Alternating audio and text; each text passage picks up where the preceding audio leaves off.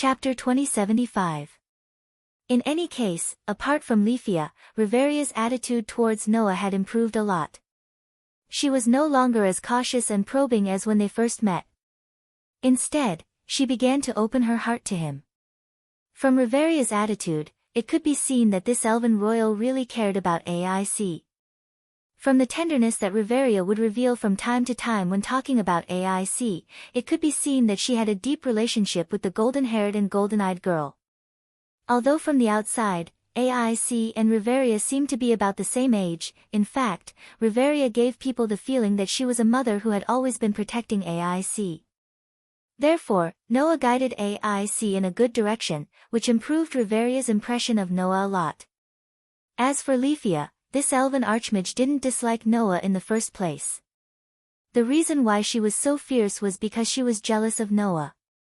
Thus, the three of them chatted while walking in the direction of Finn's office. They arrived at the door. "Finn, I'm coming in." As usual, Riveria first greeted him, then directly pushed the door open, and led Noah and Leafia into the office. Because of the many things they chatted about on the way, Noah, Leafia, and Riveria actually slowed down a lot. As a result, when they arrived at the office, everyone was already there. As usual, Finn was sitting in front of his desk. Next to him, Gareth leaned against the wall and stayed there. On the chairs around him, Tiona, Thyone, Bert, and the others were sitting one after another. The sofa was occupied by Loki, and he let the goddess lie on it as if he was just there to join in the fun. Of course, AIC was also there. Perhaps because she liked the clothes that Noah gave her yesterday, AIC didn't wear her usual dress, and was still wearing her cute casual clothes. Her seemingly transparent golden eyes turned to Noah and met his gaze. AIC lowered her head shyly with a bashful smile on her face. Of course, this smile wasn't as pure and innocent as yesterday's, which was as beautiful as a flower. Instead, it was the same as AIC's smile in the past, somewhat lacking in expression. However, being able to smile after seeing Noah was already a huge improvement.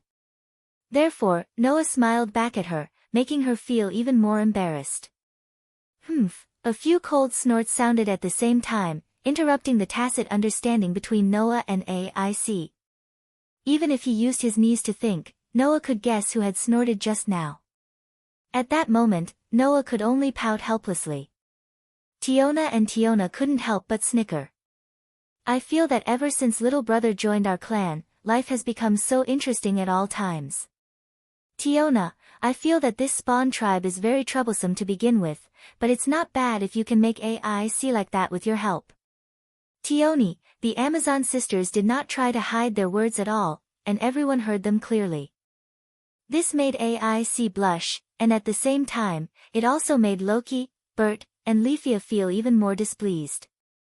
"Alright, hurry up and arrange the work." Bert kicked the chair at the side rudely. "I'm not here to listen to your nonsense." "Then hurry up and get started." Finn spread his hands and glanced at Loki. "But, Loki, do you want to help too?" Forget it. I'm not good at this kind of thing. I'm just here to watch the fun."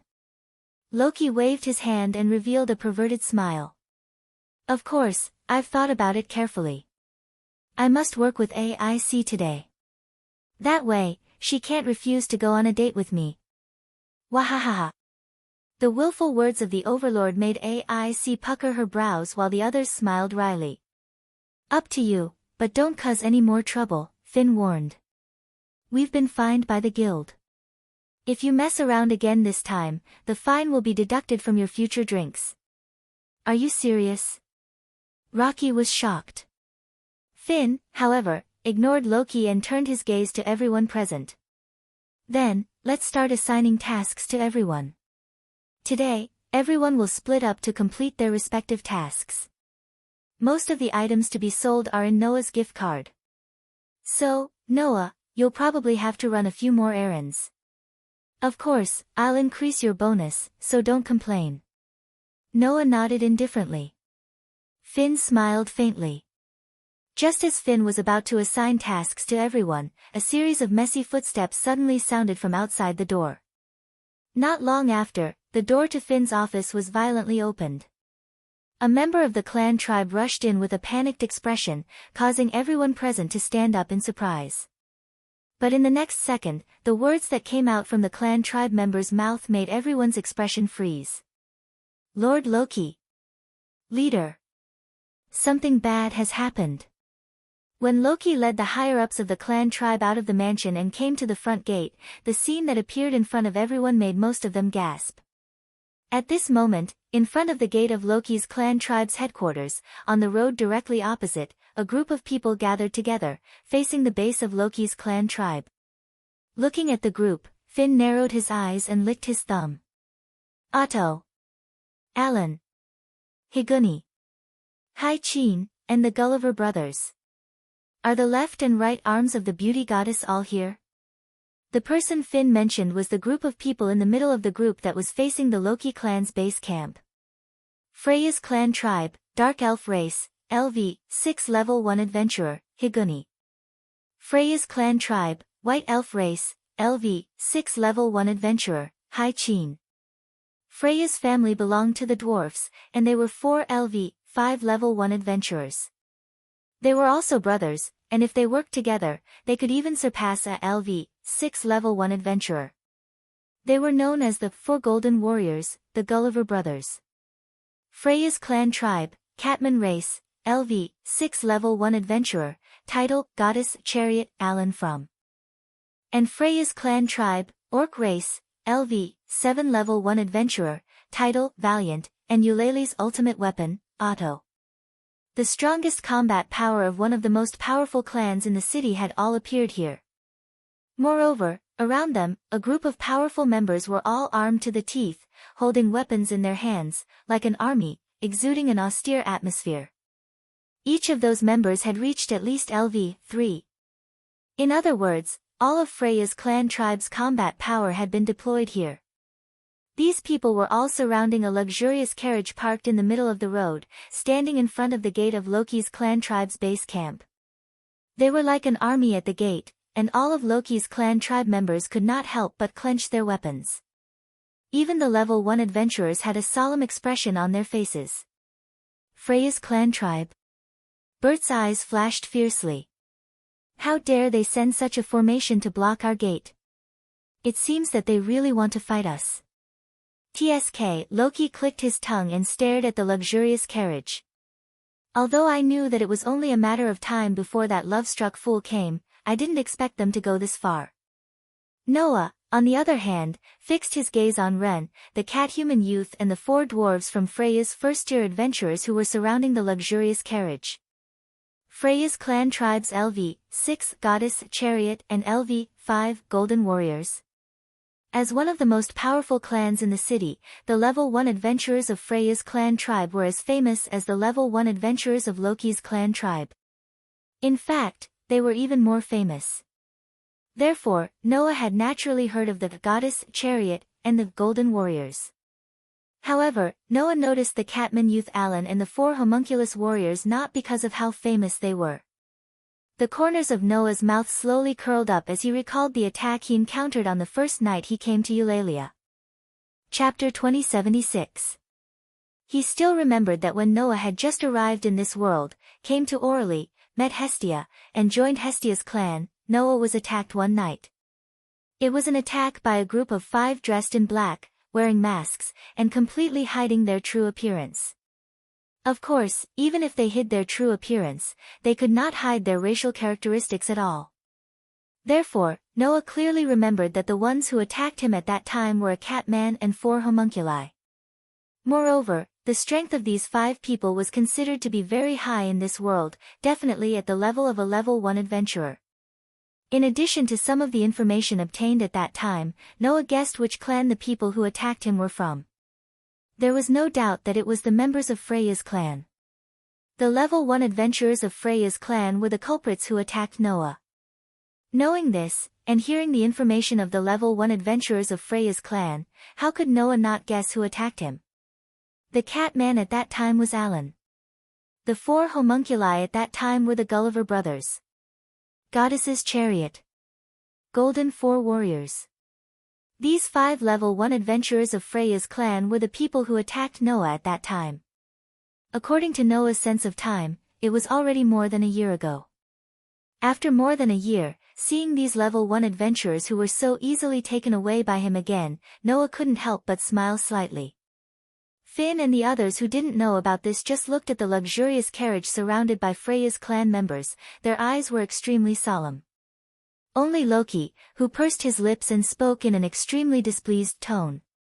"Setting up such a formation in front of my house, do you expect me to personally invite you down?" As soon as these words came out, the whole place suddenly fell silent. In the next second, in the luxurious carriage surrounded by Freya's clan members, a light laugh sounded. "Aren't I waiting for you to come out?"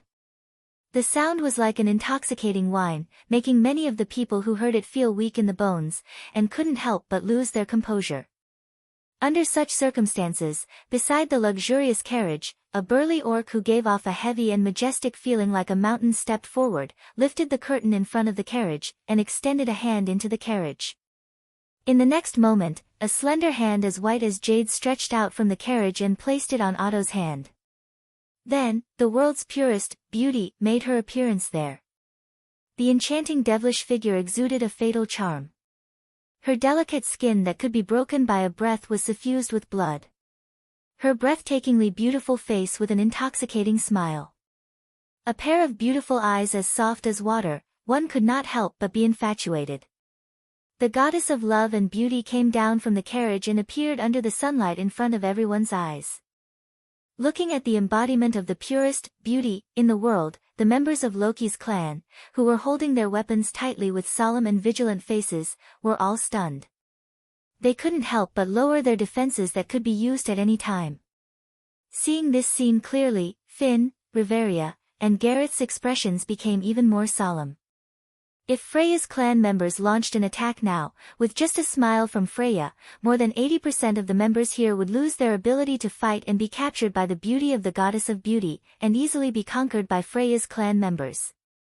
In a war between clans, the overgod should be the weakest and most protected existence, and should be the most vulnerable. But this rule did not apply to Freya's clan members at all. Although Freya's divine power was sealed like the other gods, but other than that, Freya had a weapon that the other gods did not have. And that was her charm. With this weapon, the clan members who could not resist the charm of the goddess of beauty were no match for Freya's clan members.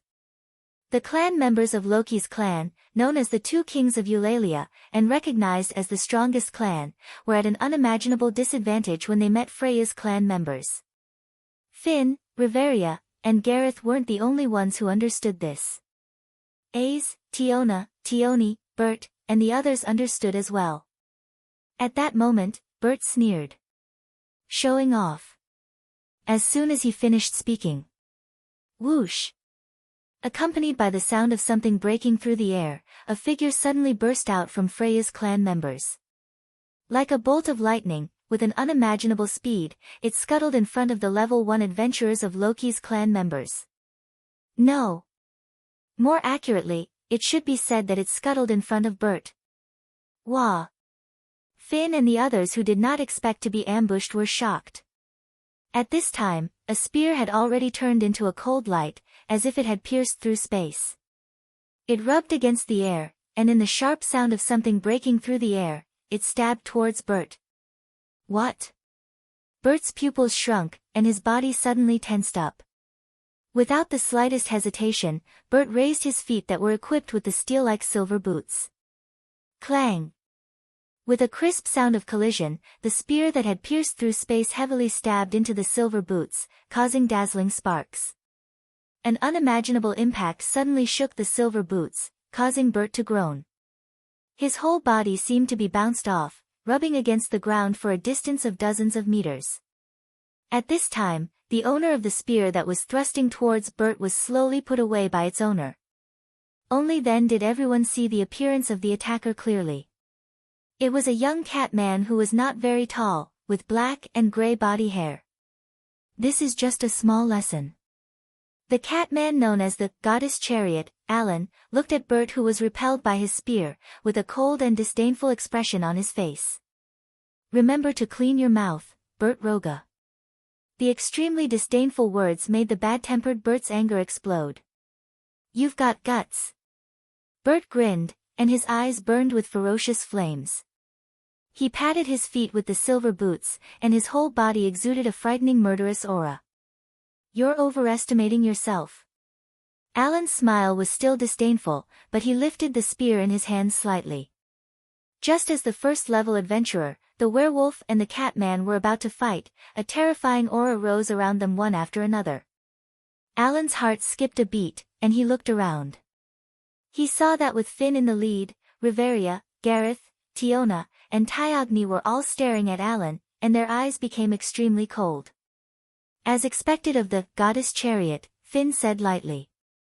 To be able to penetrate the defense net set up by so many of us in an instant and repel Bert, your agility is still as high as before. One of the reasons why the Catman youth, Alan, was called the goddess chariot was that he had a frightening pair of hairy legs.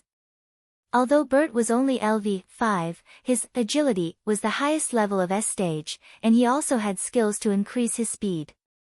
As a result, he almost didn't react in time and was attacked by Alan.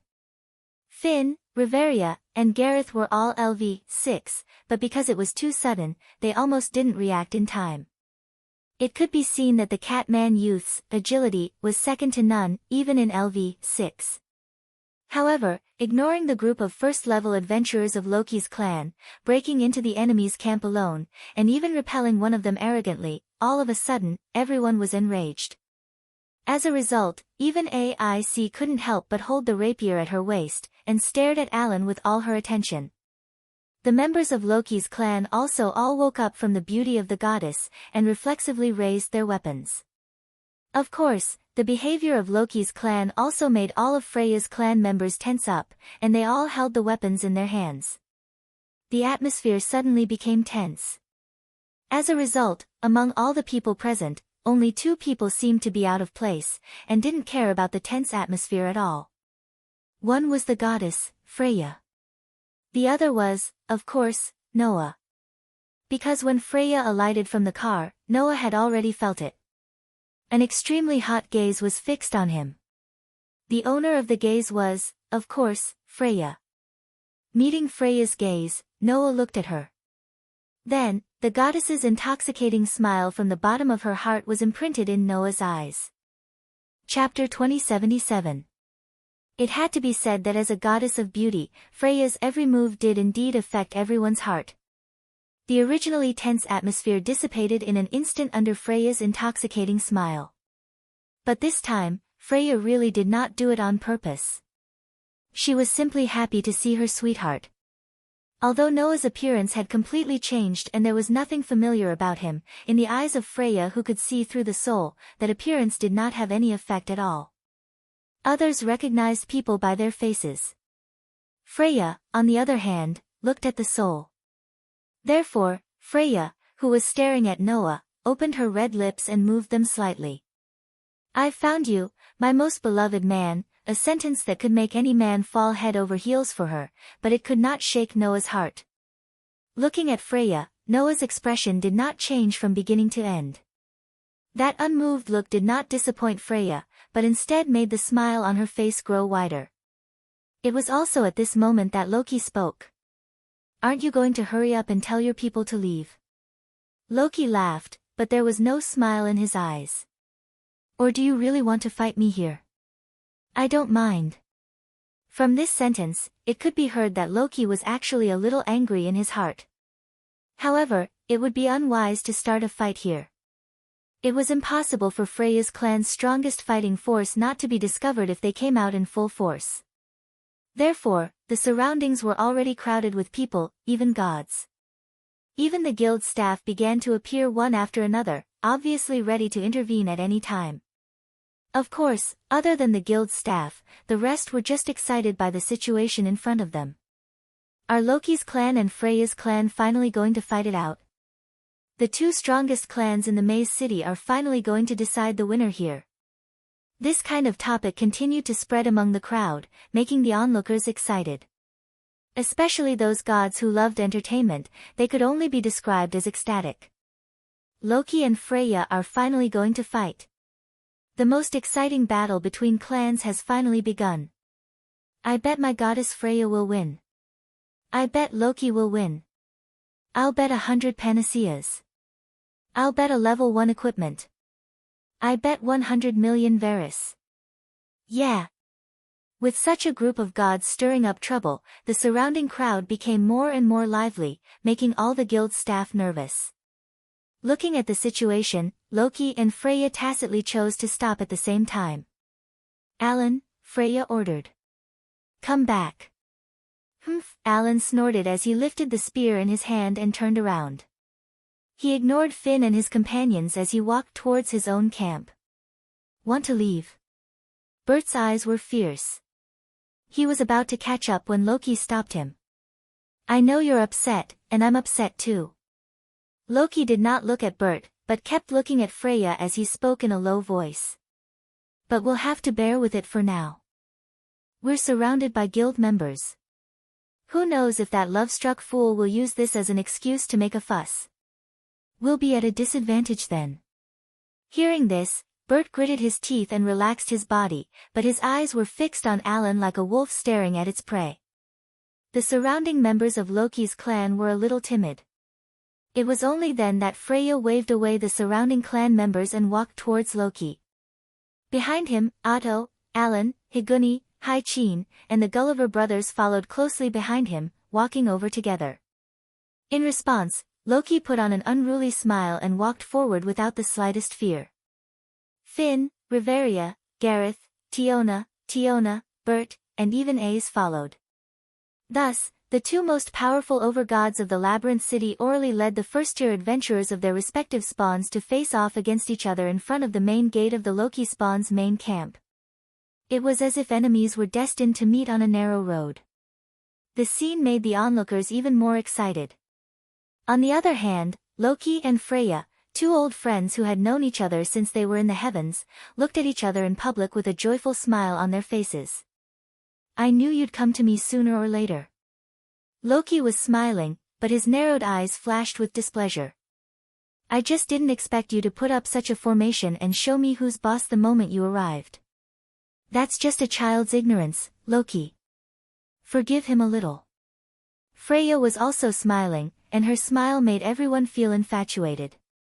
However, this way, you can understand that I can do anything now, right? Of course. Loki's expression became a little sarcastic. You bastard, your head isn't very normal to begin with. Please call this love, Loki. Freya said slowly.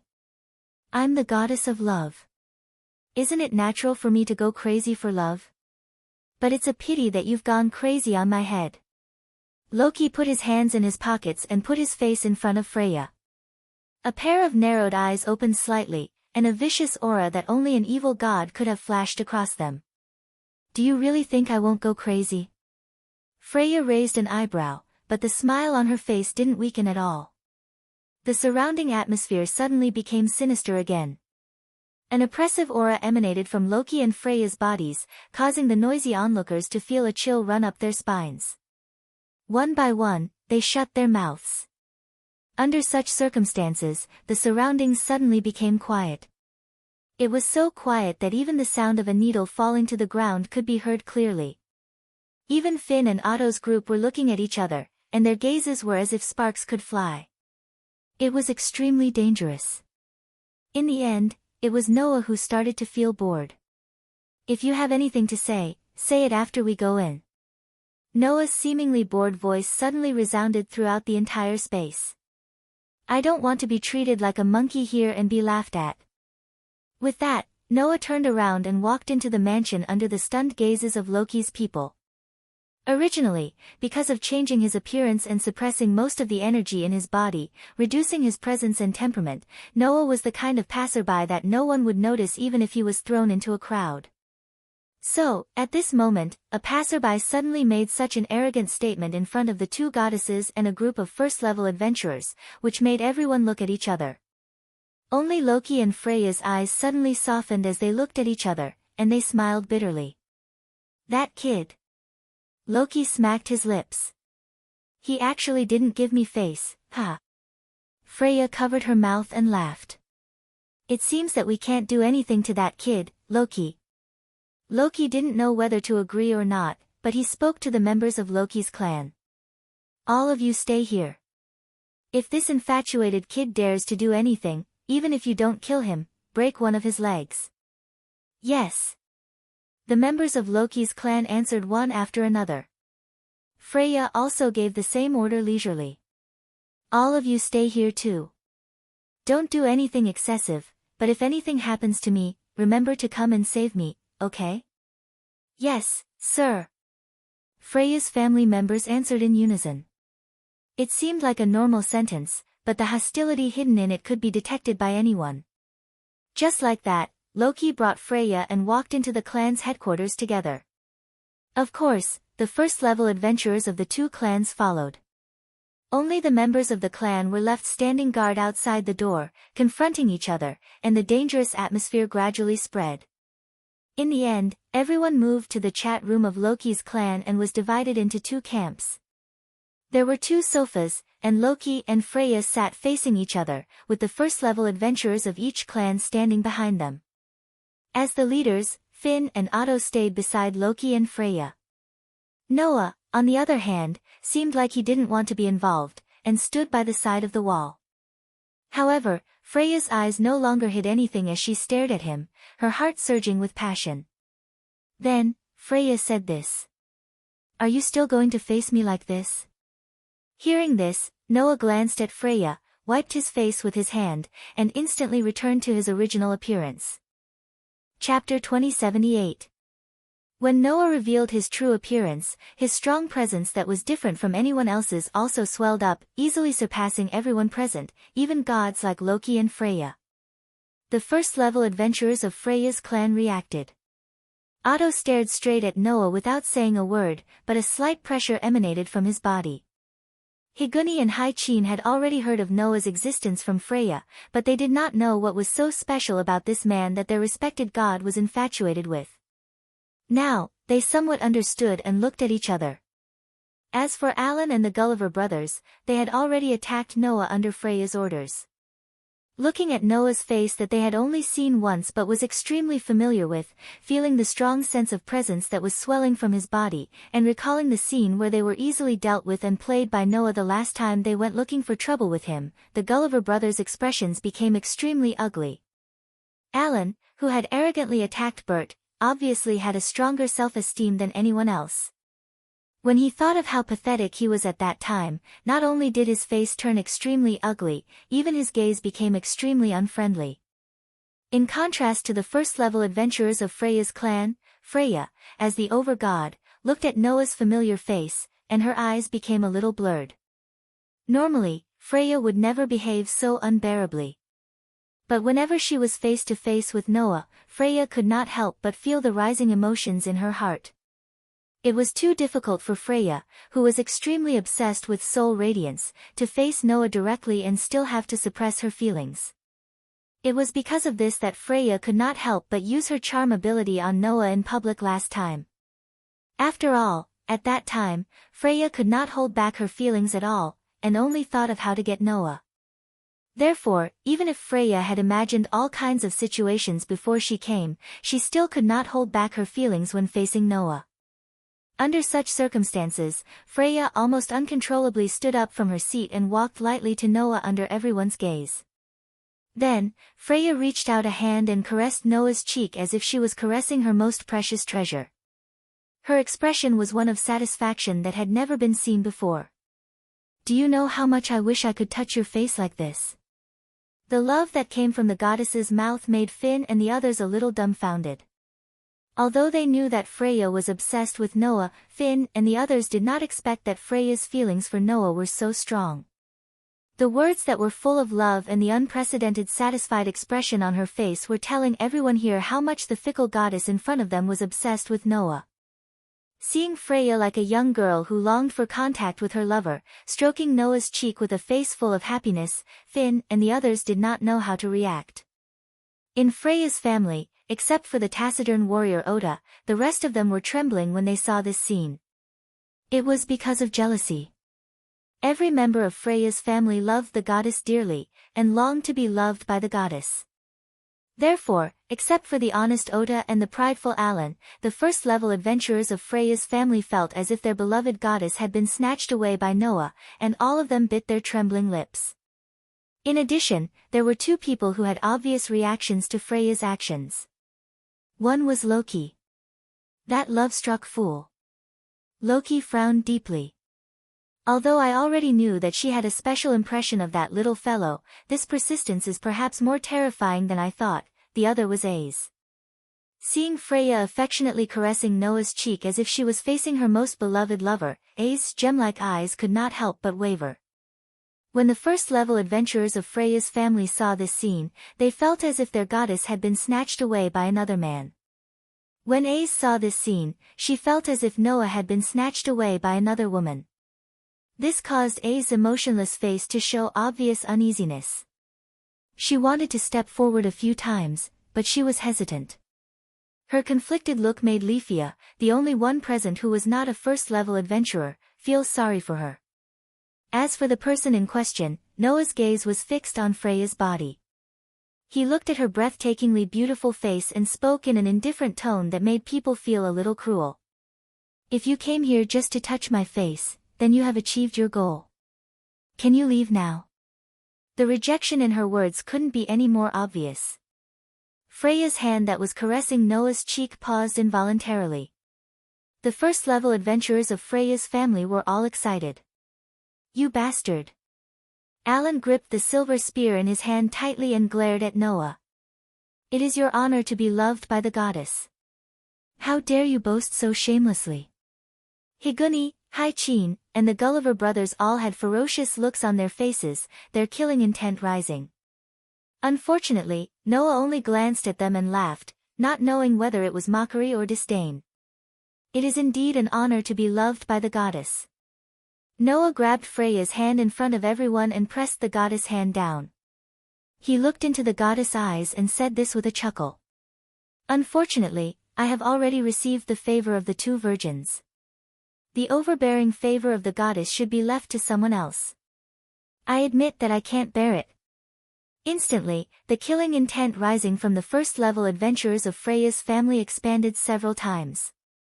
Even Otto was a little angry. He opened his eyes and stared straight at Noah, his expression becoming a little frightening. On the other hand, the rest of the adventurers noticed a detail in Noah's words. The favor of the two virgins. Loki stood up in surprise. The favor of the two virgins? AIC and the rest were also stunned. The two virgins? Freya looked deeply at Noah. She was not hurt by Noah's rejection and smiled meaningfully. Other than Hestia, is there another virgin goddess in Eulalia who is in contact with you? Noah did not answer. It should be said that even if he answered, no one would feel relieved. Because the other virgin goddess had already spoken in Noah's heart. Don't tell me you're referring to me. Athena's laughter echoed in Noah's heart. Indeed, this concubine's obsession with you can be considered as a form of favoritism. Otherwise, I wouldn't have become something that only belongs to you. Thinking back, it really makes one sigh. Noah couldn't help but smile at Athena's words. But when he looked at Freya, the smile on his face grew fainter. Tell me, what are you here for? Of course I want to come here to see you. Freya said without hesitation, but then changed the topic. Other than you, there is another person that I think it is time to meet. As she said this, Freya turned her head and cast her gaze on someone. Being stared at by Freya, AIC was startled. Even Loki was slightly startled. He looked at AIC, then looked at Freya, and asked with uncertainty. The other person you want to see, don't tell me it's my beautiful AIC. That's right. Freya nodded gracefully, then walked around the sofa and came in front of AIC. I have long wanted to meet the child that Loki is most proud of. Freya reached out her hand and gently stroked AIC's cheek, just like how she did with Noah. However, when she stroked Noah's cheek, Freya's eyes were burning. But when she stroked AIC's cheek, Freya's eyes were piercing.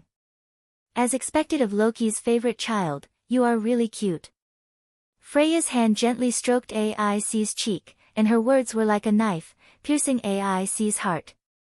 But recently, you have been too close to the man I love, so close that I feel a little unhappy. Tell me, what should I do? Chapter 2079. The goddess of beauty's whispers gave Aic a sense of dread, like the howling of a devil. Instantly, Aic felt her body temperature drop by quite a bit. Not to mention A's, even the rest of the people felt as if their skin was stuck to the ice. The goddess of beauty's jealousy was terrifying. Just like Ista's jealousy towards Freya. At this moment, Freya was expressing her jealousy towards Aic. The fact that the man she loved the most was too close to this golden-haired, golden-eyed girl made the beauty goddess, who appeared elegant on the surface but whose heart was already burning with the flames of jealousy, not hesitating to send all of her clan's fighting forces here. In other words, Freya was not only here for Noah today, but also for Aic. You. Loki stood up from the sofa. You're here for Aic? That's a little too harsh, isn't it?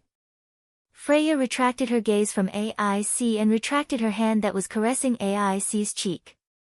She turned around and met Loki's gaze. This is just a warning. Loki, you don't want to let other men take advantage of this child, right? Don't confuse me with you. Loki stared at Freya, his gaze becoming somewhat dangerous. I'm only warning you. If you dare touch a single hair on my Aic's head, I'll make you leave the Maze City just like Zeus and Hera. I'm a man of my word. Following Loki's words, Finn, Riveria, Gareth, Tiona, Tioni, Bert, and even Rafia took a step forward. But at the same time, Otto, Alan, Higuni, Haichin, and the Gulliver brothers also stepped forward. As the center of Loki's clan and Freya's clan, the group of adventurers were all confronting each other, the surrounding atmosphere becoming unprecedentedly heavy. This time, neither Loki nor Freya chose to back down. Their eyes met and sparks flew from the friction, causing the heavy atmosphere to be on the verge of erupting again. After all, both goddesses had their reasons for not backing down. Loki was for the child. Freya was for her lover.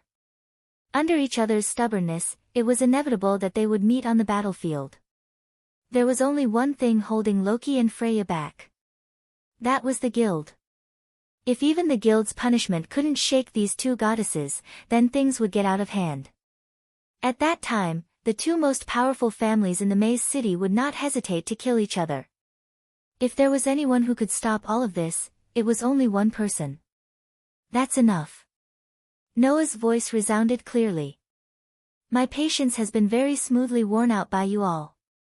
His extremely impatient words blew away the heavy feeling that pervaded the air in an instant. I've known for a long time that you so-called gods have overly strong egos. Even if you have obvious differences in values from the people of the lower realms, it won't change at all. Noah straightened up and looked at Freya. Your so-called love is really not worth mentioning in my opinion. I don't have the time to waste with you anymore. Fortunately, I'll end it today. End? Rocky's heart skipped a beat. You mean, that's right, a war game. Noah's gaze swept across the first-level adventurers of Freya's family, and finally stopped on Freya. He spoke indifferently. But this time, it's not a war game between your kin. It's a war game between me and all of Freya's kin. When he said this, the whole place fell silent. Freya's eyes flashed and closed. Loki's kin looked at each other in silence. Loki opened his mouth as if he wanted to say something, but in the end, he seemed to think that this was not a bad idea, so he closed his mouth. Only the first-level adventurers of Freya's kin, other than Otto who was also silent, were angry. I see. Alan laughed in anger. Do you think we're like those useless Apollo's kin that you can do whatever you want to us? If not, what do you think? Noah looked at Alan and glanced at the Gulliver brothers before he laughed in a mocking manner. The famous goddess Chariot and Golden Four warriors are not convinced, are you? Undoubtedly, the last time you joined hands, you couldn't even touch the corner of my clothes, right? So what if there's one more LV7 and two more LV6s? You. Alan and the Gulliver brothers were instantly enraged. Although Higuni and Hai-Chin were also full of anger, they also knew about this matter and were half angry and half shocked. Even if they were extremely dissatisfied with the fact that Noah was favored by Freya, Noah's actions in the past few months had already spread throughout Eulalia, and no one would think that Noah was boasting. Even if he was boasting, Noah had the right to do so. That was why the first-level adventurers of Freya's kin could not find any words to refute, and could only glare at Noah angrily, itching to charge at him. And now that things had developed to this point, Loki was actually gloating. I'd like to see how far you Freya's kin can go against this little guy who even dares to kill a god. Finn and the others smiled at this and chose to watch from the sidelines. After all, Finn and the others had seen with their own eyes how the Immortal of Filth, who was stronger than Oda, was defeated by Noah in one move. Therefore, even if the opponent was the full force of one of the most powerful families in the city, Finn and the others believed that Noah would not lose. All of a sudden, the spearhead was pointed at Freya's kin. Everyone's gaze was focused on Freya, who had her eyes closed. No one knew what she was thinking, and they quietly waited for the beautiful goddess' decision. Not long after, Freya opened her eyes and asked without turning her head around. "What do you think, Oda?" Oda, who had been silent all this time, raised his head. "Lady Freya." Otto spoke in an extremely straightforward manner in front of everyone. "We have no chance of winning, and we cannot accept this war game." Such straightforward words and attitude surprised Noah and even the people of Loki's clan. The first-level adventurers of Freya's kin glared at Oda. "Do you know what you're saying?" Alan clenched his fists, his veins bulging. "Are you saying that our glorious and glorious Freya's kin can't even defeat a human?" "Yes." Oda didn't hesitate at all. "We can't." "You know this better than I do, Alan." The young catman, Alan, breathed heavily. The sound of him gnashing his teeth was so loud that everyone in the room could hear it. Despite his anger, Alan could not refute Oda's words. Just as Oda had said, Alan knew better than him just how terrifying Noah was. The memory of how he had been toyed with by Noah when he had joined hands with the Gulliver brothers surfaced in his mind. Regardless of how furious he was, there was nothing he could do. "So, if we accept this war game, Freya's kin will end up like Apollo's kin, doomed eternally." Oda's heavy voice echoed in the room. "I am the leader of the kin, and I will not let this happen. This war game is unacceptable." When Oda's words echoed in the room, before anyone could react, Noah's laughter shook the room. "I think you've misunderstood. I didn't ask for your consent." Everyone in Freya's family had an ominous premonition when they heard this. When Otto and the rest turned their attention to Noah, a scene that made everyone's head boil was displayed before Freya's family. Ugh! It was Freya's voice. This voice was filled with a discomfort that could be easily detected by others. Noah had appeared in front of Freya and grabbed her by the neck, holding her hostage. "Lady Freya." Oda and the others were furious. "Noah!" Loki and the others cried out in surprise. "Like I said, my patience has been worn out by you." Noah curled his lips into a smile. "You have no choice but to accept this war game. If you want to save your goddess, then go to the flower field 1 kilometer east of Eulalie." With that, Noah hugged Freya under his arm and jumped down, breaking the glass behind him and jumping down from the mansion. Chapter 2080. Asterisk bang. Asterisk the sound of a window being broken rang out clearly. Shards of glass scattered on the ground, creating a sharp noise. Lady Freya. With Otto in the lead, all of Freya's clan members rushed to the window and looked down. Unfortunately, there was nothing left. Noah and Freya were nowhere to be seen. Only a shard of glass fell to the ground and shattered into pieces. "Damn it!" Alan slammed the windowsill.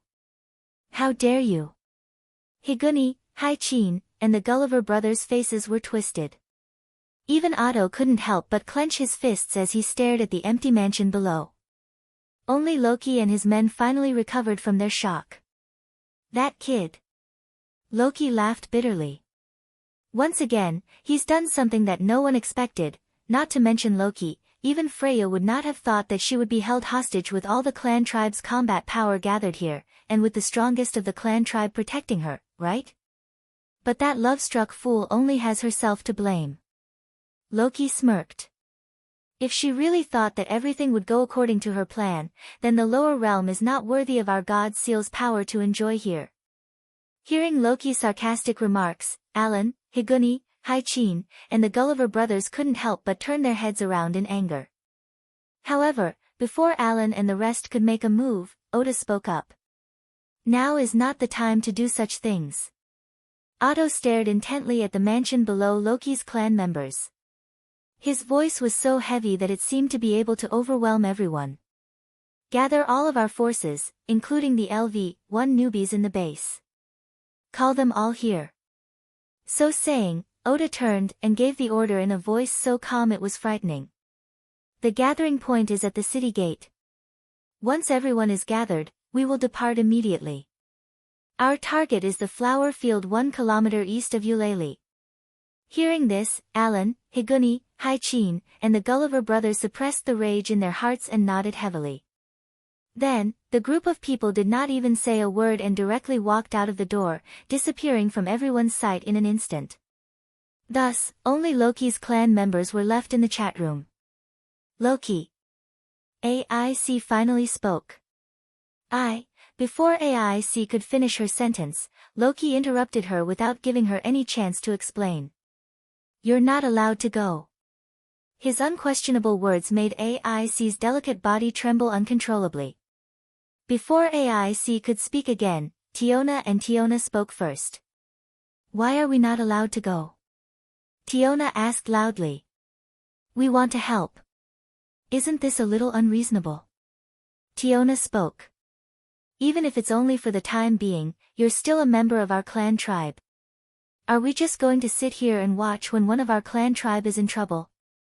I want to go too. Leafia also spoke with a firm tone, which was rare for her to do. Please let us go. The three girls tried their best to express their opinions, and AIC's expression softened considerably. However, other than the girls, Finn, Riveria, Gareth, and Bert did not express their opinions. Instead, they looked at each other as if they understood something. Be good, all of you, said Riveria. Since Loki told you not to go, then don't go. Riveria? AIC looked at Riveria in disbelief. Don't look at me like that. Riveria's expression turned helpless. AIC, I understand how you feel, but think carefully. Does Noah really need our help? His strength is obvious to all of us, right? Gareth said. I don't think he will lose to Freya's clan members. That brat didn't tell us anything and escaped after capturing the beauties. That means he wants to solve this problem alone, right? Bert snorted coldly. If that's the case, why should we meddle in other people's business? I have the same opinion. Finn licked his thumb and narrowed his eyes thoughtfully. Noah said that he wants to settle things with the beauties. That's why he revealed his true appearance and captured the beauties. If we interfere, not only will we not be able to help, we might even ruin Noah's plans. That's right. Loki snapped his fingers. That's why none of you are allowed to go. Let that brat do as he pleases. Tiona, Tiani, and Rifia were all speechless. Only AIC lowered her head and looked like she was struggling. It was not that AIC did not understand the logic. However, AIC's heart was restless. She knew that Noah was fighting while she could only watch. This fact alone made her feel very uncomfortable. Driven by her feelings, AIC spoke in a low voice. What if something happens to him? This sentence made everyone smile bitterly. How can something happen to that brat so easily? Loki said noncommittally. If something happens to him so easily, then I wouldn't need to spend so much effort to invite him. In the end, I only got him to join us temporarily. That love-struck fool wouldn't be coveting that brat all the time and not dare to act rashly. What if? AIC said stubbornly. What if something happens? Looking at Aic's stubbornness, everyone was speechless and lamented in their hearts. The little princess who was never good at expressing herself had become so stubborn because of a man. It was truly unexpected. This also proved how high Noah's position in Aic's heart. This made Loki, Bert, and Leafia feel a little uncomfortable. Looking at Loki's expression, as if he had eaten a durian, Finn shook his head and said to Loki, "Aic is right. It's better to be safe than sorry. So, just in case, it's better to arrange some spies near the flower field that Noah just mentioned. This way, we can intervene at any time." All right. Loki waved his hand helplessly. "Then arrange a few people to watch over there. That flower field, it's at 1 kilometer to the east of Olalai," Aic interrupted Loki. "I know that place. You know?" Loki looked at Aic strangely. "Could it be, I went there yesterday?" Aic could not care less and admitted directly. "On a date. So it went out of the city." Loki gritted his teeth. "Can't you find it no matter how hard you look? You guys are really bold." Gareth was speechless. "You actually went out of the city for a date. Fortunately, the guild didn't find out. Otherwise, we'd be in trouble." In other words, little brother is using the place where he and Aic have a date as the venue for a battle with Freya's family? Tiona was eager to try. "I suddenly feel like going there to take a look." "Oh, you, at least restrain yourself a little," Tiona said with a face full of excitement. "But, I kind of want to go and take a look too." "Yeah." Leafia smiled slightly, but her smile was a little creepy. "It's best that such a place disappear." Everyone shuddered at his words. This elven archmage was really scary when she was being shady. If that's the case, then Tiona, you two will go there. Finn pondered for a while and made the decision. "If you want to fool the guild and everyone, you won't be able to do it without the strength of a level 1 adventurer, right?" "Us?" Tiona were startled at first, but then they became excited. "Got it. Leader." Seeing this, Aic opened her mouth slightly. Just as she was about to say something, it was as if she was seen through and directly rejected. "Aic, you don't have to go." Riveria shook her head at Aic. "It's not a good thing to have more people. You're much more conspicuous than Tiona, so it's not suitable for a covert operation." Aic immediately became dejected. Looking at Aic like this, Loki sighed and immediately cursed out loud. "Now I finally understand why that love-struck fool didn't hesitate to go all out to provoke me. Jealousy is such a scary thing, even I can't help but want to bite someone." Chapter 2081. The development of the situation was completely out of everyone's expectations. Outside the headquarters of Loki's kin, Freya's kin, who were ready to charge into the enemy's camp at any time under the command of the king of Loki's kin, did not see their king of Loki, but Otto and his men. Knowing that their beloved goddess was being held hostage, all of Freya's kin expressed disbelief and anger at the same time. Without any hesitation, under Otto's command, all of Freya's kin marched towards the city gate. The onlookers who did not know what was going on expressed their confusion. The gods who were only looking for entertainment expressed their dissatisfaction. Ignoring everyone, Freya's kin gathered at the city gate of Eulalie and alerted the guild. If they wanted to enter and leave the maze city, they could not avoid the guild's permission. But in order to save their king of Loki, all of Freya's kin ignored the guild's objections and rushed out of the city, marching towards the flower fields. The unreasonable behavior of Freya's kin naturally angered the guild, and at the same time, threw a huge rock over Eulalie, causing a huge uproar. For a time, all kinds of rumors were spread. Some people thought that Freya's kin was planning to abandon Eulalie and go to another city. Some people thought that Freya's kin was planning to attack a certain clan outside the city. Some people thought that Freya's kin had other plans, and must be hiding some extremely important secret. Some people even thought that Freya's kin had obtained a treasure map and were preparing to set off to the place where the treasure was hidden to unearth a windfall. All kinds of speculations were flying around, and in another sense, the whole of Eulalie became unusually lively, just like yesterday. Under such circumstances, many busybodies began to take action. The so-called action was that some of the king of Loki's kin had sent people to secretly sneak out of the maze city and follow Freya's kin.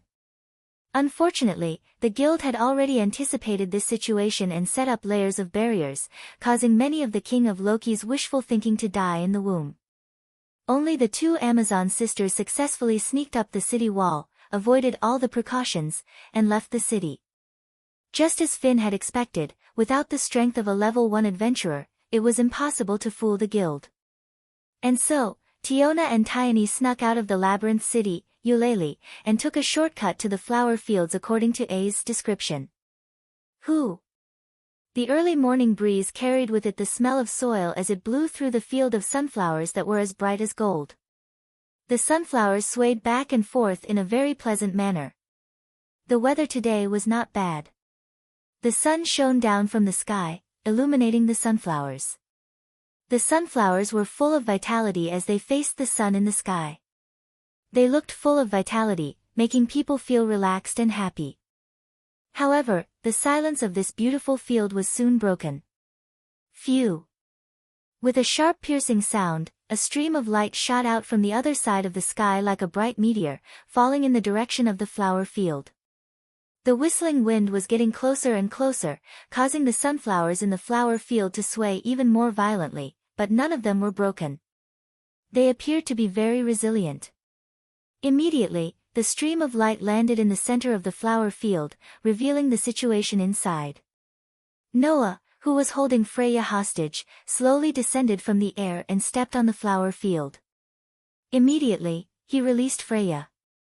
Feeling Noah let go of her, Freya subconsciously took 2 steps back, then opened her eyes that had been closed because of the extreme speed, and met Noah's deep, dark eyes. Looking at Freya, Noah said faintly, "Stay here for a while. Stay here for the time being and behave yourself. Don't force me to tie you up. You're really heartless."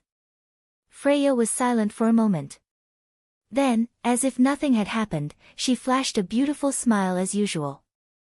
"I love you so much, but you're still holding me hostage.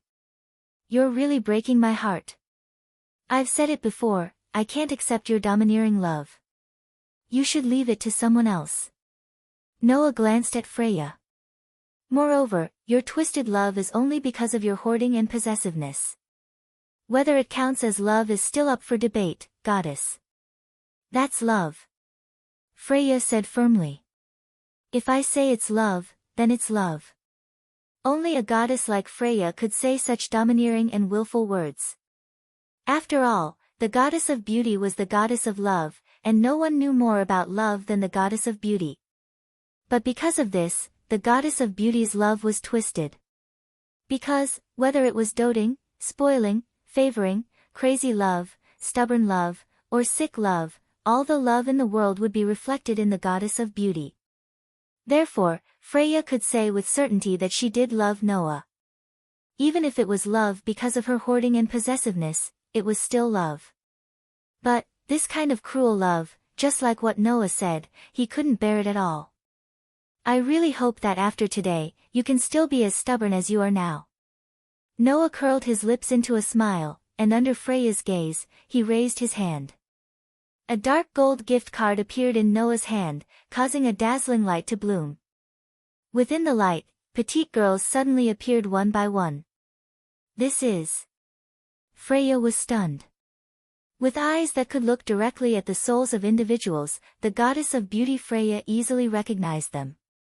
These girls in front of her were not simple at all. The girl with waist-length silver hair had a soul as tough and sharp as a sword. The girl with shoulder-length silver hair had a soul as dark and deep as the moonlight. The remaining pair of girls who looked exactly the same, with waist-length straight black hair, had souls that were like bottomless pits, with no limit at all. The souls of these 4 petite girls were all extremely dazzling, and although they were still not as bright as Noah's, they were still brighter than any existence Freya had seen so far, except for Noah. Including the gods, it was the same. At the same time, with the eyes that could see through souls and the eyesight unique to gods, Freya also recognized the bodies of the 4 girls in front of her. The silver-haired one is a fairy. The black-haired one is a god? That's right. In this world, Aster and Athena were immortals. As for Orpheus and Lilith, who were the dragon gods, they were naturally the true gods.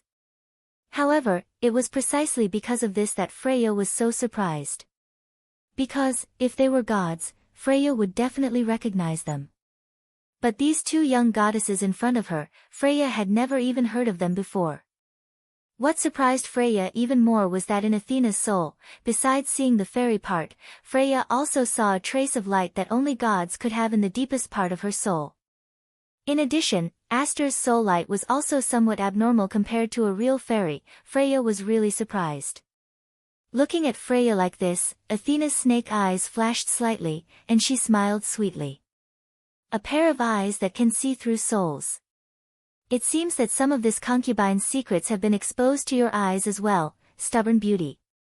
Freya was shocked. She could not help but be shocked. Under the gaze of Athena's snake-like eyes, Freya actually had the feeling that the depths of her soul were being seen through. That feeling told Freya everything. The girl with shoulder-length silver hair in front of her was indeed not an ordinary fairy. Moreover, beside Athena, Orpheus and Lilith were also looking at Freya. Although their faces were expressionless, Freya had the feeling that she was being stared at by an incredible existence, and she was completely frozen in place. Under such circumstances, Orpheus and Lilith finally spoke up. Goddess of beauty. Orpheus stared straight at Freya as if he was interested in her. A god I've never seen before. A god I've never seen before, a god I've never seen before. Lilith put her nose close to Freya's body and sniffed. She's different from Lilith, and different from the other Lilith. The dragon god's curious words made Freya so scared that she didn't even dare to move. Looking at Freya like this, Noah smiled triumphantly and said to Orpheus and Lilith. Orpheus, Lilith, keep an eye on her. If she doesn't behave, you can do whatever you want with her. Orpheus and Lilith turned their heads, looked at Noah, and nodded without hesitation.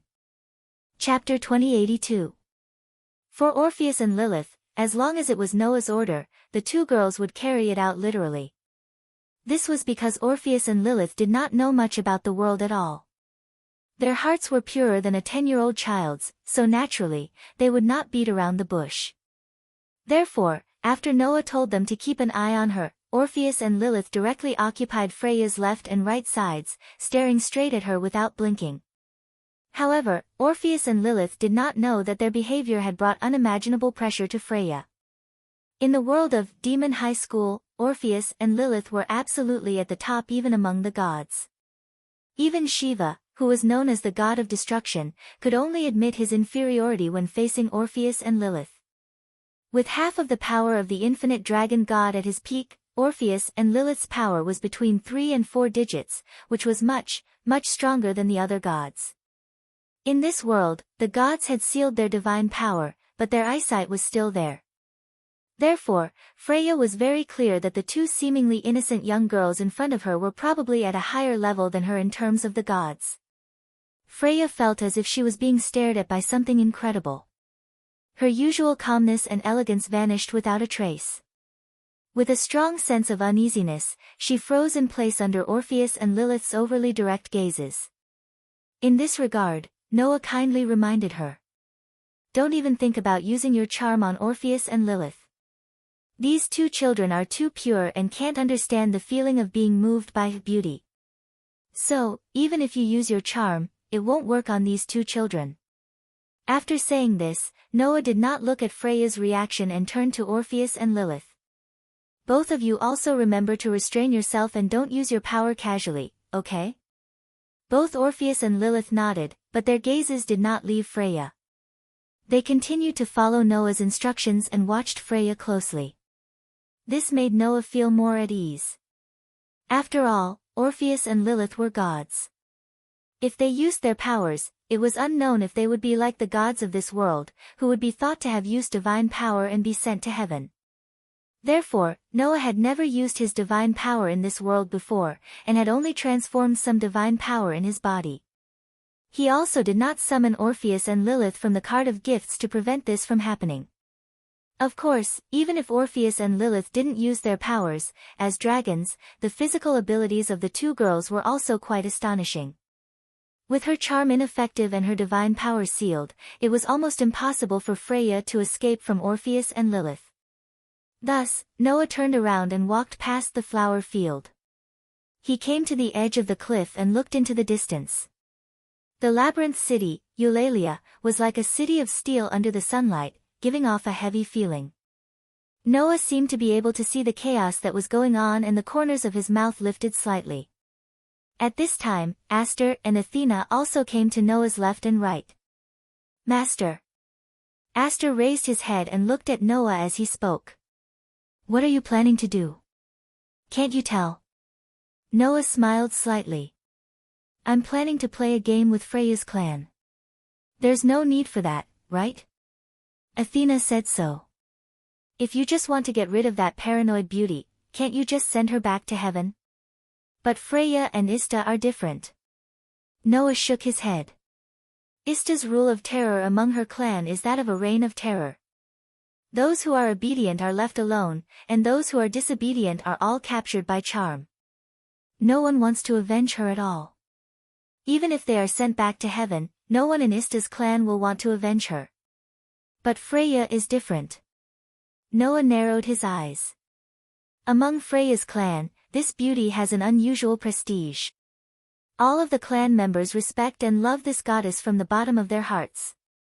If I send her back to heaven, not only will the situation not improve, but it will also cause Freya's clan members to collectively go berserk. The trouble will not decrease but increase instead. If that's the case, it's better not to do it." "That's true." Athena nodded. "But if you don't send that beauty back to heaven, I don't think she will give up on you so easily." Although Athena had only seen Freya once until today, with her eyesight, how could she not understand how serious Freya's obsession with Noah was? This was a goddess who would go crazy for twisted love. The beauty who only pursued the glory of the soul and did not see anything else in her eyes was willing to go against the guild for Noah's dazzling soul. Naturally, she would not give up on Noah just because of a little setback. Therefore, even if Noah killed all of Freya's clan members here, this goddess would still not give up.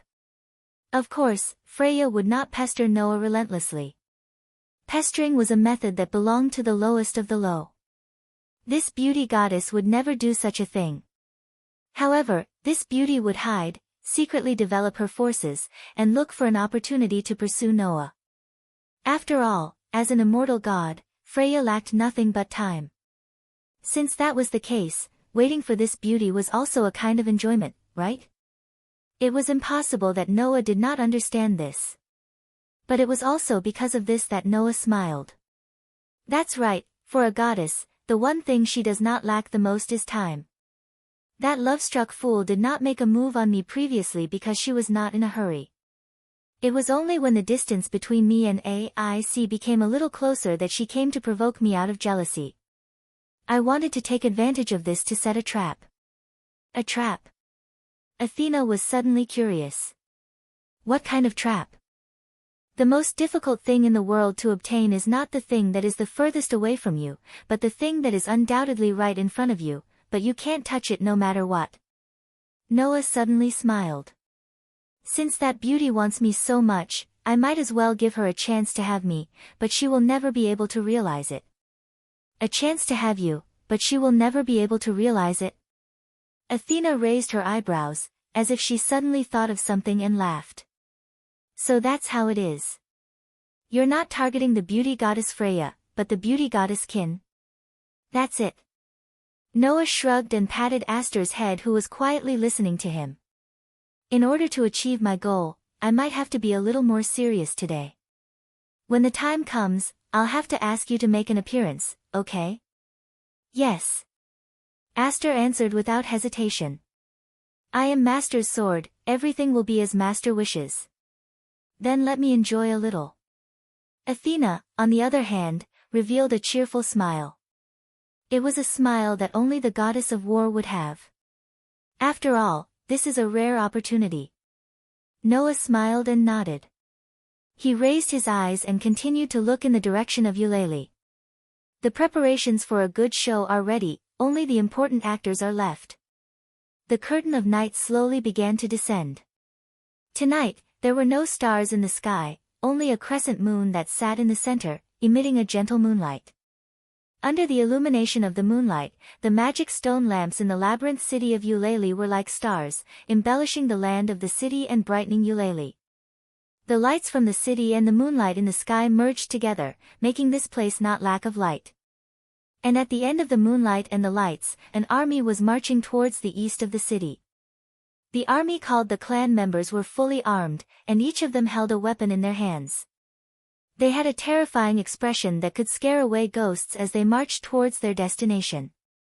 In this army, there were humans, dwarves, elves, orcs, and of course, there were also Amazons and dwarves. The army of various races from the lower realm exuded a terrifying aura. Under the lead of the leader, they came to the bottom of a steep hill. The young catman, Alan, twitched the tip of his nose and said coldly, I can smell the fragrance of flowers. The flower field should be in front of this steep hill. Hearing this, everyone began to show a murderous aura. Because the culprit who dared to kidnap the goddess worshipped by Freya's clan was also in front of this steep hill. Otto carried a large sword on his back and looked at the steep hill with the crescent moon as the background. His eyes were resolute and cold. Chapter 2083. As the only LV7 adventurer in Eulalia, Otto was known as the ultimate weapon. To put it bluntly, Otto was considered to be invincible in everyone's eyes. Loki's clan expedition to the dungeon, reaching the unreached area, and breaking the floor record. Wasn't that impressive? However, the things that Otto had done in the past were far beyond that. Almost all of the adventurers in Eulalia knew that Otto had once ventured deep into the dungeons alone to improve himself, going on an expedition to an unexplored area. Yes. One person. Loki's clan needed to send out all their elites to reach the unreached area and break the floor record. Otto had once done it alone. And after that expedition, Otto had leveled up to LV7 after returning from the dungeon, and became Eulalia's ultimate weapon. One could only imagine what kind of great achievements Otto had made in the dungeon to level up successfully. What kind of danger had Otto not encountered? Not to mention a mere steep slope, Otto had even successfully overcome the Shuras in the deeper regions of the dungeon. However, at this moment, in Otto's eyes, this seemingly ordinary slope, which did not even have a single monster of the lowest level, was more frightening than any of the dangers he had experienced in the past. On the steep slope, there were no rare monsters in the dungeon, no enhanced type monsters, and no terrifying floor masters. There was only a single human. But it was because of that human's existence that in Otto's eyes, this seemingly ordinary steep slope became scarier than any danger. Otto, who had once ventured into the dungeon alone, now had the full force of one of Eulalia's most powerful clans, Freya's clan, by his side and behind him. Not only the level 1 adventurers of LV5 and LV6, but also the level 2 adventurers of LV3 and LV4, even the level 1 and LV2 newbie adventurers and Freya's family were all gathered here. Therefore, in Eulalia's eyes, Freya's clan's main camp was completely empty. Any weak clan had the ability to break in and take away the large amount of wealth accumulated inside. But none of that mattered. As long as they could save their most beloved goddess, not to mention the wealth accumulated in the base, even if they had to give up their lives, no one would care. Of course, as long as we can save our noble goddess, even if it's our dignity and glory, we are willing to give it up. Otto's voice seemed to be able to shatter everyone's confusion as he ordered resolutely. So remember, our goal is to save Lady Freya, not to tangle with the tyrant. Once we meet the tyrant, no matter what, we have to keep him occupied. Then, a few of us will go and save Lady Freya. Hearing this, everyone nodded without any objection. Even Alan's eyes were filled with unhappiness, but he nodded. The young cat human's pride was higher than anyone else here. Asking the young wercat to harass an opponent that he couldn't defeat was even worse than asking him to die. However, compared to these, Alan could not forgive himself for not being able to rescue his beloved goddess. Compared to the safety of his beloved Lady Freya, whether it was his pride or his own life, Alan could give it all up. But that did not mean that Alan was willing to admit that he was not as good as Noah. Let me make myself clear, Otto. Alan gripped the silver spear in his hand, his voice as cold as ice. If we meet the tyrant, no matter what, I will go. Leave the mission of saving the goddess to the others. Alan, who prided himself on his amazing speed, was undoubtedly the best candidate to save Freya. Ren must have thought that if Otto wanted to pick a team to rescue Freya, Otto would definitely include him in the team. Unfortunately, this time, Alan guessed wrong. I will leave the mission of saving Lady Freya to a 3-man team of LV-1, Otto said. The rest of our forces must be invested in the battle against Noah Dole, or else we have no chance of winning. In other words, if Alan, who was LV-6, was included in the rescue team, it would lower their chances of winning even more. They had to put in the strongest combat power. Otherwise, they would not be able to achieve their goal. This was what Otto wanted to say. Higuni and Hai Chin could not help but speak up. Otto, aren't you thinking too highly of the tyrant? Higuni said flatly. I admit that the man is very strong, but he is only one person, right? Yes. Hai Chin nodded in agreement. No matter how strong he is only one person. Do you think that we can't defeat him even if we put in all of our forces? Hai Chin's words immediately attracted the agreement of the fully armed Gulliver brothers. That man defeated the 4 of us easily. Even Alan lost to him when he was with us. But this time, all of Freya's forces are here, we can't lose to one person. Besides, Otto, don't we still have you? The 4 humanoid warriors all expressed their thoughts, which immediately attracted everyone's approval. 1 LV, 7. 3 LV, 6. 4 LV, 5. With a large number of LV, 1 to LV, for adventurers, this level of force was more than enough to conquer a kingdom. Even if they were to conquer the entire continent, they would be invincible. If that was the case, who would believe that a mere human would be able to contend against such a force? That's just a person after all, not an omnipotent god. Alan concluded with such a disdainful remark. Are you scared out of your wits? Otto? Alan's disdainful words were met with Otto's silence. At this time, Otto's mind was filled with the terrifying magic that Noah used to destroy an entire city during the war game. Otto only had one thought. Would Freya's family be able to block that spell? If he couldn't, then how could he win? Of course, Otto did not say this out loud. Even though he considered himself as a warrior, Otto was still the leader of a clan. How could he do something that would boost the morale of others and diminish his own? It would definitely affect morale. That was why Otto did not say anything and directly gave the order. The 3 people I named, sneak up from the other side of the steep slope and find a chance to save Lady Freya. Hearing Otto's order, the crowd was slightly dissatisfied, but they did not say anything else. Unfortunately, it was a little too late to sneak in from the back. There's no need to go through so much trouble. When such a voice reverberated through the world like a sound wave, the atmosphere in the entire space instantly froze. With Otto as the leader, all the adventurers of Freya's clan were shocked. They raised their heads and looked up the steep slope. In the next second, everyone saw it. A figure, with his back to the crescent moon in the sky, walked down the steep slope step by step. Yo! The youth appeared like he was riding on the moonlight, and suddenly smiled at Freya's clan members. I've been waiting for you for a long time. Looking at the youth standing on the steep slope with his back to the crescent moon, every Freya's clan member's expression changed. Even Otto stared closely at Noah, and as if squeezing out a voice from his throat, he called out the newcomer's name word by word.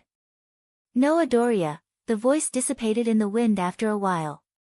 However, the atmosphere was as cold as ice, and everyone gripped their weapons tightly, pointing them at Noah in unison. Looking at this scene, Noah did not seem to care at all. His gaze swept across every member of Freya's clan. Is this the full strength of Freya's clan, one of Eulalia's strongest clans?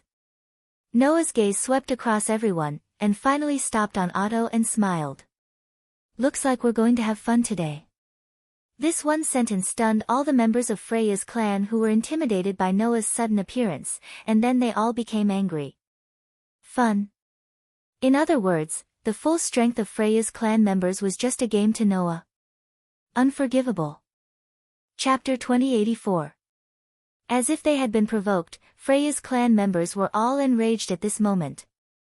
Noah Dole. Alan raised the silver spear in his hand and pointed it at Noah, who was standing on top of the slope, as he questioned loudly. Where did you take Lady Freya? I didn't take her anywhere. It's at the end of this steep slope. There's a field full of sunflowers. The environment is not bad. Yesterday, I had an appointment with a little princess there. I even asked the 2 children who have formed a contract with me to take care of her. I won't neglect her. Noah's tone was relaxed.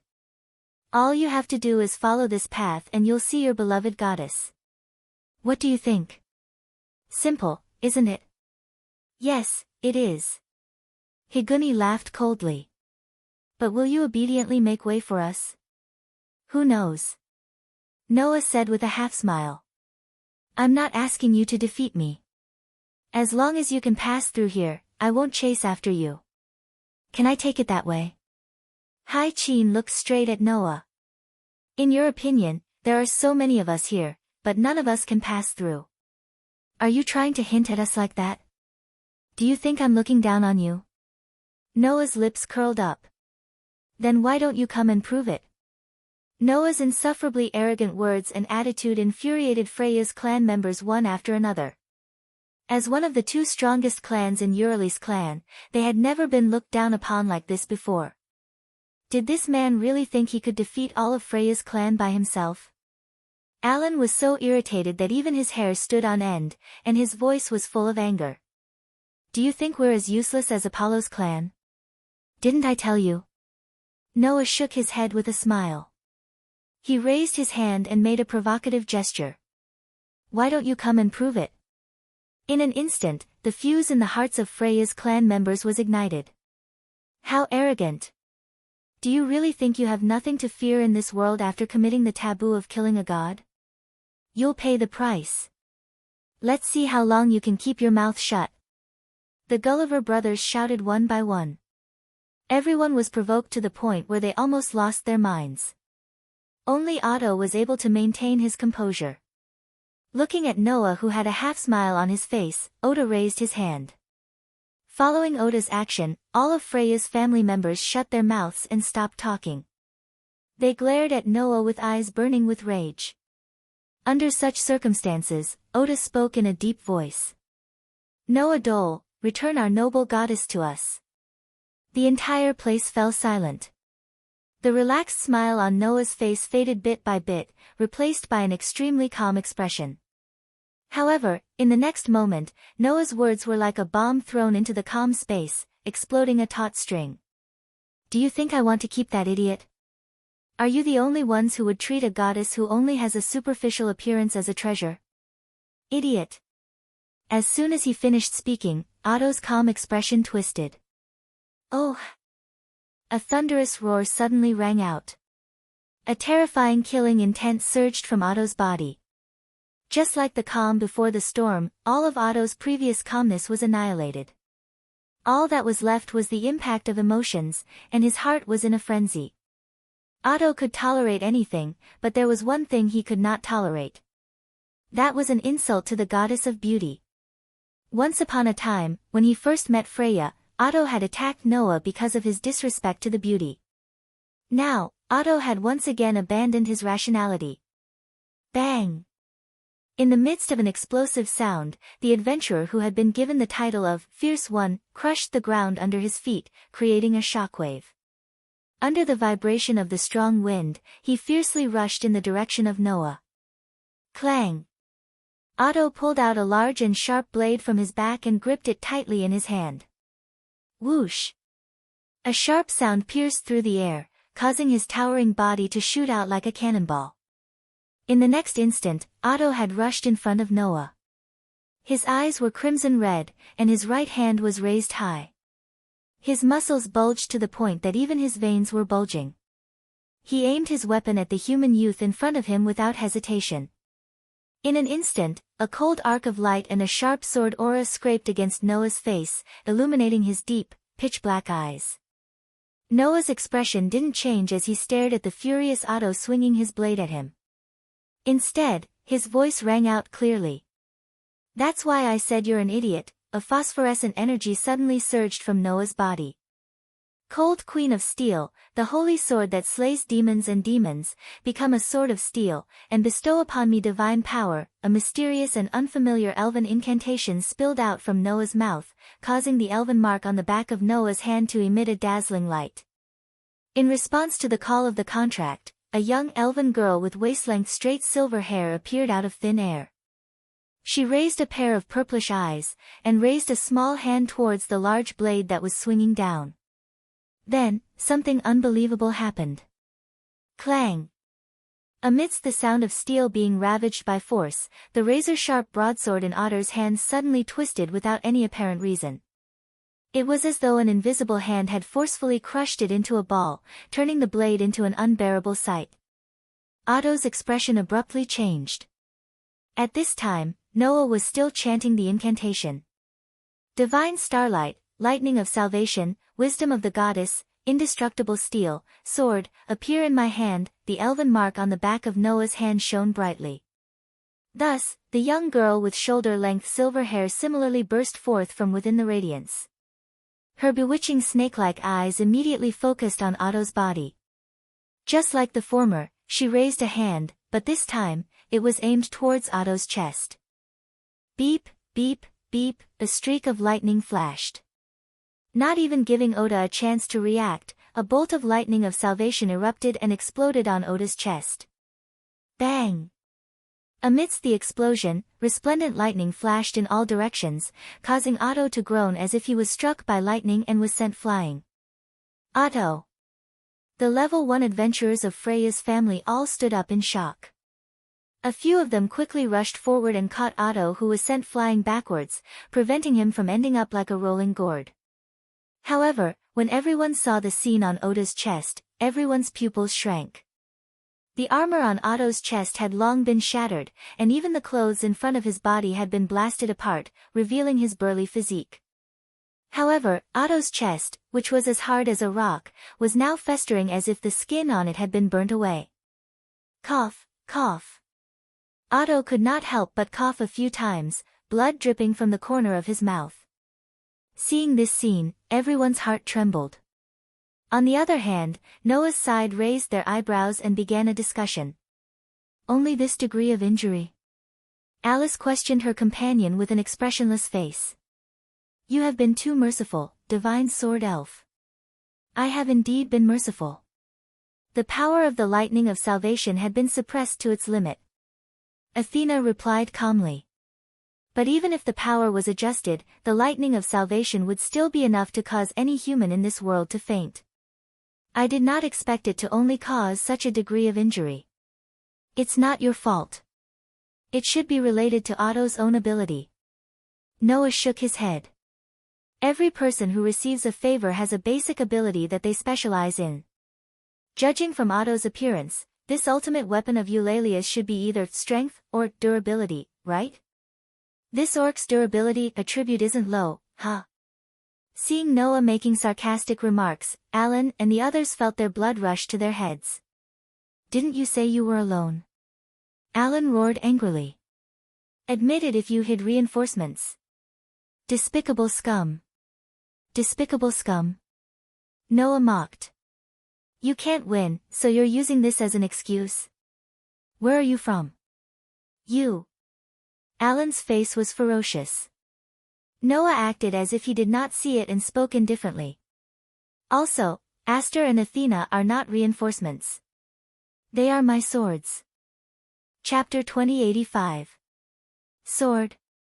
The members of Freya's clan were all stunned. Only Otto pushed away the members who were supporting him and clutched his chest. There was blood at the corner of his mouth, but his gaze was as sharp as a knife, piercing Aster and Athena. Soon after, Otto said something that shocked everyone. Those two girls are fairies, right? Fairies? The members of Freya's clan were all shocked. Noah nodded calmly as the members of Freya's clan stared at him in disbelief. Correct. Aster and Athena are fairies who will assist me. Noah extended his hand to Aster and Athena. Aster and Athena naturally extended their hands and shook Noah's hand. Divine power surged from the three of them at the same time. Asterisk clang. Asterisk dazzling light bloomed from Aster and Athena's body at the same time. In the light, the two elven girls' bodies gradually disintegrated into light particles and gathered in Noah's hand. In the next moment, a shining silver steel sword and a white divine sword appeared in Noah's hands at the same time. Demon Slayer. Heavenly Sword of Salvation. The elven device, which was the highest level even in the world of the elemental elves and was not below the gods or the elven king, appeared in Noah's hand. Dazzling silver light flashed on the sword that killed the demon king. Dazzling light burst out from the divine sword that cut through the stars. The silver light and platinum light turned into the two most dazzling colors in the world, dispelling the surrounding darkness and illuminating the entire world. The members of Freya's clan were all stunned. Higuni and Hai-Chin's faces were stiff. The Gulliver brothers' eyes were filled with shock. Alan's grip on his weapon tightened bit by bit. Otto stared at the sword and divine sword in Noah's hands, as if he was paying respect to the pair of swords, and spoke with a trembling voice. I see. Are you the hero of this era? Fairy spirits were synonymous with miracles. Everyone knew that fairy spirits were existences that assisted the heroes, and they were favored by the gods. Only the heroes and the brave could receive the help of the immortal spirits and obtain the power of miracles. And Noah had two such miraculous agents by his side. Two immortal spirits had become existences to assist Noah, and had even transformed into Noah's weapons. What did that prove? It proved that Noah was a hero that even the immortals had to acknowledge. A strength that doesn't match your level. Is it because you obtained the recognition of two immortal fairies? Otto ignored his own injuries and stepped forward. Is that why you're so powerful? Since ancient times, heroes and warriors who could gain the favor of two immortal spirits were as rare as phoenix feathers and unicorn horns, let alone someone who could gain the recognition of two immortal spirits at the same time. A hero who could gain the recognition of two immortal spirits at the same time had yet to appear. However, Noah did it. In this era where the gods had descended and the heroes had all passed away, Noah had achieved a feat that no one had ever done before. If this was the reason why Noah was so powerful, then everything could be explained. In ancient times, with the help of a fairy, the people of the lower realm could obtain great power and become heroes. Now that Noah had the support of two immortal spirits, he was naturally stronger than the heroes of the past. Under such circumstances, if he were to add on the grace bestowed by the gods, how powerful would he become? Freya's family members shuddered at the thought of it. Noah couldn't be bothered to explain further. He smirked as he sensed the divine might coming from the silver holy sword and platinum divine saber. Alright, stop wasting time. Hurry up and attack. Your noble goddess is waiting for you to save her. It was the same casual and arrogant speech as before, but it made Freya's family members unable to be angry. Seeing Noah wielding two swords made of immortal spirits, everyone here understood that this person was not arrogant, but had the power to look down on everyone here. To fight against a hero who surpassed their predecessors. This fact made the hearts of Freya's family members turn heavy. However, no one gave up. Especially the first-level adventurers led by Otto. Not only were they not discouraged, but their fighting spirit was ignited. Otto quietly took out a bottle of elixir from his leg pouch, opened the cork, and poured it down his throat. A phosphorescent light flickered on Otto's chest. Under the illumination of the phosphorescent light, the wound on Otto's chest healed at a speed visible to the naked eye. His festering skin also gradually returned to its original state until it was completely unscathed. In this world, among the items that Noah knew of, only the elixir of all elixir could achieve this amazing recovery effect. It was the highest grade of elixir of all elixirs that could heal as long as one was not dead. Of course, even if it was the elixir of all elixir, it would not be able to heal a severed limb. However, Athena deliberately suppressed the power of the lightning of salvation and only heavily injured Otto. This level of injury could be easily healed with the elixir of all elixir. After healing his wounds, Otto did not hesitate and immediately gave the order to everyone. Kill them. It was a simple sentence, but it made the eyes of Freya's family members shine with hostility. In the next moment, all of Freya's family members raised the weapons in their hands and charged up the steep slope that extended towards the crescent moon in the night sky like soldiers preparing to charge and break through enemy lines.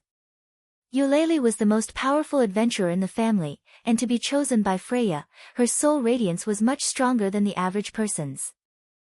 Therefore, even if the adventurers in Freya's family were of a lower level, they were still the strongest among their peers and had a powerful aura.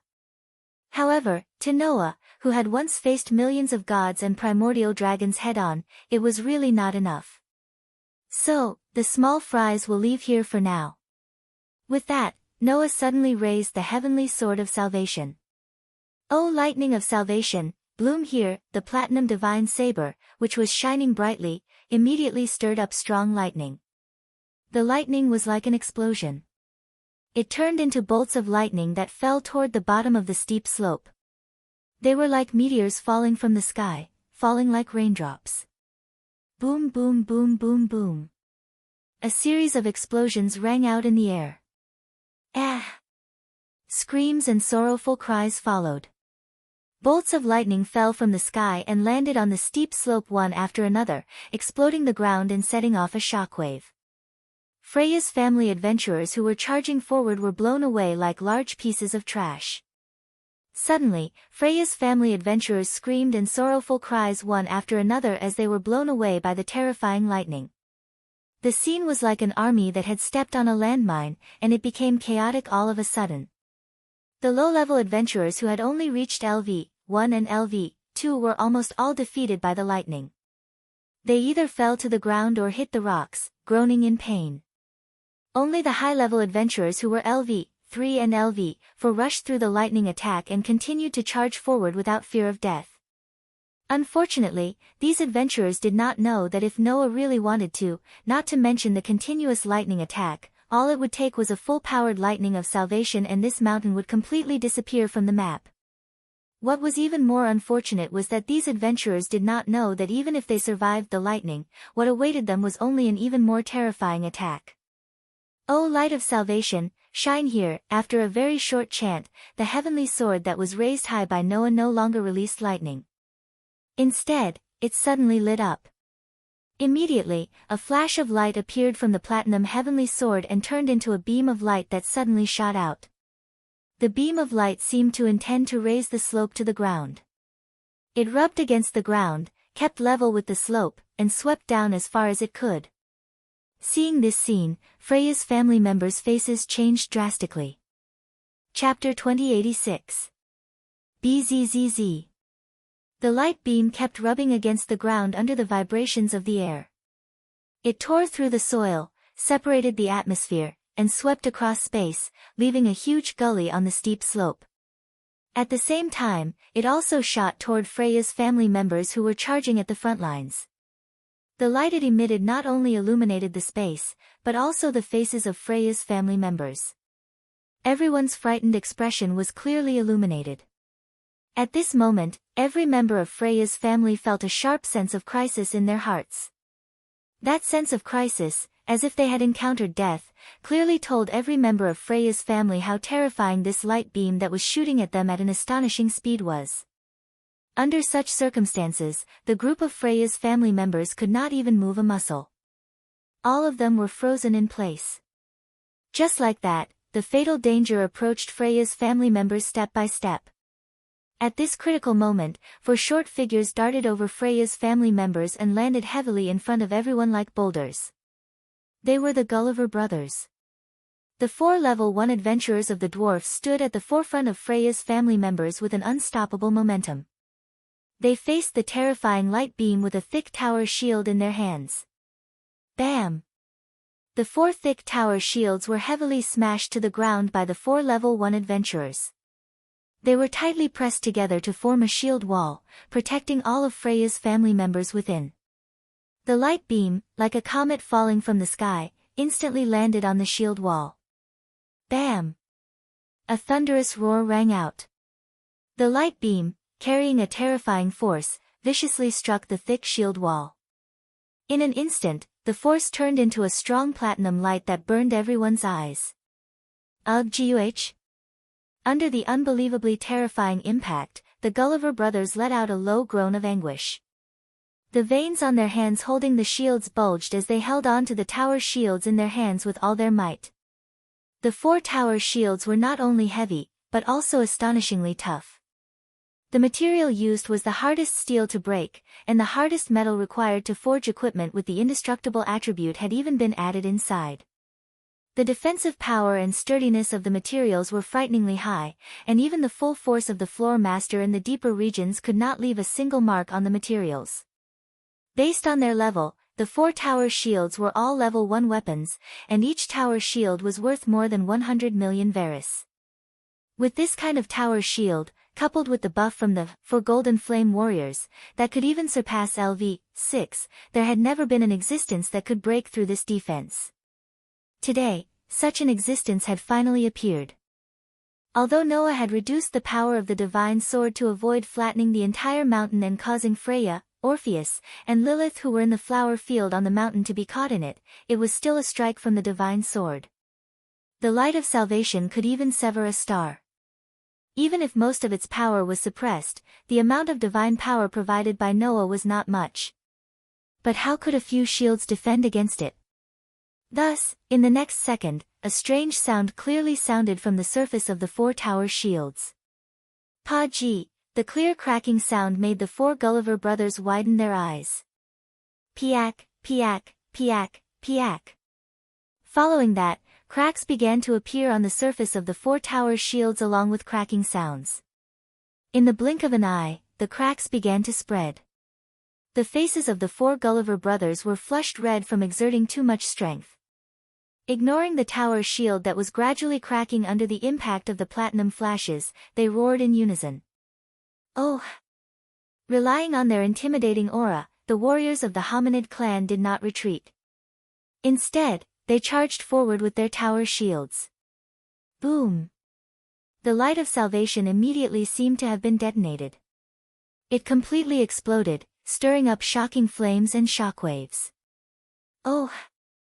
In the flames, the Gulliver brothers, who were holding the broken tower shields, rushed out together. As they roared, they set up different weapons.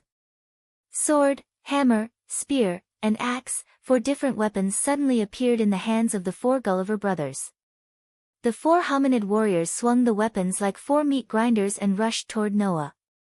You have some ability, Noah said with surprise and admiration.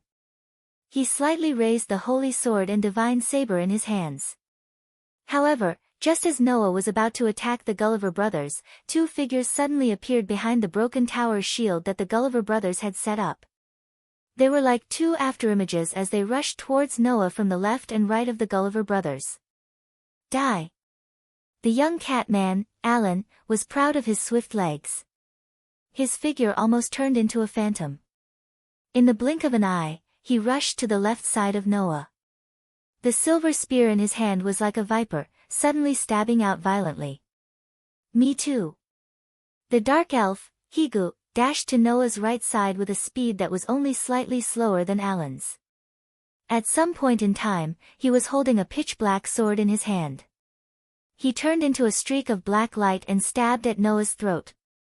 The LV6 champion that Freya's family was proud of had finally made his move. Moreover, his first move was a swift and fierce killing move, showing no mercy at all. At the same time, the four Gulliver brothers rushed to the front of Noah. Their figures appeared behind the broken tower's shields. The sword, hammer, spear, and axe in their hands were swinging violently. With a whistling wind, they violently attacked Noah in front of them. In an instant, except for the top and the back, several fatal attacks came from all directions and surrounded Noah tightly. "Unfortunately, you can't find any advantage in a group battle against me." As soon as he finished speaking, the holy sword and divine saber in Noah's hands shone brightly. Ultimate sword technique. Form 3 Dance of the Moon. A slash that looked like moonlight was released. The highest grade elven device named Demon Slayer instantly turned into a cold sword light. Accompanied by Noah's spinning movements, it slashed towards the surroundings in a circular shape. Clang clang clang clang clang. In a series of crisp clanging sounds, the weapons that formed half of the encirclement were easily deflected by the moonlight slash, causing bright sparks to fly. What? Alan, Higuni, and the Gulliver brothers were all shocked. In the end, they were met with a sneer. Is this the time to be surprised? After all, Noah's elven device wasn't just a demon slayer. While Alan, Higuni, and the Gulliver brothers were still in shock, the elven device called the Heavenly Sword of Salvation had also turned into a ray of moonlight. It was like a shockwave that suddenly spread out. The slash caused the pores on Alan, Higuni, and the Gulliver brothers to expand to their limits. Until Freya's family's trump card made its move. Whoosh! The strong man leaped high into the air like an iron tower. Holding the spare broadsword in his hand, he fell in Noah's direction like a meteorite, and at the same time, he released a huge chop from the top to the bottom. Clang! The great chopping strike, which was strengthened by the high-speed descent, accurately hit the white-gold divine saber that had transformed into a round of moonlight. Amidst the bell-like clashing sound and the splashing sparks, it successfully blocked the fatal strike that was aimed at Alan and the others. The LV-7 warrior otter entered the fray and landed in the middle of Alan, Higuni, and the Gulliver brothers who were deflected. He faced Noah directly. However, at the same time that Oda blocked Noah's attack, a shout suddenly rang out from behind. "Get out of the way!" Hearing this, Otter, Alan, Higuni, and the Gulliver brothers all retreated and instantly dispersed the encirclement, exposing Noah's figure once again. Whoosh whoosh whoosh whoosh whoosh. Almost at the same time, a series of lightning bolts suddenly flashed, piercing through the air and landed on Noah's position. Bang bang bang bang bang. The sound of an explosion rang out once again. Chapter 2087. Bam bam bam bam bam. Lightning bolts flashed across the sky one after another, turning into a merciless bombardment that bombarded the top of the steep slope. Waves of impact and thick dust shook the ground. Under the merciless bombardment, the ground above the steep slope was smashed into smithereens. Debris flew in all directions, causing the surrounding atmosphere to become chaotic. This scene was almost identical to the one when Noah used the lightning of salvation to bombard the bottom of the steep slope. But this time, it was not Noah who released the lightning, but Hai-Chin. Freya's first-level adventurer, a LV-6 white elf, Hai-Chin. Unlike Higuni, who charged forward with his black blade, the white elf Hai-Chin seemed to be more suited to the role of a rearguard. She stood at the forefront of Freya's party, her body rippling with magical energy as she continuously released lightning spells that were constructed from ultra-short chants, bombarding the top of the steep slope. Seeing that Noah's figure was enveloped by Hai-Chin's magic, Otto growled without hesitation. Now! After he finished speaking, Oda took the lead to explode. He transformed into a bullet that left the barrel and shot towards the top of the steep slope. Not only Otto, but even Alan, Higuni, and the Gulliver brothers had all rushed out, heading straight for the top of the steep slope. But Otto and his party's goal was not to pursue Noah, but to go around him and head to the flower field to save the beauty Freya. In other words, from the start, Freya's party's battle plan had been set. They had shown great teamwork, one after another, and finally found the opportunity to rush up. The previous attacks were all for this moment. Understanding this point, a soft chuckle came from the top of the steep slope that was being bombarded by the violent lightning strikes and the thick sand and dust. Not bad. A familiar voice that did not move the slightest bit caused Otto and his party's expressions to change. Bam! With a loud explosion, a violent divine aura shook the center of the lightning bolts, instantly blowing away the surrounding dust and impact. Noah, who had revealed himself from within, looked up at Otto and the others whose expressions had changed drastically. He raised his platinum divine blade and swung it forcefully. That was really just a simple wave of strength.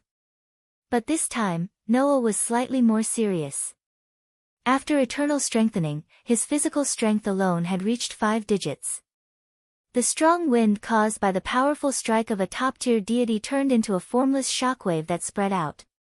Caught off guard, Otto and the rest were unable to react in time, and were directly struck by the powerful gust of wind that came crashing down on them. Bam! Like an explosion, the formless shockwave heavily shook Otto, Alan, Higuni, and the Gulliver brothers. Grr! Otto, Alan, Higuni, and the Gulliver brothers cried out in agony. Their bodies seemed to have crashed into an invisible wall and were sent flying like rubber balls towards Freya's family members who could not react in time. In an instant, the adventurers of Freya's family were knocked down by Otto and his party who were sent flying backwards.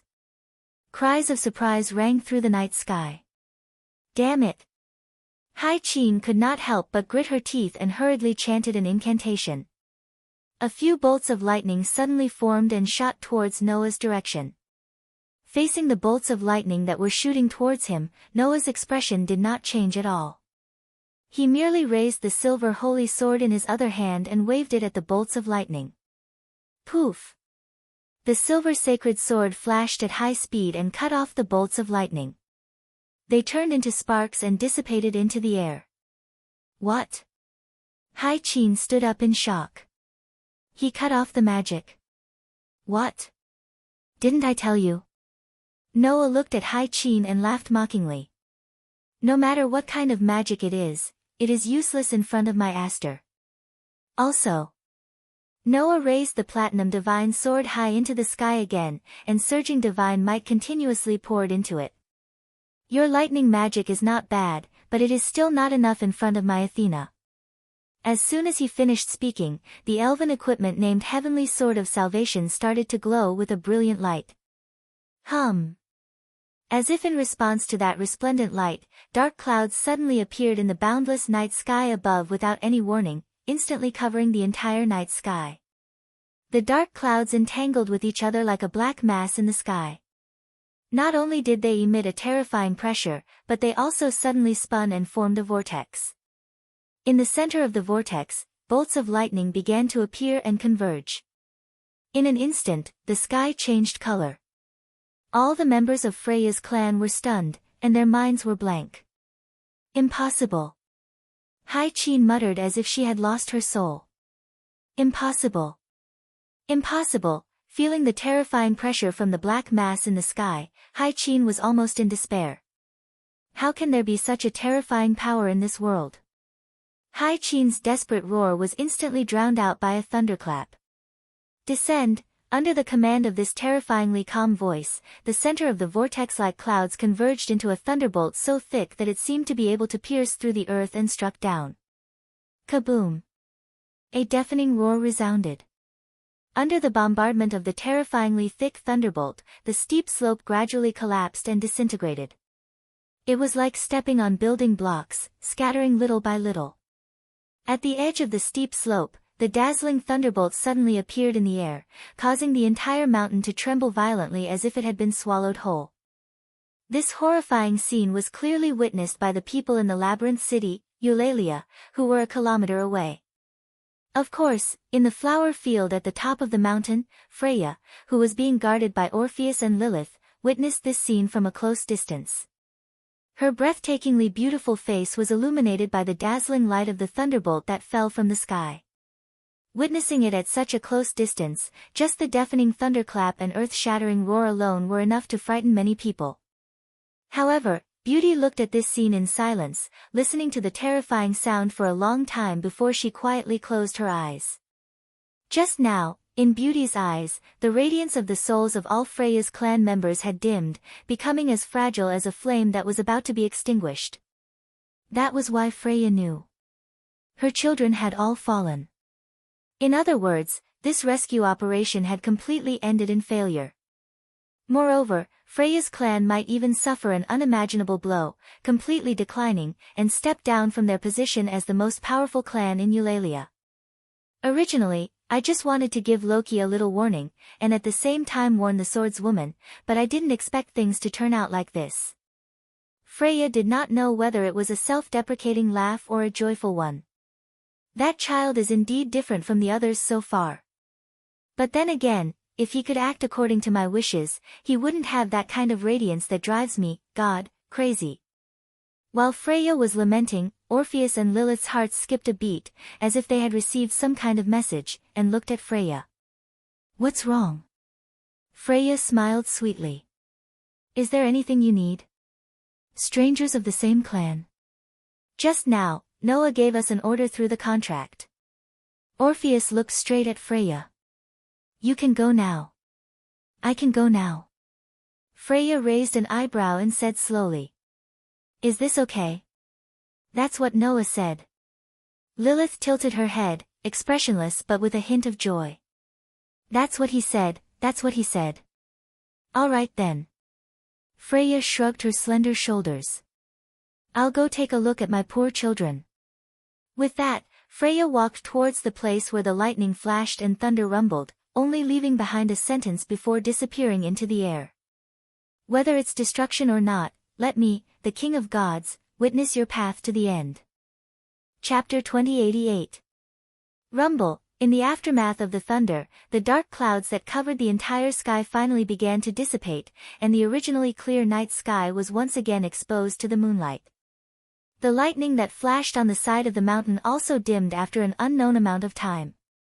The platinum divine blade that was raised high up in the air retracted its radiance and was slowly lowered by its owner. In one hand, he held the demon slayer. In the other hand, he held the heavenly sword of salvation. The divine power on Noah's body gradually subsided, and he looked forward. Ugh, ah, a painful groan sounded in front of Noah. At this moment, the scene that appeared in front of Noah could only be described as miserable. A layer of the originally steep slope was severely shaved off. The ground was scorched black and there was steam-like smoke everywhere. Gravel and rubble covered every corner. Wails and groans resounded in every part of the air. Humans, dwarves, elves, orcs, Amazons, dwarves, elves, orcs, Amazons, and other races were all lying on the ground. From time to time, 1 or 2 electric currents would run through their bodies, causing them to twitch. If there must be a way to describe the scene in front of him, then there was probably only one way to describe it. It was too horrible to look at. Under the direct attack of the thunder, Freya's family, one of the most powerful clans in the labyrinth city Aurali, was completely defeated and could no longer stand up. The armor on their bodies had been shattered. The weapons in their hands could not be raised. As if they were completely ravaged by the enemy, all of Freya's family members were lying on the scorched ground, twitching and groaning at the same time. Such a scene was like hell. Noah, who was holding the demon slayer, and the heavenly sword of salvation, looked at this scene without any ripples on his face. He slowly lifted his feet and walked forward. The scorched ground was like a fragile pastry under the footsteps of his shoes, and it scattered weakly. Wherever he passed, the adventurers who were confronting him just now could not stand up and could only groan. Noah walked past the adventurers on the ground and arrived in front of a burly orc. Looking down at Otto, who was also lying on the ground, Noah's pair of deep dark eyes flashed slightly, as if he was talking to himself. Even if you have reached LV7, you are still only at this level. The orc who was lying on the ground suddenly moved his hand. Noah, as if he did not notice anything, looked around at the fallen Alan, Higuni, Hai-Chin, and the Gulliver brothers, and spat out sarcastic words. The so-called strongest clan, in the end, is still only at this level. Alan, Higuni, Hai-Chin, and the Gulliver brothers' hands also trembled. Noah stood in the middle of Freya's family members who had fallen to the ground. His voice was calm, but the sarcasm and disdain in his voice was clear.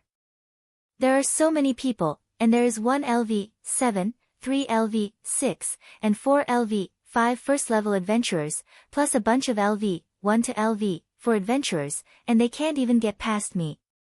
Is this the clan that the beauty Freya is so proud of? That love-struck fool wants me to join this clan. What a joke. Their trembling hands immediately clenched into fists, holding the charred soil in their hands, convulsing endlessly. Noah's voice continued to reverberate, and it reached the ears of the people who were lying on the ground. She has nothing but beauty, and can only use despicable methods like seduction to win over children, and in the end, she seduced a bunch of people like this? Isn't the favor of the beauty goddess great? Shouldn't the person who receives this favor feel honored? Don't you guys always say that your goddess is noble? In the end, you people who receive the so-called favor of the beauty goddess are only at this level, and you can't even save the people you love? Sure enough, favor can't feed you, and it can't make you stronger. Noah laughed and shook his head. His words were like the sharpest knife in the world, mercilessly stabbing into everyone's hearts. That love of a withered flower is bullshit. An unprecedented rage surged into everyone's hearts. Bastard! Alan's hands trembled, and he raised his head with difficulty. His eyes were already filled with anger and unwillingness. Damn it! Higuni, Hai-Chin, and the Gulliver brothers also desperately whipped their bodies, and raised their heads with great difficulty. Otto clenched his fists so tightly that his fingernails dug into his flesh, and fresh blood flowed out from his palms. At this moment, the hearts of Freya's family members were filled with the most intense anger and the most intense regret. Their goddess, whom they had always respected and worshipped, was humiliated by someone else, and they could not even grind his bones to dust. This anger and regret was not only directed at Noah, but also at themselves. It was no exaggeration to say that at this moment, as long as they were Freya's family members, they would feel worse than death. If not for the fact that they could not move, they would have charged at Noah a long time ago. Unfortunately, they were powerless. No matter how much they wanted to stand up, the intense pain that assaulted their minds caused Otto and the others to groan in pain. As a result, everyone on the ground could only raise their heads and stare at Noah with eyes full of bitter hatred. They wanted nothing more than to bite off a piece of flesh from Noah's body. Noah only curled his lips when he saw this scene. Just like a bunch of stray dogs, there's no value in killing them. Having said that, Noah turned his back and said, I thought that the love-struck fool was the overgod of one of the most powerful clans in Urali, and would cause me some trouble. Now it seems that I was just overthinking things. Didn't she want me so badly? Didn't she say that she loved me? Then let her continue to wander in front of me. Noah lifted his feet and walked forward. She's just an annoying fly anyway. With that, Noah walked up the steep slope and gradually disappeared from everyone's sight. Only Freya's family members were left, and they were all trembling. Noah Dole. Alan allowed the anger in his heart to explode, and let out the most hysterical roar of his life. The others also roared furiously, but tears flowed from their eyes. Only Oda lowered his head and gritted his teeth until blood dripped from the corner of his mouth. Why am I so weak? When Freya came down from the flower field at the top of the mountain and walked along the collapsed slope to where Freya's family members were. Freya's family members had already forced themselves up and were leaning against the rocks to heal themselves. Some were using recovery magic on the injured. Some were drinking the recovery potions that they had prepared. Everyone was doing their own thing, but their eyes were full of decadence and lifelessness. Looking at this scene, Freya narrowed her eyes and walked forward. In the next second, Freya's family members noticed their overgod. Lady Freya, the dispirited adventurer's eyes lit up again. That look in his eyes was like that of a lost child who had found his parents. With Ota at the lead, Freya's first-level adventurers stepped forward and knelt in front of Freya. Lady Freya, you've been frightened.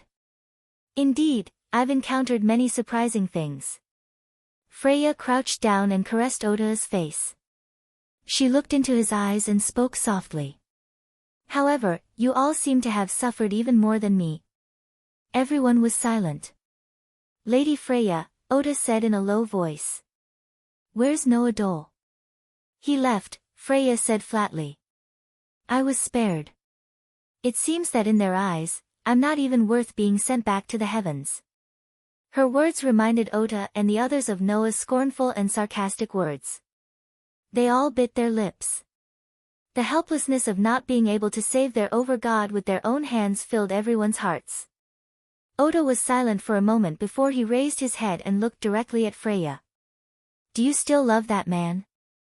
Chapter 2089. Are you still in love with that man? Otto's words caused the atmosphere in the room to become heavy. At this moment, all of Freya's family members were looking at their beloved goddess with an unprecedented seriousness in their eyes. Under everyone's gazes, Freya smiled sweetly as if she could read everyone's thoughts. I see hatred and rejection in your eyes. I'm sure that today's events have made you all hostile towards that child. If that was the case, then as a qualified overgod, Freya had to give up on Noah. Because if Freya still wanted to get Noah and let Noah join her clan, then all of Freya's clan who saw Noah as an enemy would have a grudge against him. In this way, even if Freya's clansmen were intimidated by their overgod's command and their love for Freya, and reluctantly joined the same clan as their enemy, it would still sow seeds of discord in the clan and cause the clan to collapse. If she was a qualified overgod, then she could not bury such a bomb in her clan and cause the clan to collapse. However, Freya said this to everyone.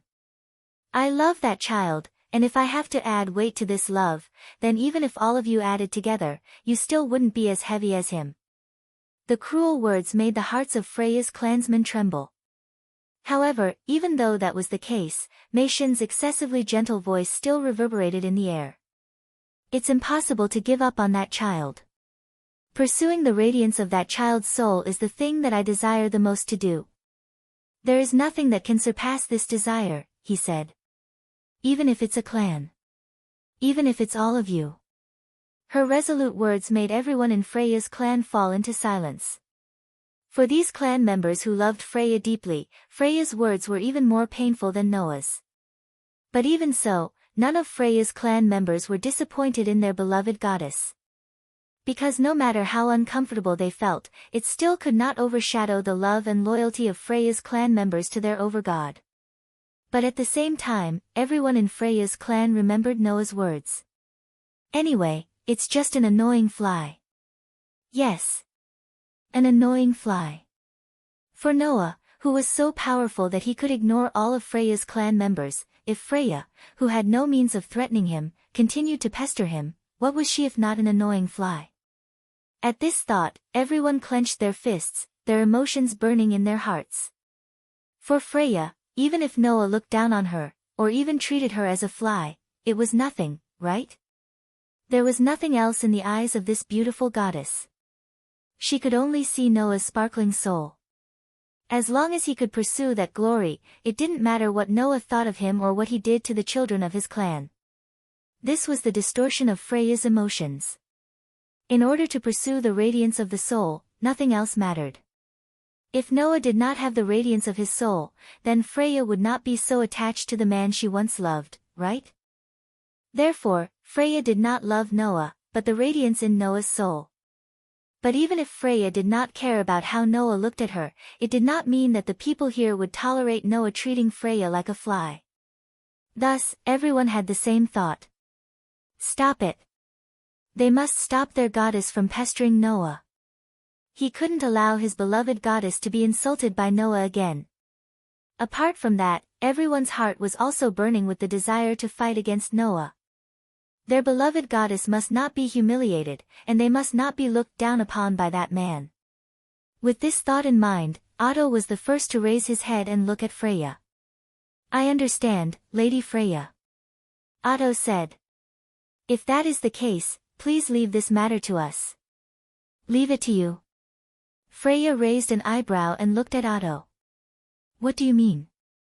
Lady Freya wants that man, right? Otto met Freya's gaze and spoke without hesitation. Then let us bring that man to you, Lady Freya.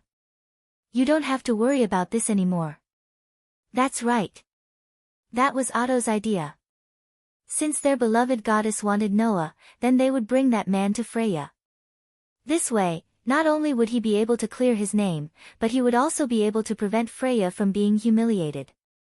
If he succeeded, he would be able to vent his anger, and when Noah joined Freya's clan tribe, the hostility towards him would not be so serious, which would eventually lead to an explosive factor being buried in the clan tribe. Who would not want to kill 3 birds with 1 stone? I know that currently, we are not that man's match. We do not have the right to say such words. Otto closed his eyes. But in order to fulfill the great wish given to us by our goddess, we are willing to become stronger. We will become stronger than that man, so strong that we can bring him to you. Otto lowered his head to Freya as he uttered those words. We beg you, Lady Freya, to leave this matter to us. Just as Oda finished speaking, everyone from Freya's family, including Alan, Higuni, Haichin, and the Gulliver brothers all knelt on one knee, lowered their heads, and spoke in unison. We beg you, Lady Freya, to leave this matter to us. Everyone suddenly fell silent. Freya stared at the pleading children who knelt on one knee in front of her, and suddenly smiled. That smile was not the infatuation she showed to Noah, nor was it the beauty she showed to outsiders. It was a smile full of joy. The gods of the heavens descended to enjoy the entertainment of the lower realms. Freya's smile was exactly the same as the smiles of those gods who craved for entertainment. So that's how it is. In this world, there are not only me and that child. There are other people of all shapes and sizes. The intersection between you and that child because of me seems to have made some changes in you.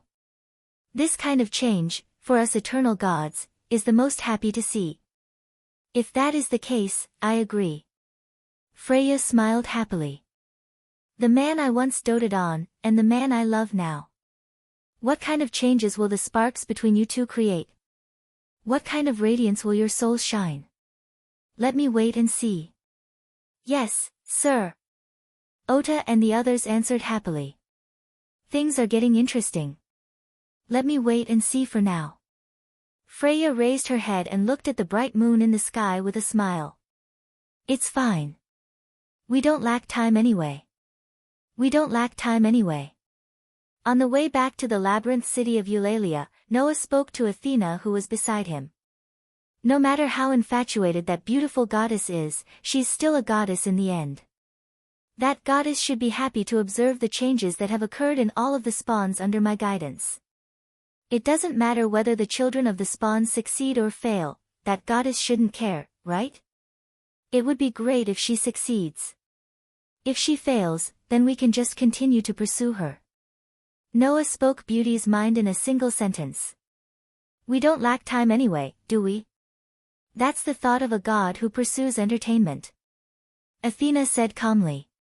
That goddess probably didn't expect that we've been following your plan all along, right? That's because it's easier said than done. It's not easy to fight a battle of wits and courage with a god. Noah shrugged. Anyway, as long as that infatuated goddess doesn't appear in front of me again, I'll have achieved my goal. As for Freya's clan, they won't come looking for me until they have enough power. I should be able to have some peace. In my opinion, what you're doing is too complicated. Athena shook her head and said. If you really want peace, why don't you just kill all of Freya's family members and send the beauty goddess back to the heavens? Isn't that enough? Perhaps. Noah pursed his lips and smiled. But that's not my style. Chapter 2090. Ugh, the next day, Loki sat on the sofa with his arms crossed and his eyes closed in the chat room of Loki's clan. No one knew what he was thinking about. Almost all of Loki's upper echelons were present in the chat room, but they were all doing their own things. Finn, Riveria, and Gareth were discussing matters. Bert was lying on the other sofa. On the other hand, Tiona and Tiona, the Amazon twins, relished in telling Ace and Leafia about what they saw in the flower field yesterday. It's true. Little brother has a second fairy as his companion. And it's a very powerful fairy. She defeated all of Freya's clan in one hit, and even Otto fell. Thus, Tiona and Tioni recounted what they saw and heard yesterday. Noah didn't know whether to laugh or cry as he listened. Noah hadn't expected that Tiona and Tiorn would be hiding off to the side and observing. There were many of Freya's clan members at that time, and there were all kinds of auras.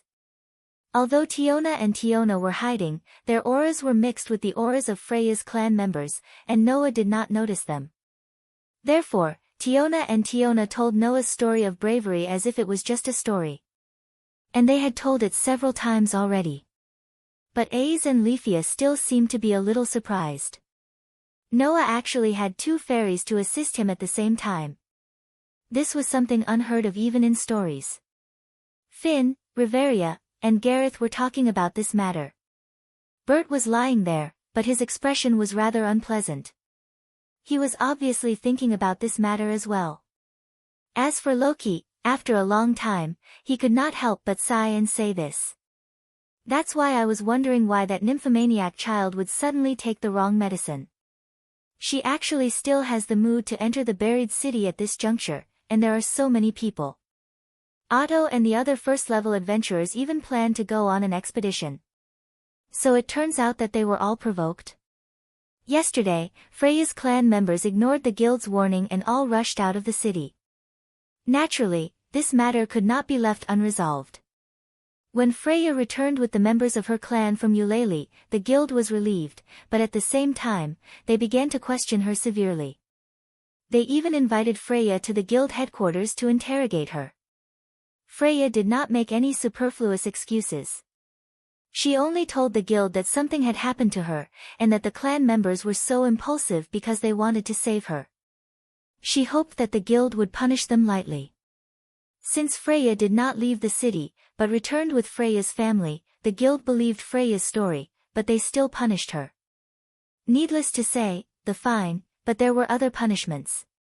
Freya's clan members were busy for the whole night before finally settling down. However, not only did Freya's clan members not go to rest, they all ran into the buried city. Even Otto and the other first-level adventurers went in. This behavior made many of the clan tribes puzzled. Until now, Loki finally understood what was going on. But that love-struck fool didn't reveal your identity? Loki glanced at Noah. I thought you'd be pushed into the limelight again this time. No matter what, as long as that love-struck fool doesn't bother me. Noah shrugged. Also, just because that beauty didn't reveal it doesn't mean that others won't. Don't forget, Drake, who knows about Loki's clan, is one of my people. There are quite a few of them in Freya's clan. Then what are you going to do? Loki asked. Are you going to lie low for a while? Lie low again. Noah laughed bitterly. After a moment of silence, he sighed. That's true. Freya's clan caused such a huge ruckus yesterday, even coming here to provoke us. If you leave the city immediately after leaving, and I wasn't around at that time, it might arouse suspicion. I might as well go into the dungeon without anyone noticing. When the time comes, you can openly say that I entered the dungeon a long time ago and had nothing to do with Freya's clan's ruckus.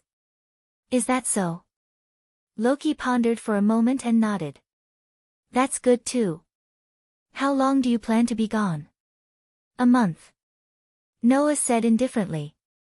No matter what, you'll be back in a month, right? In other words, Noah planned to use this opportunity to leave. What he wanted to do was done. He even went to the dungeon and the unexplored area. Noah had no reason to stay any longer. At this moment, AIC turned her head and spoke almost reflexively. I'll go with you. However, just as AIC finished speaking, Loki, Bert, and Rafia reacted at the same time. No. Loki jumped up. You can't let AIC stay in the dungeon with this kid for a month. That's right. Rafia nodded. A single man and a single woman, that's ridiculous. We haven't finished our work from the expedition, don't even think about running away. Bert grimaced. It's already troublesome enough that this troublemaker wants to run away for a month. AIC, don't even think about leaving with him. AIC's head drooped as she became dejected. Seeing this, Noah couldn't help but laugh. He extended his hand and patted AIC's head. Only then did AIC perk up. A month? Tiona murmured. That's a little long. Yes.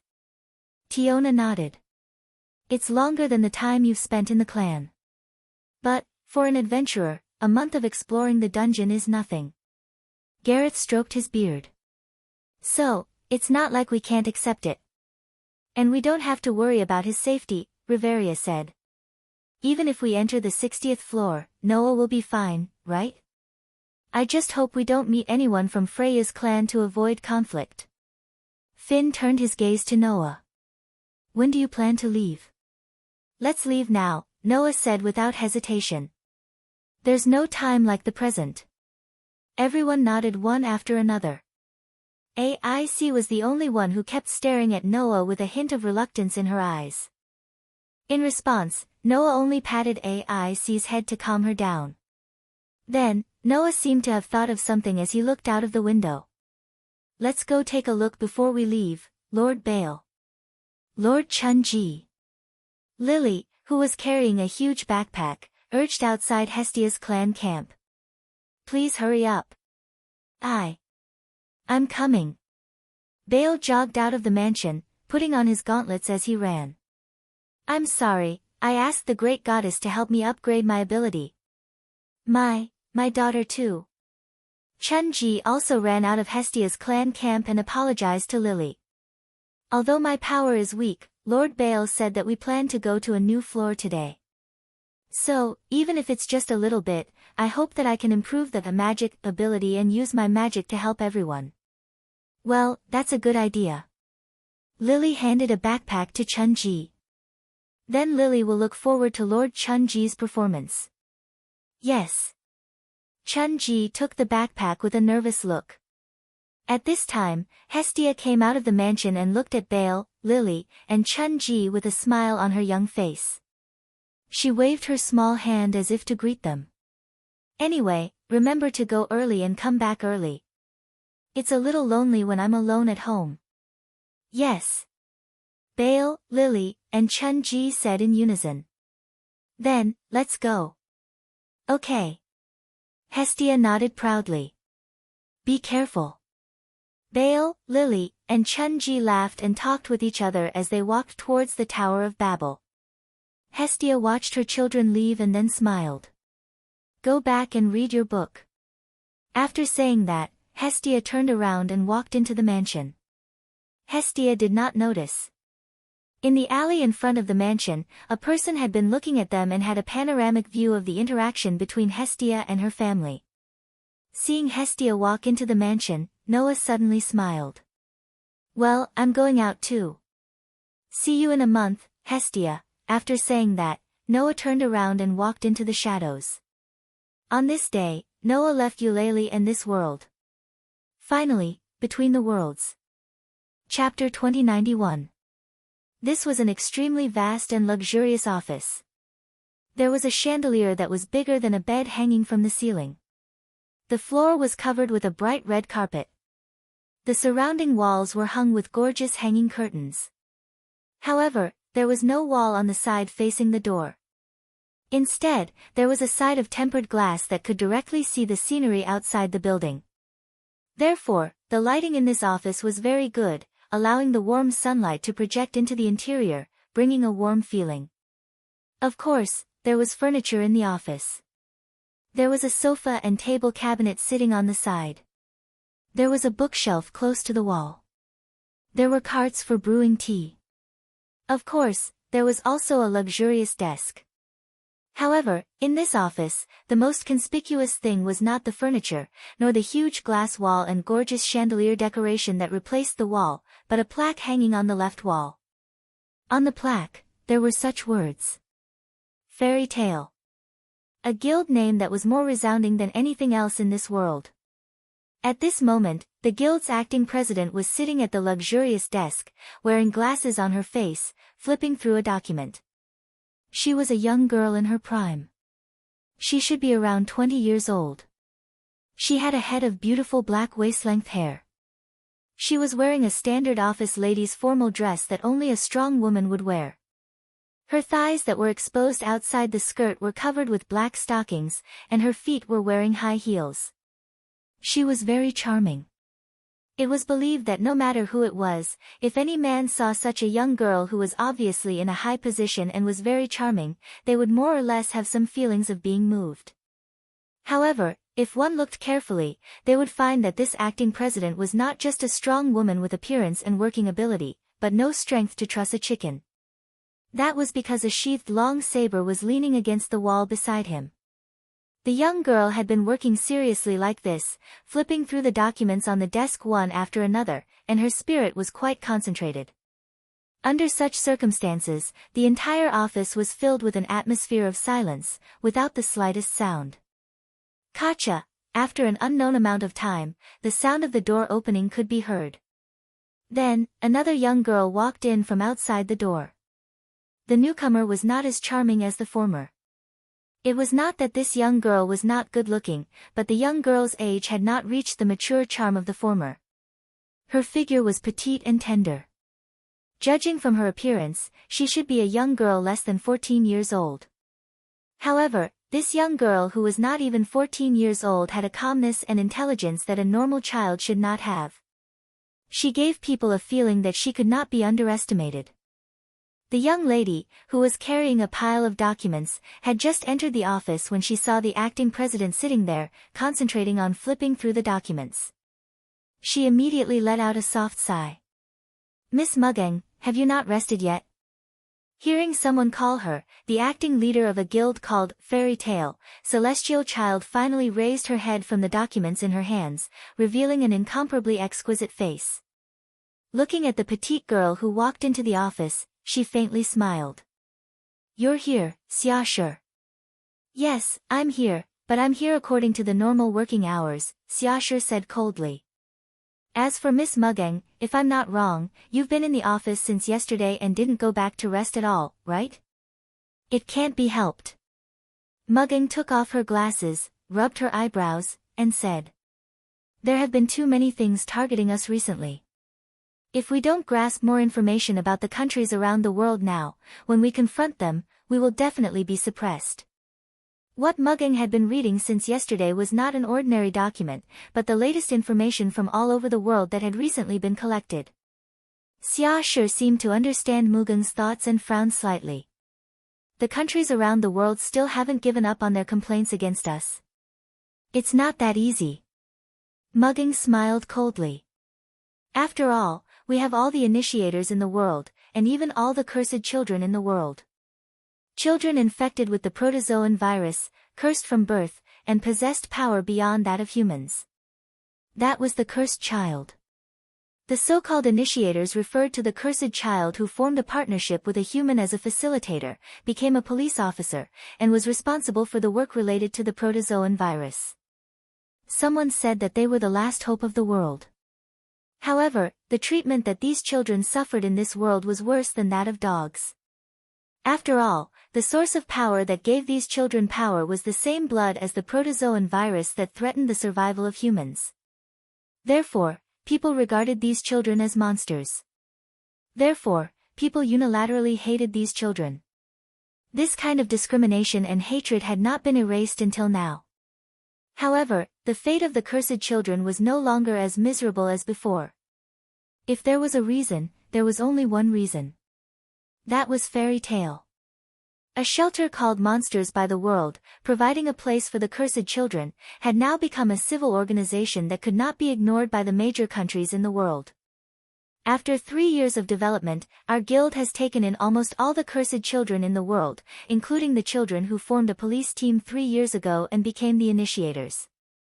Muggeng looked up lightly, her eyes flashing with sarcasm. However, it is precisely because of this that the countries in the world have lost most of their power to fight against the protozoan virus. Now, they have completely fallen into a state of panic, and it is natural that they would accuse us. Therefore, since a year ago, countries in the world have begun to claim that we have illegally entered their country and taken away their citizens from their borders. Some countries have also claimed that we have stolen weapons against the protozoan virus from their countries. Xia Shi's tone also became a little cold. To them, the cursed child is just a weapon against the protozoan virus. Moreover, it is a weapon that they can ruin however they want. Mugen's tone was filled with extreme disgust. How ugly. However, not all countries are like this, Xia Shi said. Although some countries led by the United States have been accusing us, the big countries in the East have chosen to be neutral in a wait-and-see manner. The Tokyo region is directly on the same front as us and has been supporting our approach. However, no matter which country it is, our evaluation is not very good. Mugging sighed. In the eyes of many people, we are just an insidious force that wants to rely on monopolizing the cursed child to achieve the purpose of controlling countries in the world. After 3 years of development, today's fairy tale had almost all the cursed children in the world. In other words, it was the only force that could compete with the protozoan virus and carry out police missions. Adhering to the obligations of a non-governmental organization, Fairy Tail now faced the world and accepted commissions from all over the world. To put it bluntly, the reason why countries in the world could still exist today was because of Fairy Tail. If we don't accept a commission from a country, then the country will almost certainly perish. As a result, some countries that don't want to see their survival in the hands of others naturally make a fuss. Mugging picked up a document on the table and said, "Most of the recent intelligence reports have mentioned this. The rulers of various countries all hope to regain control of the cursed child's power and have already started to take action. I'm afraid that before long, all the countries in the world will join forces to attack us, right?" Attack? Xia Shi was a little incredulous. In other words, the countries in the world will unite and wage war against us. It is possible, but I will not let them succeed. Mugging stood up from his seat and walked to the glass wall. He looked at the bustling street outside and spoke resolutely. "The guild that Noah entrusted to me, no matter what, I will protect it." Xia Shi nodded his head heavily. Chapter 2092. The current fairy tale was no longer the same as it used to be. 3 years ago, after Mugging took over the position of guild leader, he had been laying the foundation for the development of Fairy Tail with Xia Shi's help. First, Mugging quietly cast a large amount of holmium into a huge stone tablet, creating a city that belonged exclusively to Fairy Tail. He then moved the entire Fairy Tail over to it. Immediately after, Mugging announced to the world that Fairy Tail had developed a medicine that could completely reverse the activation of the Archilon virus, preventing the cursed children from being infected by the Archilon virus, and finally turning into Archilon. This news shocked all the countries in the world. In this way, the cursed children who did not want to become primitive animals would naturally try their best to enter the Fairy Tail and join the Fairy Tail. Moreover, Fairy Tail would send out a large number of tour groups every year to bring the cursed children from all over the world to Fairy Tail. The cursed children were regarded as monsters in all the countries in the world. In the beginning, no one cared about the loss of the cursed children, allowing Fairy Tail to successfully take in many cursed children. Gradually, when the cursed children from all over the world had gathered in Fairy Tail, each country began to realize that they had lost a large portion of their cursed children, which was equivalent to losing a large amount of power to fight against the Archilon. When they were surprised again, there were not many cursed children left in their countries. It was only at this time that the major countries finally began to panic and gather the cursed children in their countries, greatly reducing the number of cursed children that flowed into Fairy Tail. However, even so, there would still be many cursed children who would go to Fairy Tail with the help of tour groups and under various circumstances. Over time, located not far from the Tokyo area, the city that belonged to Fairy Tail finally developed into a bustling city. The people who lived here were either humans who did not reject the cursed children, or they were cursed children. If it continued to develop like this, sooner or later, the cursed children would completely integrate into the human race and no longer be regarded as monsters, right? Therefore, as the beginning of a new era, and the city where the headquarters of Fairy Tail was located, many people called it Fairyland. Note, Avalon, where Arthur the Night King of Great Britain rested, was also called Fairyland. It also had the meaning of Fairyland. However, as Mugging said, many people did not like the existence of fairyland. That was not only because many people rejected the cursed child, but also because the cursed child here would choose to join the fairy tale and strengthen the power of the fairy tale. With almost all the cursed children in the world, the current fairy tale was fully capable of conquering the world, and could even use the fact that the major countries were threatened by the primitive animals as a condition to firmly control the major countries by providing help. To put it bluntly, the current fairy tale had the ability to become the world's overlord. Of course, this would cause the rulers of the world to feel a sense of crisis. Those countries who did not want to see their countries threatened by others, and wanted to firmly hold power in their own hands, naturally saw fairyland as a thorn in their side. If it wasn't for the fact that they were afraid of the power of the fairy tale, the surrounding countries would have already attacked them. Knowing that they were unable to fight against the fairy tale with their own strength, the various countries only had one choice under such circumstances. That was to join forces. With the power of all the countries in the world, wage war against fairyland, and finally bring the cursed children back under control. That was the wishful thinking of the rulers of many countries. Coupled with the fact that various countries were creating public opinion and spreading rumors that fairy tale intended to monopolize the cursed children to gain control of the major countries, fairyland was now at the cusp of the world's storm.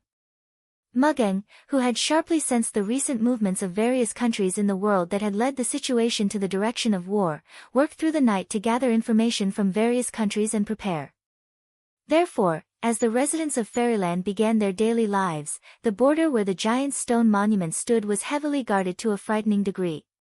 At least, Noah had just arrived at the city gates when he immediately sensed the tense atmosphere in the air.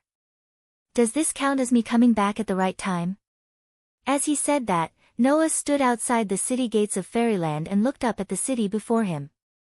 At first glance, rather than calling it a city, it would be better to call it a fortress. That was because in this city, apart from the towering black giant stone monuments at the border, each of the giant stone monuments were connected together with steel walls, firmly protecting fairyland within. If you look at it this way, this place is a little similar to the maze city of Eulalia.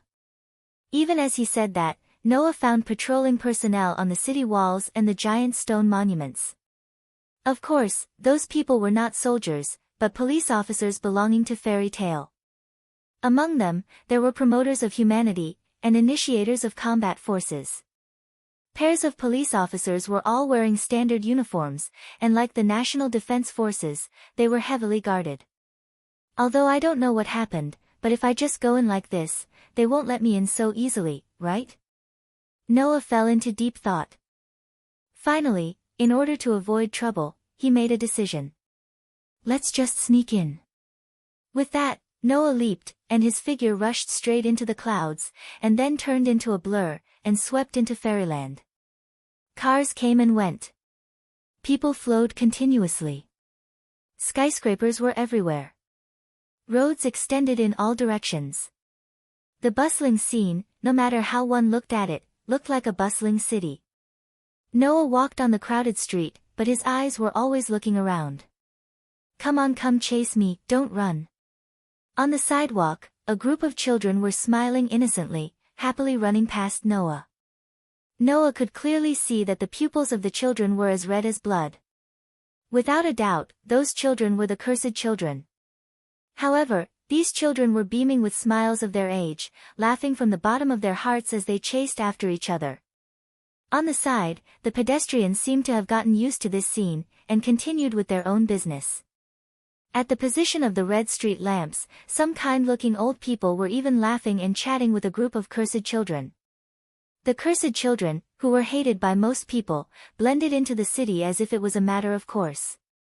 Even if they displayed superhuman abilities from time to time, it did not cause any panic. Looking at this scene, Noah could not help but recall what happened when he first came to this world. At that time, Noah also encountered a cursed child running on the street. However, at that time, the cursed child was like a rat crossing the street, being chased by a group of adults with faces full of hatred and ugliness. Noah would never forget the way the child looked at him at that time. She was afraid that Noah would harm her. Her eyes were filled with fear.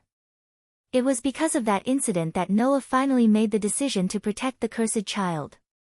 Recalling the incident at that time, and looking at the scene before him, Noah could not help but smile. Chapter 2093.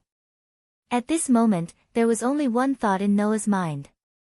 That was, his previous efforts had not been in vain. Although Noah had only created Fairy Tale and laid the foundation of Fairy Tale and left the development to Mugeng and the others, without Noah, the utopia in front of him would not have appeared. Looks like my decision to return to this world was right. Noah, who muttered, could not help but recall what had happened after he left the maze city Aurali and returned to Between Worlds. What?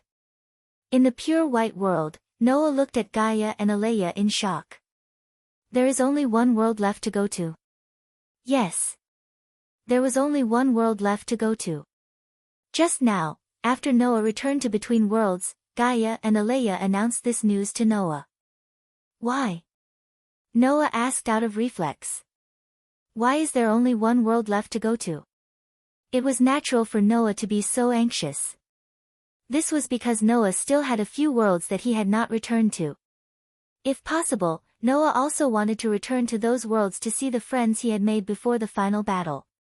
However, Gaia and Alea suddenly said that there was only one world left for him to go to. How could Noah not be anxious? Gaia and Alea could do nothing about this.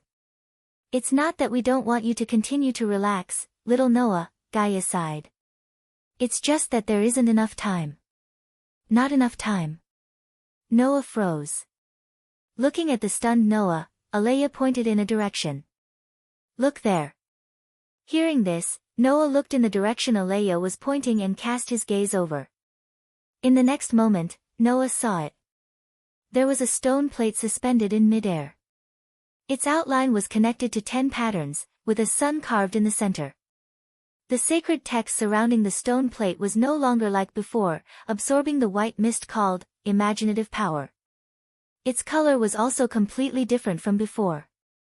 Whether it was the stone plate that represented authority, the sun that represented sovereignty, or the sacred words that represented grace, they had all transformed into the purest white color. Seeing this, Noah's heart skipped a beat, and he spoke with uncertainty. Could it be? Under Noah's probing question, Gaia and Alea both nodded. Thus, Noah understood. His authority, sovereignty, and favor had all been sublimated.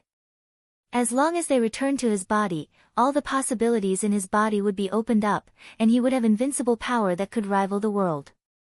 Next, we just have to wait for the imaginative power to completely fuse with the energy and it will be complete. Alea looked at Noah. Because Between Worlds doesn't have the concept of time, we can't be sure how long this fusion will take. But, according to our estimation, when you return from the next world, it will be almost done. Gaia also looked at Noah and raised a finger. The barrier against shadow is almost at its limit, so little Noah, you can only go to the next world, and then you will have to complete your mission. Noah was silent, and his emotions were complicated. Has this moment finally arrived? Wang. Not knowing if it was because they sensed Noah's complicated emotions, the surrounding feathers that represented the world itself began to tremble. Like little birds, they gathered around Noah and fluttered as if they were comforting Noah. Seeing this, Noah's emotions gradually calmed down. Taking a deep breath, Noah met Gaia's and Alea's gaze and nodded heavily. I understand. Gaia smiled at Noah. Although Alea was still as expressionless as before, she also gave Noah an encouraging look. The two restrained themselves, as if to not disturb Noah, silently retreated. Under such circumstances, Noah turned his gaze to the surrounding feathers. Next, Noah could only go to the next world. When he came back, Noah had to put an end to everything. If he succeeded in surviving, then Noah would naturally have the opportunity to return to the worlds he had been to before, and even continue to travel in the worlds he had never been to before. But if he failed, then the next world would be the last place where Noah could leave his memories. Then, which world should Noah choose? The worlds that Noah had been to before, he had already returned to most of them. The only ones left were Black Bullet, absolute dual blades, Knight of the Magicians, and undead king. Then, of these 4 worlds, which one did Noah want to go to the most? Thinking of this, Noah almost immediately made a decision. In the end, the world that Noah chose was this world. Black Bullet. After all, that world is the one that I am most worried about. In this world, there was the child that Noah had risked his life to protect. In this world, there was the evil that Noah had risked everything to fight against. And in this world, there was the person that Noah had made a lifelong promise to. Gaia had said that Noah should not have any regrets. If Noah had any unfinished business in the remaining worlds, then he had to quickly finish it. This way, Noah would naturally think of the Black Bullet world. After all, in the absolute dual blades, Knight of the Magicians, and undead king worlds, Noah had nothing else to do other than to see those familiar faces. In the remaining worlds, there was only the Black Bullet world. In that world, Noah still had things to do. Thinking back to that pure white and holy figure, Noah muttered. 3 years? In the beginning, when Noah and the Holy Son of Heaven made an agreement, the time limit was 3 years. When choosing to enter a world, if there was a world fragment in that world, then the world would automatically send Noah to the timeline of the world fragment. But if there was no world fragment, then Noah could freely choose the time to enter. Of course, for a world that Noah had been to once, when he entered again, a month would have passed no matter what. As long as it was not within a month after Noah left this world, then Noah could freely choose the time to enter. If that's the case. Noah pointed at a feather. Then this time I will choose to enter the timeline 3 years later.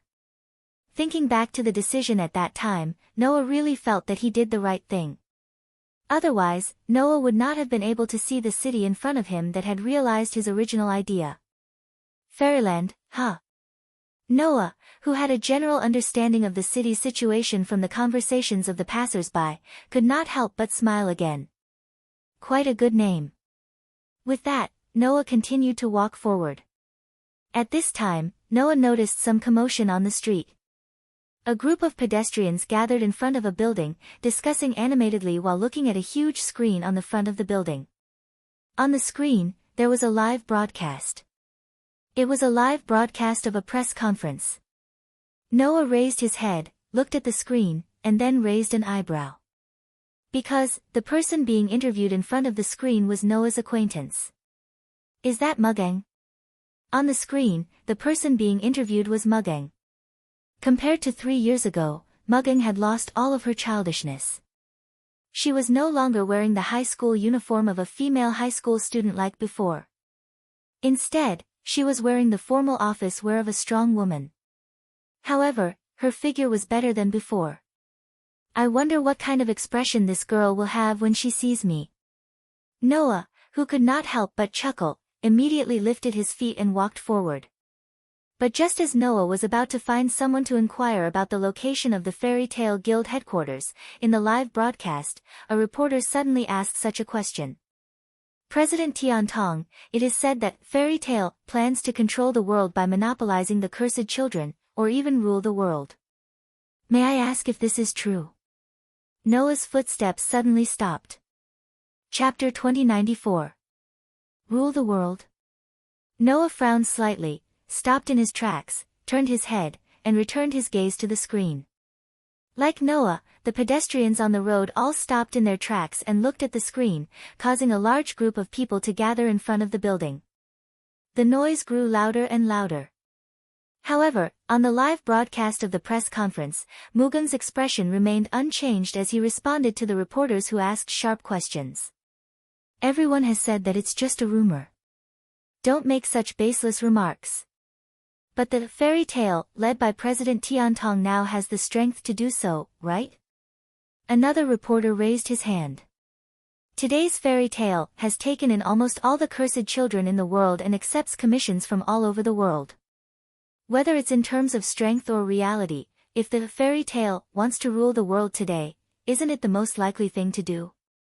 Yes, yes. A female reporter also asked. As long as President Tian Tong says the word, the situation of this world will completely change.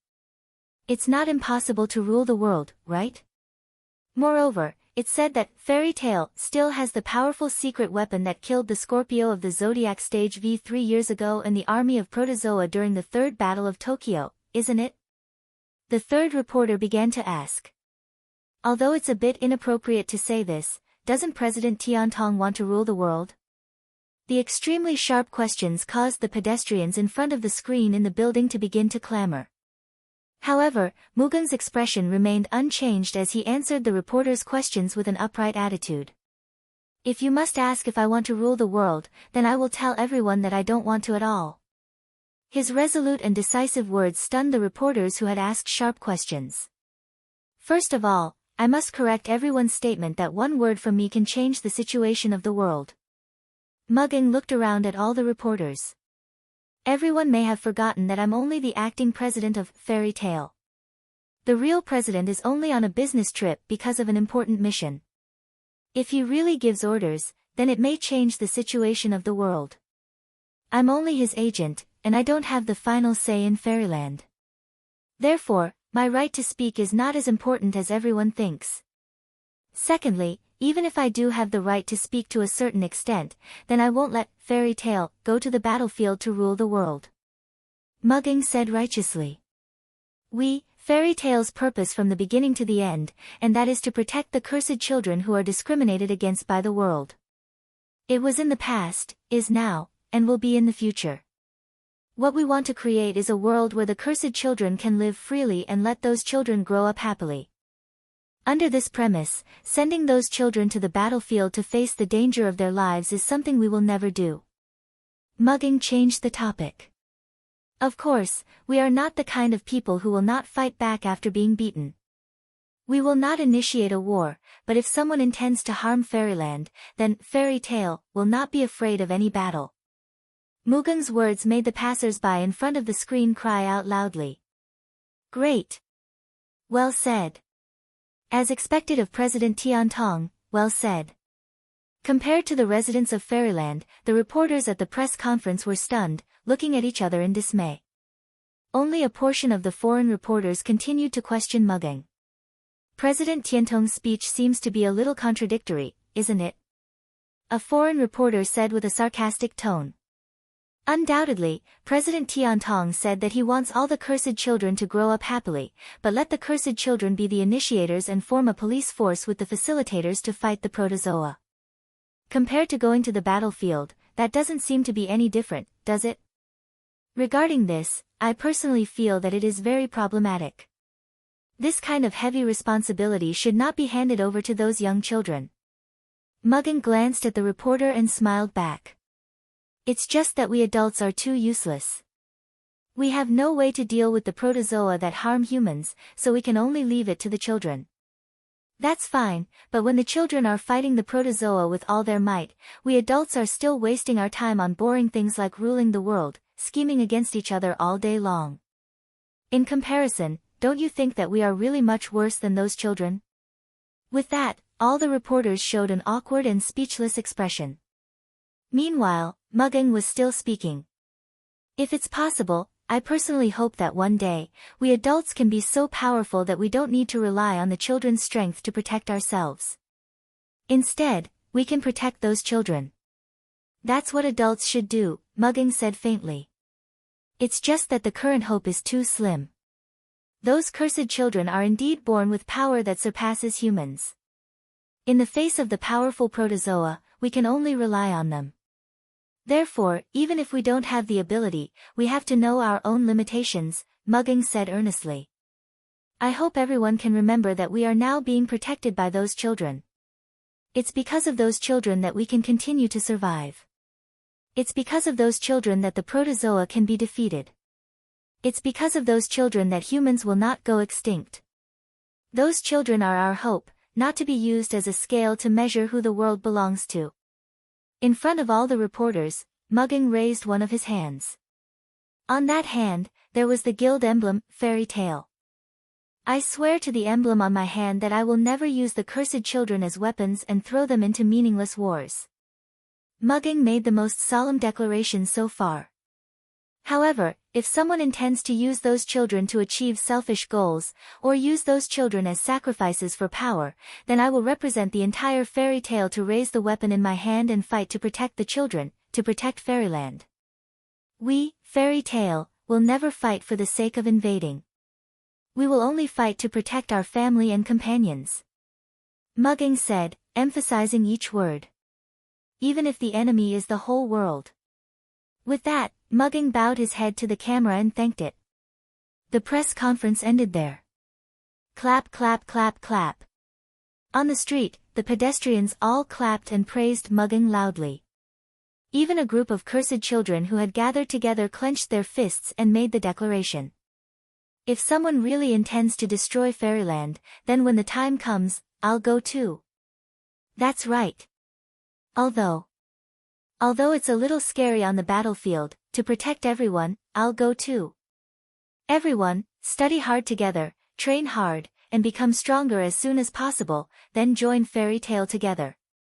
Yeah. A group of children in their early teens, under the watchful eyes of the public, made such a grand wish. Seeing this scene, the pedestrians looked at these children with watchful eyes, silently sending their blessings and encouragement. After all, these children were also the hope of fairyland. At this time, Noah, who was hiding in the crowd, had turned around and continued to walk forward. However, if one looked closely, one would notice that Noah's lips could not help but curve into a happy arc. You've created a decent city, Mugging. With that, Noah raised his head and looked at the sky as if he was looking at some enemy, his smile becoming a little cold. It seems that some clowns have really jumped around in my absence. It's time to remind them. Chapter 2095.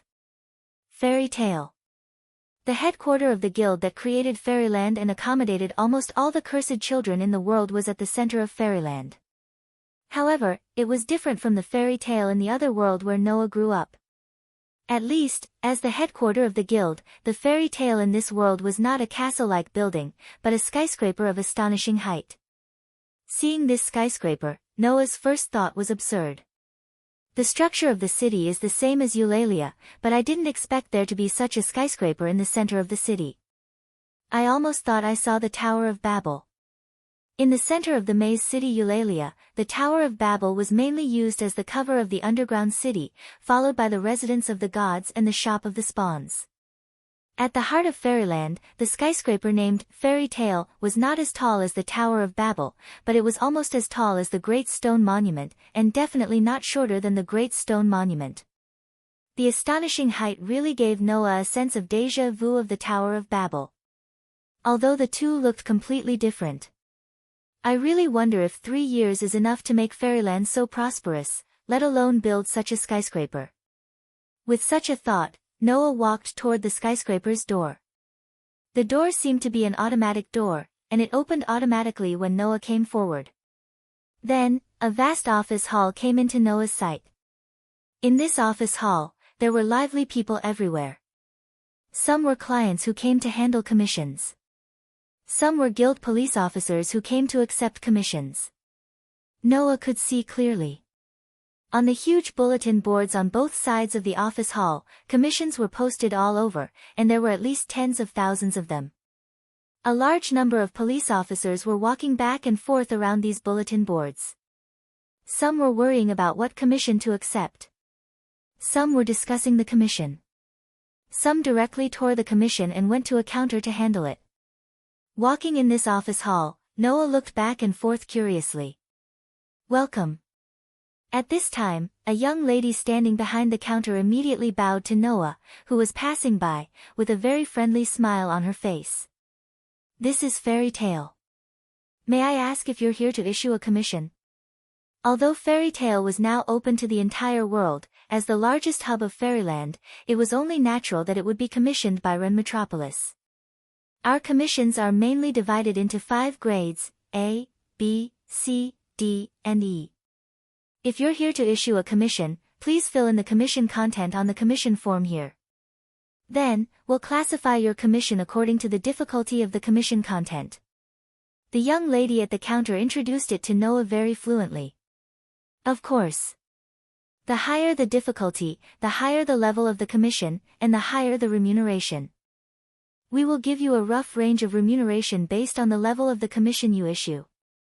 Of course, this range is only for reference. If you have any inquiries, you can ask me. Hearing this, Noah couldn't help but laugh at the counter lady's skillful introduction, while thinking silently in his heart. So, the commission system that I set up back then is still in use now? Grading commissions. That was the system that Noah set up back then. After all, if the difficulty of the commission was too high, once it was accepted by some incompetent police officers, it would just be harming others. Therefore, the police officers in Fairy Tale also set up a hierarchy that corresponded to the level of the commission. Of course, the police officer hierarchy in the guild was set according to the police officers' IP ranking. Police officers in the top 1,000 of IP ranking were level A, and could accept level A commissions. Police officers in the top 3,000 of IP ranking were level B, and could accept level B commissions. Police officers in the top 5,000 of IP ranking were level C, and could accept level C commissions. Police officers in the top 10,000 of IP ranking were level D, and could accept level D commissions. Police officers in the top 10,000 of IP ranking were level E, and could accept level E commissions. According to this system, high-level police officers could accept low-level commissions, but low-level police officers could not accept high-level commissions. This was the hierarchy system that Noah set up. Of course, Noah didn't know that although this hierarchy system was still in use, in fact, there were also level S commissions within the guild. Those requests were like the fairy tale of the other world. They were not posted in the lobby on the first floor, but on the floors above. In the fairy tale of the other world, only S-ranked sorcerers could accept S-ranked missions. In this world's fairy tale, only S-rank police officers could take on S-rank missions. However, to be able to become level S police officers, all of them were police officers in the top 300 of IP ranking. After all, level S commissions were almost all difficult commissions that needed to be carried out abroad. Generally, they were issued by high-ranking officials from all over the world. In other words, level S commissions were dangerous missions that the major countries in the world couldn't complete themselves, and could only seek help from Fairy Tale. Such dangerous missions, and missions issued by other countries, were basically the most confidential missions. Therefore, these missions naturally couldn't be handled at the counter. All of them were specially evaluated, argued, and discussed by the higher-ups of Fairy Tale. Then, they were made into commissions and posted in a special area. Only police officers in the top 300 of IP ranking could enter this area and accept level S commissions. Noah hadn't accepted commissions from all over the world yet, so of course, he didn't have the concept of level S. Looking at the counter lady skillfully pushing the blank commission sheet in front of him, Noah's eyes turned slightly, then suddenly smiled, picked up the pen, and smoothly filled in the commission sheet. The content of the commission sheet was like this. Mission name, search for a person. Mission content, bring the designated person in front of the client, then the mission can be completed. Designated person, Tengu Mugang. Reward, 1 yuan. Client, Noah Doria. When Noah handed such a commission slip to the counter girl, the friendly smile on the counter girl's face completely froze after reading the contents. In the bustling office hall, in the noisy atmosphere, only the space around Noah and the counter lady seemed to be isolated. It became dead silent. Finally, the smile on the counter lady's face collapsed, and she was obviously flustered. See. Sir. Under the counter lady's flustered and sharp cry, many people around looked over. But Noah suddenly grabbed the counter lady's hand, and with a smile on his face, he spoke softly. Don't be so flustered, I'm just here to issue a commission, I don't have any bad intentions. Hearing Noah's words, the people around immediately had such a thought. My goodness, you're actually trying to hit on someone in Fairy Tale. Isn't it? Noah held the counter lady's hand tightly. The counter lady's face was full of panic. Coupled with the bad intentions mentioned just now, anyone would think that Noah was using the excuse of issuing a commission to hit on the counter lady. Under such circumstances, the people around looked at Noah with admiration and amusement.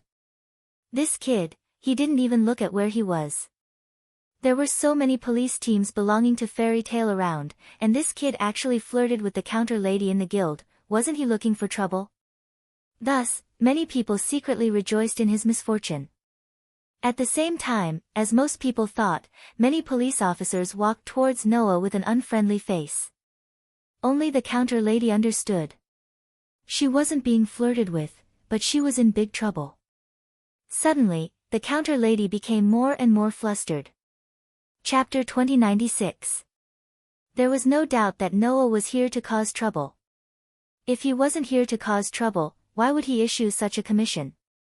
For Fairy Tale, a simple search mission was not considered a big mission. It could even be said to be a child's play. Being able to get an E rating was already very good. However, who was the person Noah was looking for? Celestial Boy.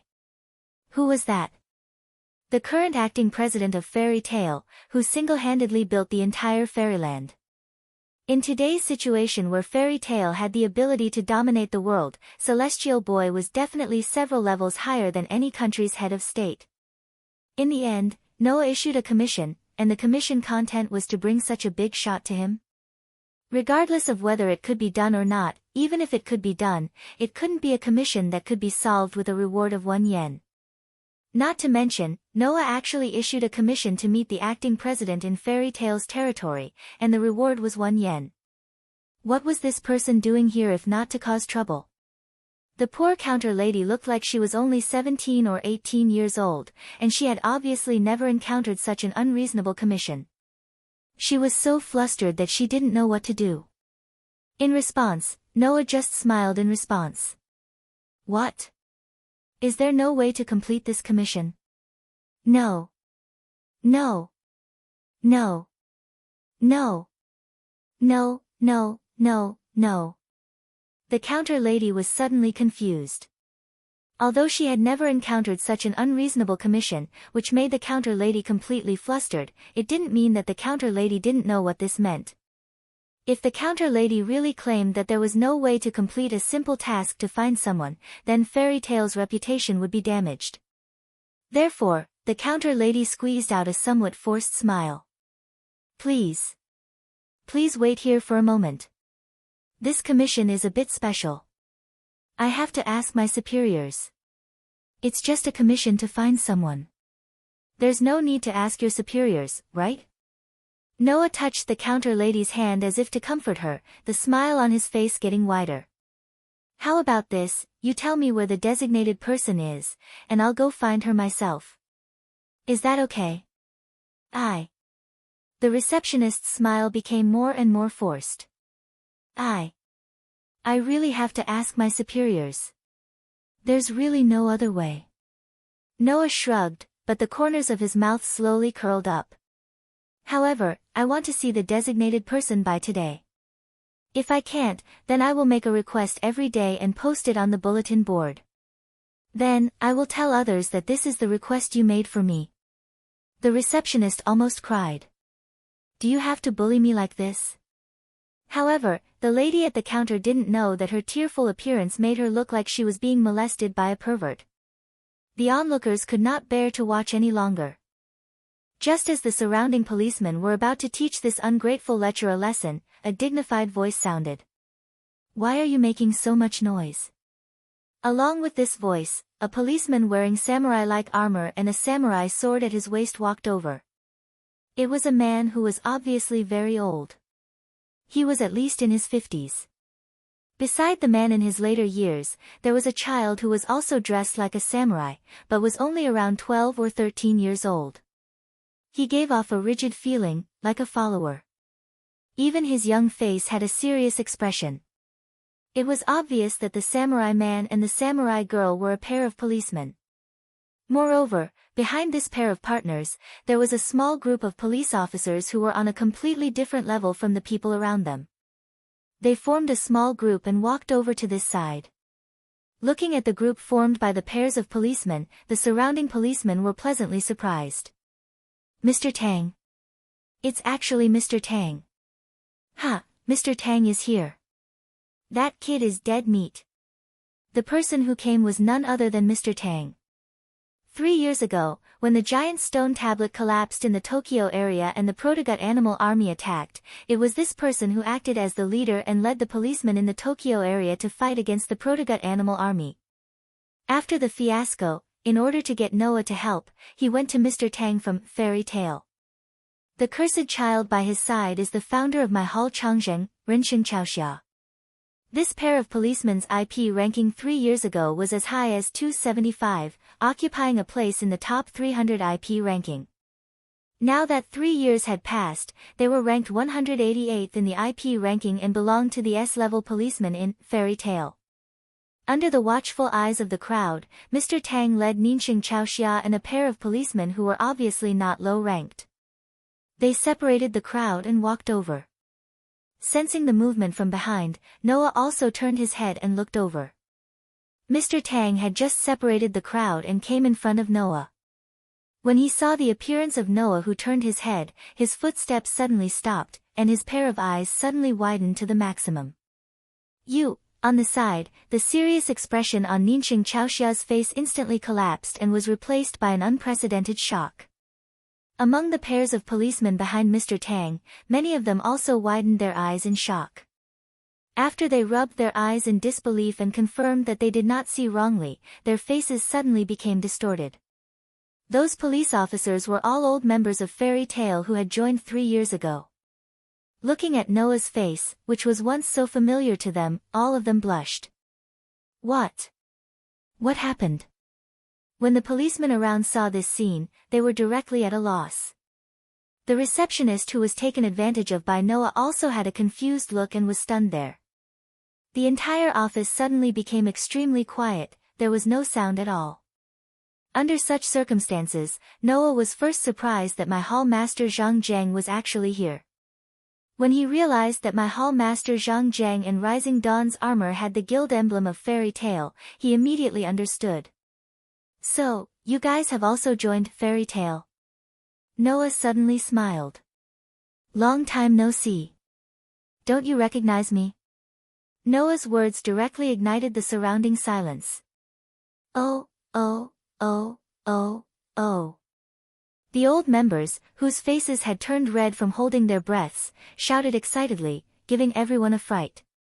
Of course, the thing that truly scared everyone to death immediately happened. President. Guild leader is back. Guild leader Noah is back.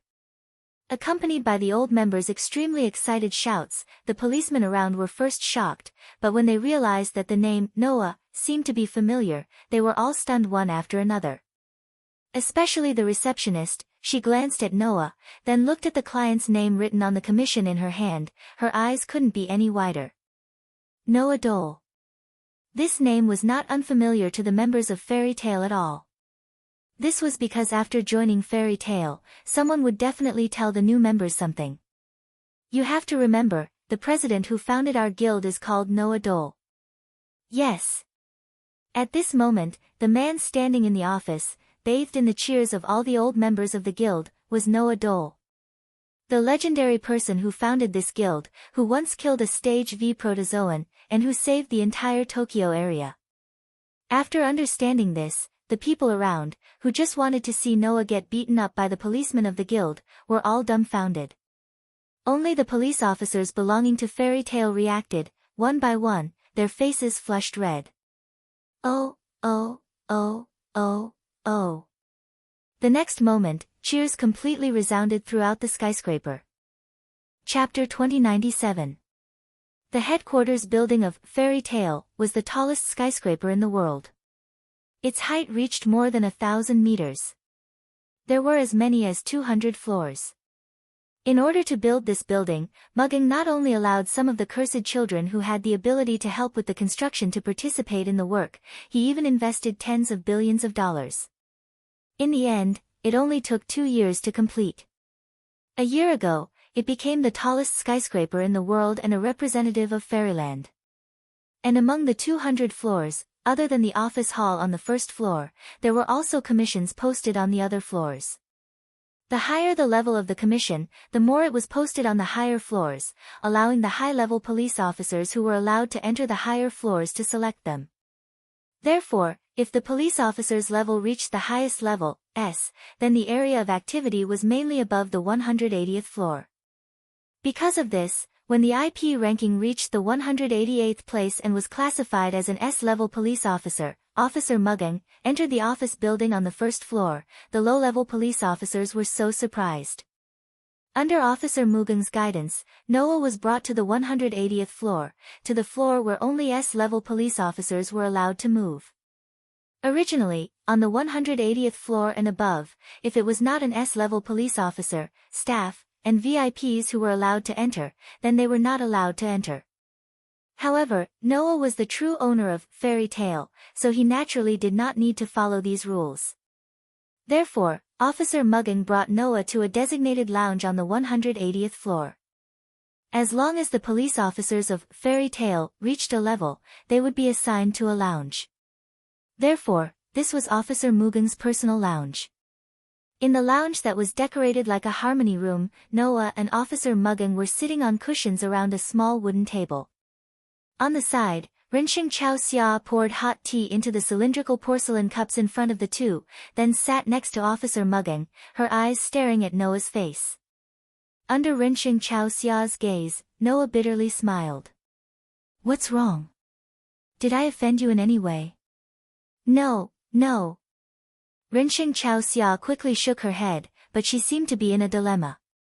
Looking at the initiator like this, my hall chief seemed to have seen through his thoughts and sighed. "Zhao Xia, if you have anything to say, just say it. The guild leader won't mind." Hearing this, Ningxing Morning Glow made up her mind. She faced Noah's direction and sat down on the ground. She bowed and kowtowed as she spoke loudly. "I'm really sorry for what happened 3 years ago." 3 years ago? Noah was slightly startled, but he soon understood. "Are you referring to the Third Battle of Tokyo?" "Yes." Renxing Chao Xia didn't raise her head as she replied loudly. "At that time, I was very rude to you, to the guild leader. I am truly sorry. This child always does things by the book. She's too serious. That's why she still remembers what happened 3 years ago. Just accept her apology." My hall master Zhen closed his eyes.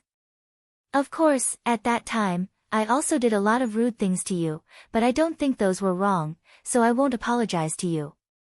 3 years ago, because Noah was completely disappointed with the humans in the Tokyo area, he announced that Fairy Tale would not participate in the Third Battle of Tokyo to resist the invading army of protogut animals.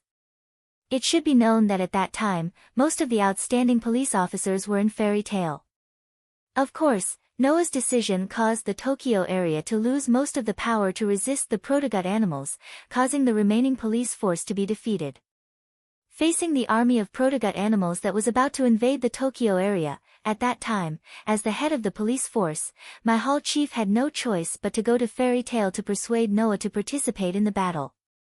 For this reason, my hall chief even threatened and coerced Noah. From that time, Noah knew that although my hall chief considered himself a samurai, in order to protect justice, he was an ambitious person who would do anything. Unfortunately, my hall chief met Noah. An ambitious person met a hero. When two people meet on a narrow road, naturally, the brave will win. So, with his powerful strength, Noah easily defeated my hall chief, which eventually led to a series of events. Recalling what happened at that time, Noah shook his head with a smile, picked up the hot tea on the table, and spoke indifferently while drinking. "For me, what happened at that time did have a great impact. It made me understand the good and evil, light and darkness, upright and insidious sides of human nature, and it had a great impact on me. In contrast, the fact that you held me hostage is irrelevant," Noah said in an indifferent tone. "So, you don't need to take it to heart. Is that so?" My hall chief nodded. "That's great. Thank you for your understanding." Ningxing Zhaoxia respectfully bowed several more times, then finally raised her head. Looking at the pair of police officers in front of him, Noah could not help but smile. Compared to that, what I didn't expect was that you would join Fairy Tale. I just judged that joining this guild would be more beneficial for us. My hall chief said bluntly. After all, Zhaoxia needs the preparation that can only be made by Fairyland to prevent the activation of the protozoan virus. I also think that by joining this guild, I can achieve the justice that I want to protect in a greater sense. Now, I don't just want to protect the Tokyo area, but the whole world. Not bad, very noble. Noah said as he sipped his hot tea as if nothing had happened. But, as far as I know, Fairyland's position in the world is not on the side of justice right now, right? Are you referring to the so-called world-ruling public opinion? My hall chief snorted coldly. That's just a fabricated public opinion to achieve the hearts of the world's rulers. They are definitely not the ones who stand on the side of justice. But Fairy Tale is definitely not justice, right? Noah looked deeply into my cousin's eyes. Mugging said it before, we are fighting to protect our companions and family, not to protect all of humanity, and certainly not to protect the world. Do you understand? I know what you want to say. My hall chief was silent for a moment, before finally speaking in a deep voice. Although it's a little different from my ideals, this guild can provide me with a channel to achieve the justice I believe in. No matter what, I will fight as a member of this guild. That's good. Noah smiled, put the hot tea in his hand on the table, and looked at my hall chief. Since you brought me here, that means Mugging, Hina, Xiashi, Yanzhu, and Rentaro are not here, right? They are indeed not here. My hall chief nodded. Rentaro, Lan Yuan, and Yanzhu have already raised their IP ranking to the 7th place. They are currently on a business trip as the leaders of the various tour groups sent by the guild to retrieve the cursed children. Hina Sprout has also raised her IP ranking to the 1st place, becoming the strongest initiator. She is currently on a mission as the ace of our guild. 1st place. Hina. Noah couldn't help but laugh. That's quite impressive. Before meeting Noah, Hina's IP ranking had already risen to the 98th place, making her one of the top 100. Now that 3 years had passed, Noah knew that Hina must have made a name for herself. It wouldn't be strange for her to make it into the top 3. Who would have thought that Noah still underestimated Hina? This child actually went straight for the 1st place. Thinking back to the first time they met, the little girl who was sleepy during the day and couldn't even ride a bicycle properly due to her owl personality, but turned into an expert sniper at night, Noah couldn't help but feel nostalgic. That's not right. Noah suddenly remembered something important and realized what was going on. Hina is very strong, but since she can raise her IP ranking, it means that Hina has become a police officer again, found a promoter, and formed a partner, right? If that's the case, who is Hina's partner? Chapter 2098. It was developed and issued by the International Initiator Monitoring Organization, ISO. It was a ranking based on the number of protozoa that each existing pair of police officers had defeated and their achievements. Why was it called the IP ranking? The reason was very simple.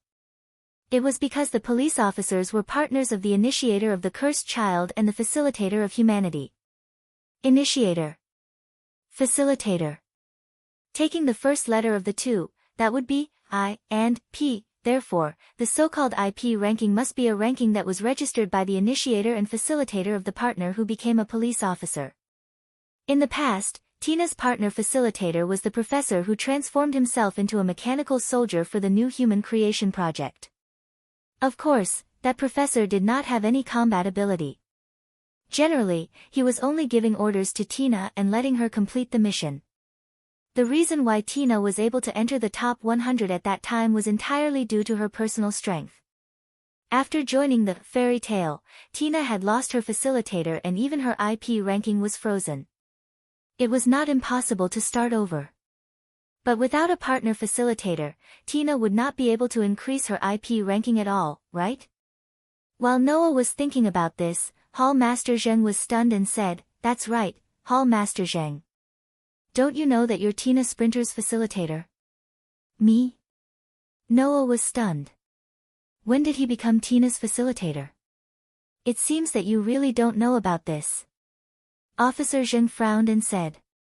As early as 3 years ago, President Tiantong announced to the public that you were out on an important mission and would not be back in a short period of time. After that, Tina Sprinter also registered as a police officer with the International Initiator Monitoring Organization, and her facilitator partner at that time was you. In other words, Tina registered Noah as her facilitator without his consent at all. I think that this should be President Tiantong's idea. My hall master Zheng said. President Tiantong has said that our guild will definitely become the cradle of police officers in the future. As the guild president, if you don't have your own IP ranking, it's inevitable that people will criticize you. That's why Tina Sprout registered you as her promoter. You're active in the front lines against the protozoa, leaving behind many achievements in various countries around the world. In the end, together with you, she was promoted to the first place in the IP ranking half a year ago. What? Noah was dumbfounded. In other words, I've also become number 1 on the IP ranking? Yes. My cousin nodded his head. Furthermore, everyone in the world knows about this. Noah was speechless. Who would have thought that he would actually become the first in the IP rankings without knowing it at all? Wasn't this a little too sudden? However, my hall master Zheng is right. Undoubtedly, as the president of Fairy Tale, Noah has obtained a police officer's license and has personally trained many outstanding police officers. How can his IP ranking be too low? Otherwise, when Fairy Tale is released to the world, it will inevitably become a topic for foreigners to pass time. It's not like it won't have any impact on the guild. Tian Tong Mu is the acting president and Thousand Life Summers president's advisor. They also formed a police force partnership 3 years ago. Their rankings have risen quite a bit in the past 3 years. They are currently ranked 3rd in the IP rankings. My police officer said in high spirits. In addition to the rest of the S-grade police officers, our guild occupies 7 of the top 10 police officers. There's no doubt that we're the strongest civilian organization in the world. As early as 3 years ago, everyone in the world already knew that among the police officers, the power of the first pair was so strong that it could even influence the military structure of the entire world. One could imagine how powerful the top 10 police officers in the IP rankings were and what kind of impact they would have on the world. Under such circumstances, not only did Tina kick out the police officer who was ranked first in the previous IP rankings and become the strongest initiator, even Fairy Tale had 7 pairs of police officers who were ranked in the top 10. How could she not become the strongest? Countries around the world had always been worried that Fairy Tale would dominate the world and control them. Firstly, it was because of the current situation. Secondly, it was because Fairy Tale did indeed have the ability to do so. The 7 pairs of top 10 police officers were proof of this. IP ranking number 1, Noah Doria, Tina Sprout. IP ranking number 3, Tian Tong Mu, Longevity Summer World. IP ranking number 7, Riken Rintaro, Ayan Lanhara. Together with the other 4 pairs of police officers, they were the strongest fighting force of Fairy Tale. This was a well-known fact. Not only did Noah partner up with Hina and become the first IP ranking, but even Mugang, Summer World, Rintaro, and Ayan Lanhara had made great progress in the past 3 years and reached the point where they could influence the military structure of the world with their individual strength. Coupled with the completion of Fairyland and the expansion of the guild, there were indeed a lot of changes in 3 years. With this in mind, Noah could not help but speak in a low voice. I just don't know if these 3 years have changed the feelings of the holy ruler of Tokyo, My captain asked. What did you just say? Nothing. Noah came back to his senses and shook his head to get rid of the random thoughts in his mind and returned to the topic at hand. Since Rintaro and Ayan Lanhara are traveling around the world as the leaders of the tour group, where did Mugang, Summer World, and Hina go? Hearing this question, my captain suddenly became serious. What's wrong? Noah keenly sensed that the atmosphere was not right. Did something happen? No. My captain shook his head and said so. It's just that, even if something did happen, it wouldn't be strange. Even if something did happen, it wouldn't be strange. Noah frowned. What do you mean? Not long ago, countries all over the world expressed their desire to have a meeting with Fairyland. My captain pondered for a moment and then revealed the news. The location is in the Tokyo area. A meeting? Noah narrowed his eyes. No wonder Mugging appeared in the live broadcast of the press conference, so he went to the Tokyo area for a meeting? For countries all over the world to suddenly request for a meeting at this time, it's definitely because of fairy tale. My captain looked straight at Noah. Among them, if some countries want to harm the president of Tendo, it's not impossible.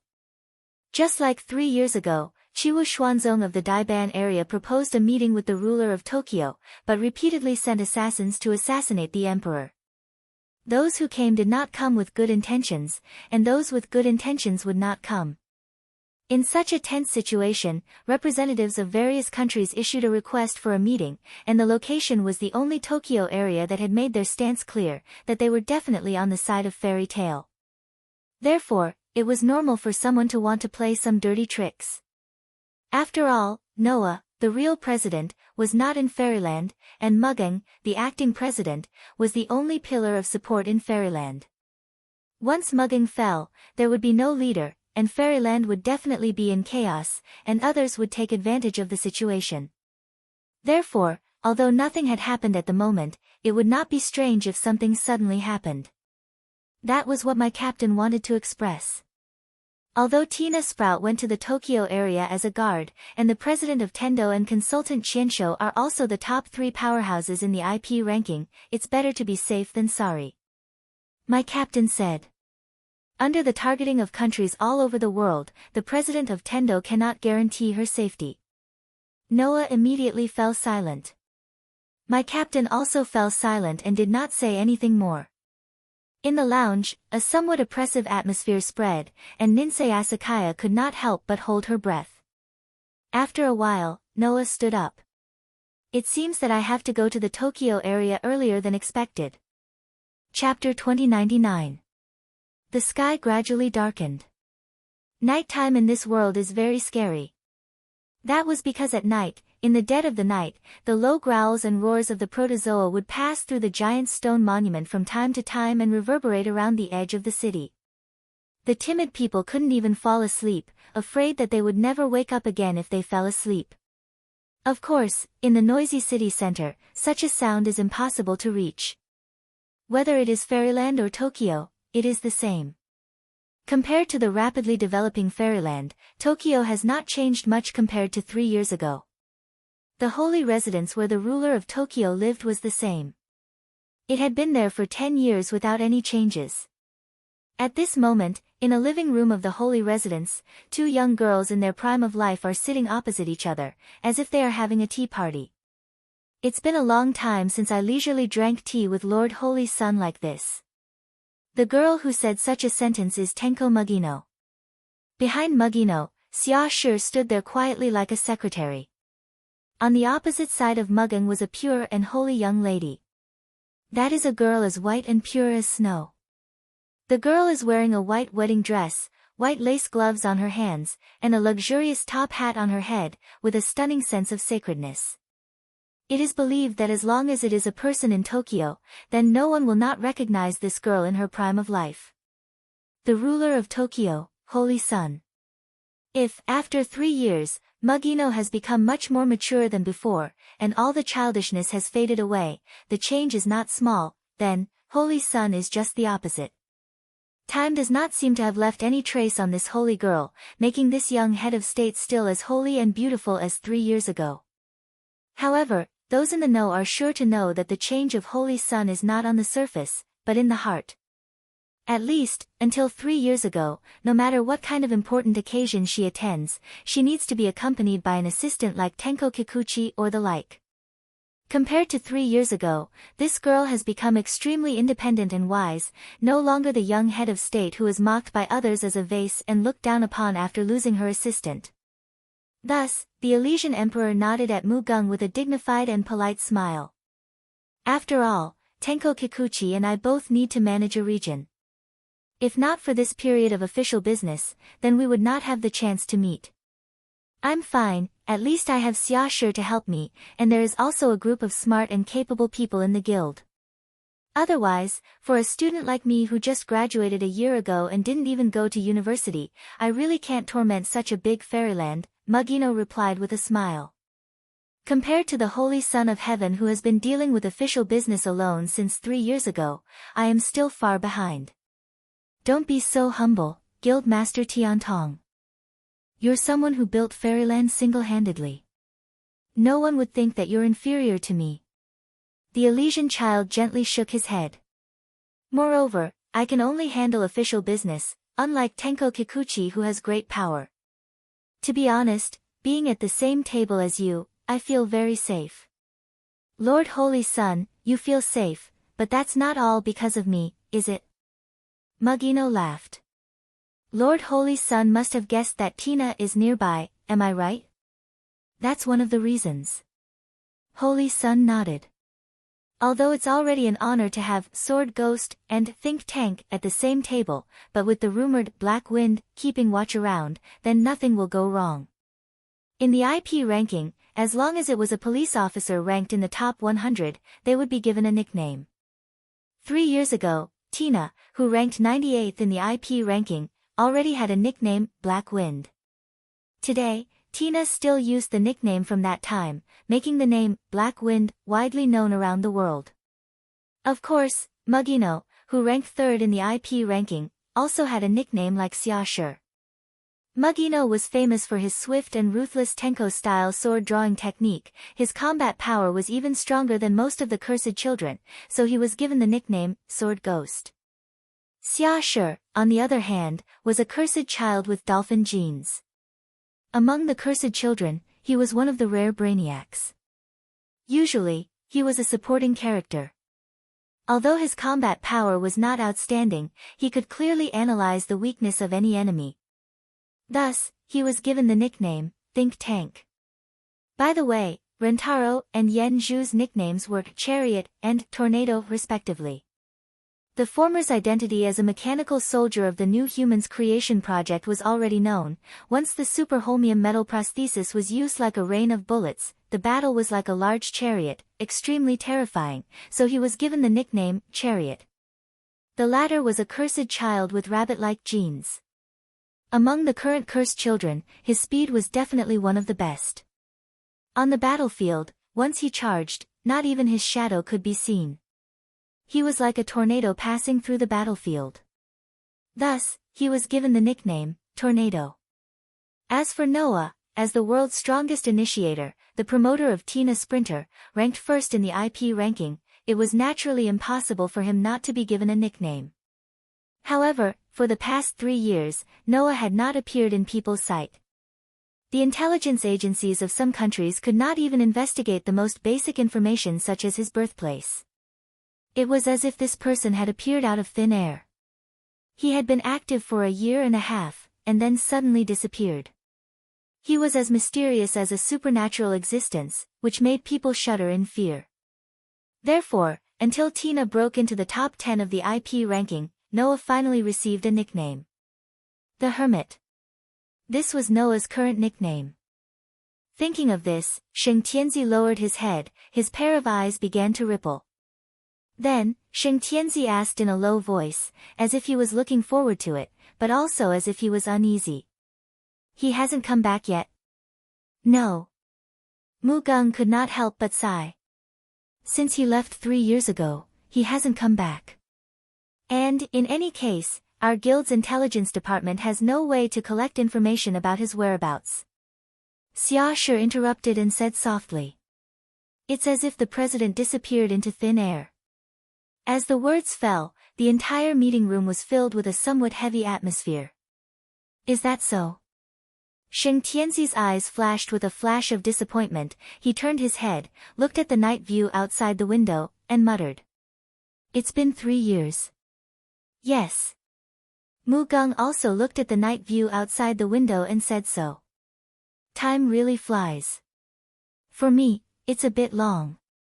Sheng Tianzi's voice became a little distant. Yes, 3 years is too long. At the very least, Elysian Prince felt that the past 3 years had been too long. But, 3 years have passed. Xing Tianzi whispered. It's time for him to come back, right? When he said this, Elysian Son of Heaven's tone was extremely uncertain. It was like he was looking forward to it, but also like he was afraid of being hurt, which would definitely arouse the sympathy of all men. In this regard, Mu Geng seemed to know something. He looked at Xing Tianzi with some amusement and said so. Although our president is extremely domineering and does things his own way, as far as I know, he is not the kind of man who would break an agreement. Please don't worry. Hearing this, Xia Shi, who was standing next to Mu Geng, could not help but smile. Xing Tianzi seemed to have only just come back to his senses. His pretty face blushed. After taking a deep breath, he suppressed the shyness in his heart and changed the topic. It's getting late, President Tian Tong, why don't you go back and rest early? There's an important international meeting tomorrow. That's true. Mu Geng smiled sweetly. Then I'll go back to the hotel first. Master Xing Tianzi, please take care of me tomorrow. After that, Mu Geng stood up from his seat. Xing Tianzi immediately stood up and walked out of the meeting room with Mu Geng and Xia Shi. Whether it was Mu Geng, Xia Shi, or Xing Tianzi, none of them noticed. On the top floor of a building far away from the holy residence, a man in a black robe stood facing the wind, looking in the direction of the holy residence. Through the window, he looked at Xing Tianzi, his whole body trembling. Chapter 2100. Lord Holy Son of Heaven, the voice that came out of the black-robed man's mouth was full of love. However, in addition to love, there was also extreme madness and greed in the voice. I'm finally back, Lord Holy Son of Heaven. The black-robed man stared at the Holy Son of Heaven who was walking out of the room in the holy residence. His voice was full of madness as he muttered. You're mine. You're mine. You're mine after all. As he spoke, the black-robed man's lips curled into a hair-raising arc under his hood. Then, the black-robed man bowed. Bang! In the next moment, in a muffled explosion, the black-robed man stepped on the ground and burst out like a cannonball. With a sharp sound, he rushed straight toward the holy residence. That speed was really faster than a bullet. The holy residence, which was originally a bit far from the building where the black-robed man was, closed almost half of the distance in less than a second. With this speed, the black-robed man could definitely break through the window of the holy residence in the next second and attack his target. This kind of physical strength was really shocking. Even the cursed child might not be able to reach this level. However, in the next moment, the black-robed man suddenly noticed something. At the top of a building further away from the holy residence, a red light suddenly flashed. The black-robed man suddenly came to a halt. He ignored inertia and gravity and abruptly stopped in midair. Almost at the same time, a sniper bullet cut through the air and swept less than a centimeter away from the black-robed man's chest, landing on the wall of a nearby building. Bang! The powerful sniper bullet directly blew up the wall, leaving a shocking bullet hole in the wall. The black-robed man who was in a frenzy just now finally reacted and broke out in a cold sweat. At the same time, the black-robed man also realized something. Someone was sniping at him. That red light just now was the muzzle flame of the sniper rifle when it was fired. But, how was this possible? The black-robed man turned his head and looked in the direction of the building. He whispered in disbelief. This has to be at least 2 kilometers away. Sniping from a distance of 2 kilometers. And it was so accurate. Who was it that could do such an inconceivable thing? Could it be? The black-robed man thought of a person, and his eyes under the hood suddenly widened. However, the black-robed man's time to think was over. The black-robed man saw it clearly. At the top of the building more than 2 kilometers away, bursts of red light flashed one after another. The black-robed man's expression changed dramatically, and he fell down without hesitation. Whoosh whoosh whoosh whoosh. A few sniper bullets scraped through the air, creating a sharp sound as they pierced through the air. Suddenly, they flew past the black-robed man's position. Bang bang bang bang bang. In the next moment, the powerful sniper bullets landed in the air one after another, blowing up the concrete on the ground where they landed. Whether it was the walls or the road, they were all blown up, leaving bullet holes in them. Once again, the black-robed man, who dodged in advance because he sensed the muzzle flame, broke out in a cold sweat as if he had escaped a calamity. The moment he landed on the ground, he immediately dodged and rushed into a nearby building. His back was pressed against the wall as he hid. The opponent's sniping was too terrifying. It was accurate to such an extent from more than 2 kilometers away. If he didn't hide, the black-robed man would be dead for sure. But, that kid isn't a close combat initiator. As long as I hide, there won't be a problem. The black-robed man muttered to himself. In the end, this sentence was exchanged for a voice. Indeed, I'm not a close combat initiator, but that doesn't mean I can't fight in close range. When this sentence rang out from the building and passed into the black-robed man's ears, his heart stopped beating. However, the black-robed man's subconscious saved him once again. He subconsciously rushed forward and left the wall behind him. Bang! The wall suddenly exploded. A petite figure rushed in from the outside, directly passing through the rubble that was still flying in the air, and shot in the direction of the black-robed man. The sniper rifle in her hand was used as a blunt weapon, and she heavily swung it in the direction of the black-robed man. This time, the black-robed man couldn't react in time. A powerful attack that was as quick as a thunderbolt was simply beyond the standards of a human. The black-robed man could only watch as the sniper rifle, which was used as a blunt weapon, hit his body. Then, something unexpected happened. Clank! When the heavy sniper rifle hit the black-robed man's body, a crisp sound like hitting steel sounded from under the black robe. The black-robed man was knocked away by the powerful force. After rolling on the ground several times, he stopped, turned over, and jumped up, staring straight ahead. It's really surprising. I thought that the blow just now was enough to get rid of you. The one who said this was the petite girl holding the heavy sniper rifle. The girl was wearing a one-piece blue dress. Her slender and petite shoulders were exposed, and the sleeves were black. Although she was less than 150 centimeters tall, from the performance just now, there was no doubt that extremely terrifying power was hidden in that petite body. The moonlight shone in through the gap in the wall that was smashed by the girl, illuminating the girl's silver-gold hair and a pair of scarlet eyes. The figure like the Grim Reaper made the black-robed man say the girl's name in a hoarse voice. Tina Sprinter, the girl was Tina. The world's strongest initiator, the ace of fairy tale, Tina Sprinter. Looking at the cursed child bathed in the moonlight, the black-robed man felt that even his breathing was about to stop.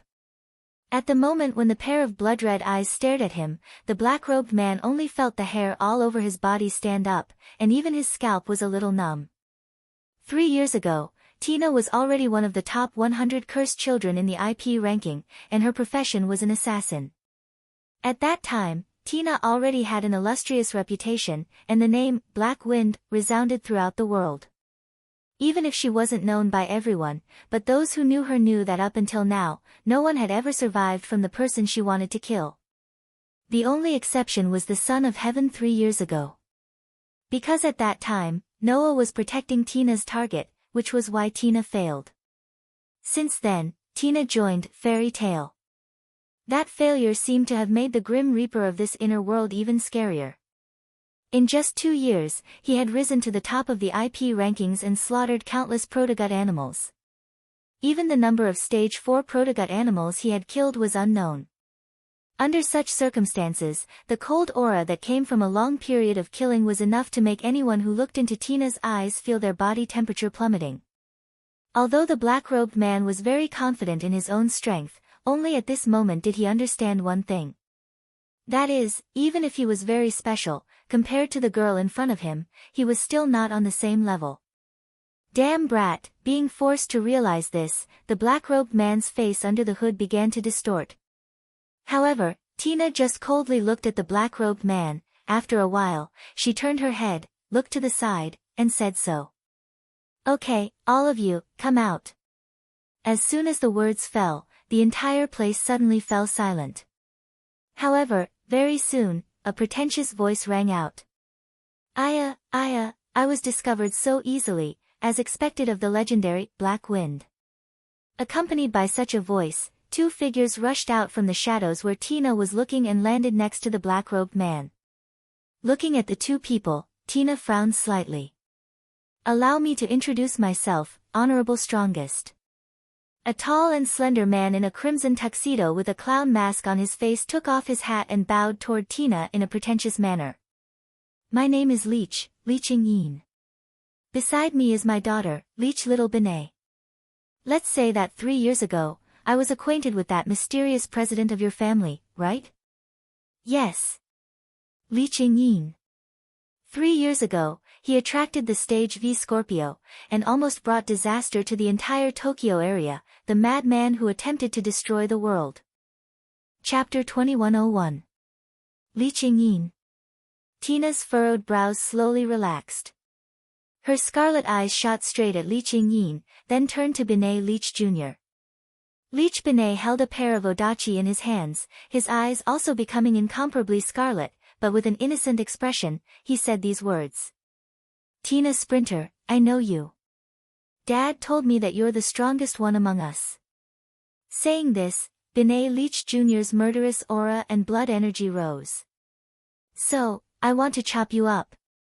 Undoubtedly, his expression was so innocent, but Benet Leech Jr.'s words and aura were quite terrifying. In this regard, Tina's expression didn't even change. She said somewhat coldly. You are not my opponent. Benet Leech Jr.'s eyes widened, and then his eyes became even more scarlet.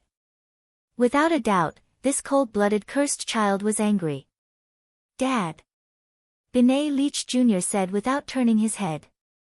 I want to chop her up. Even if you don't let me, I must chop her up. After saying this, Benet Leech Jr. didn't wait for Leeching Yin's reply. His petite figure suddenly moved, like a mantis stalking a cicada, and raised the odachi in his hands high. Duh! Tina's feet suddenly touched the ground, and her figure rapidly retreated. However, Benet the Leech pounced in front of Tina at an astonishing speed and slashed out a thunderous slash at the retreating Tina. Chop you to death! Chop you to death! Chop you to death! That was a deranged cry.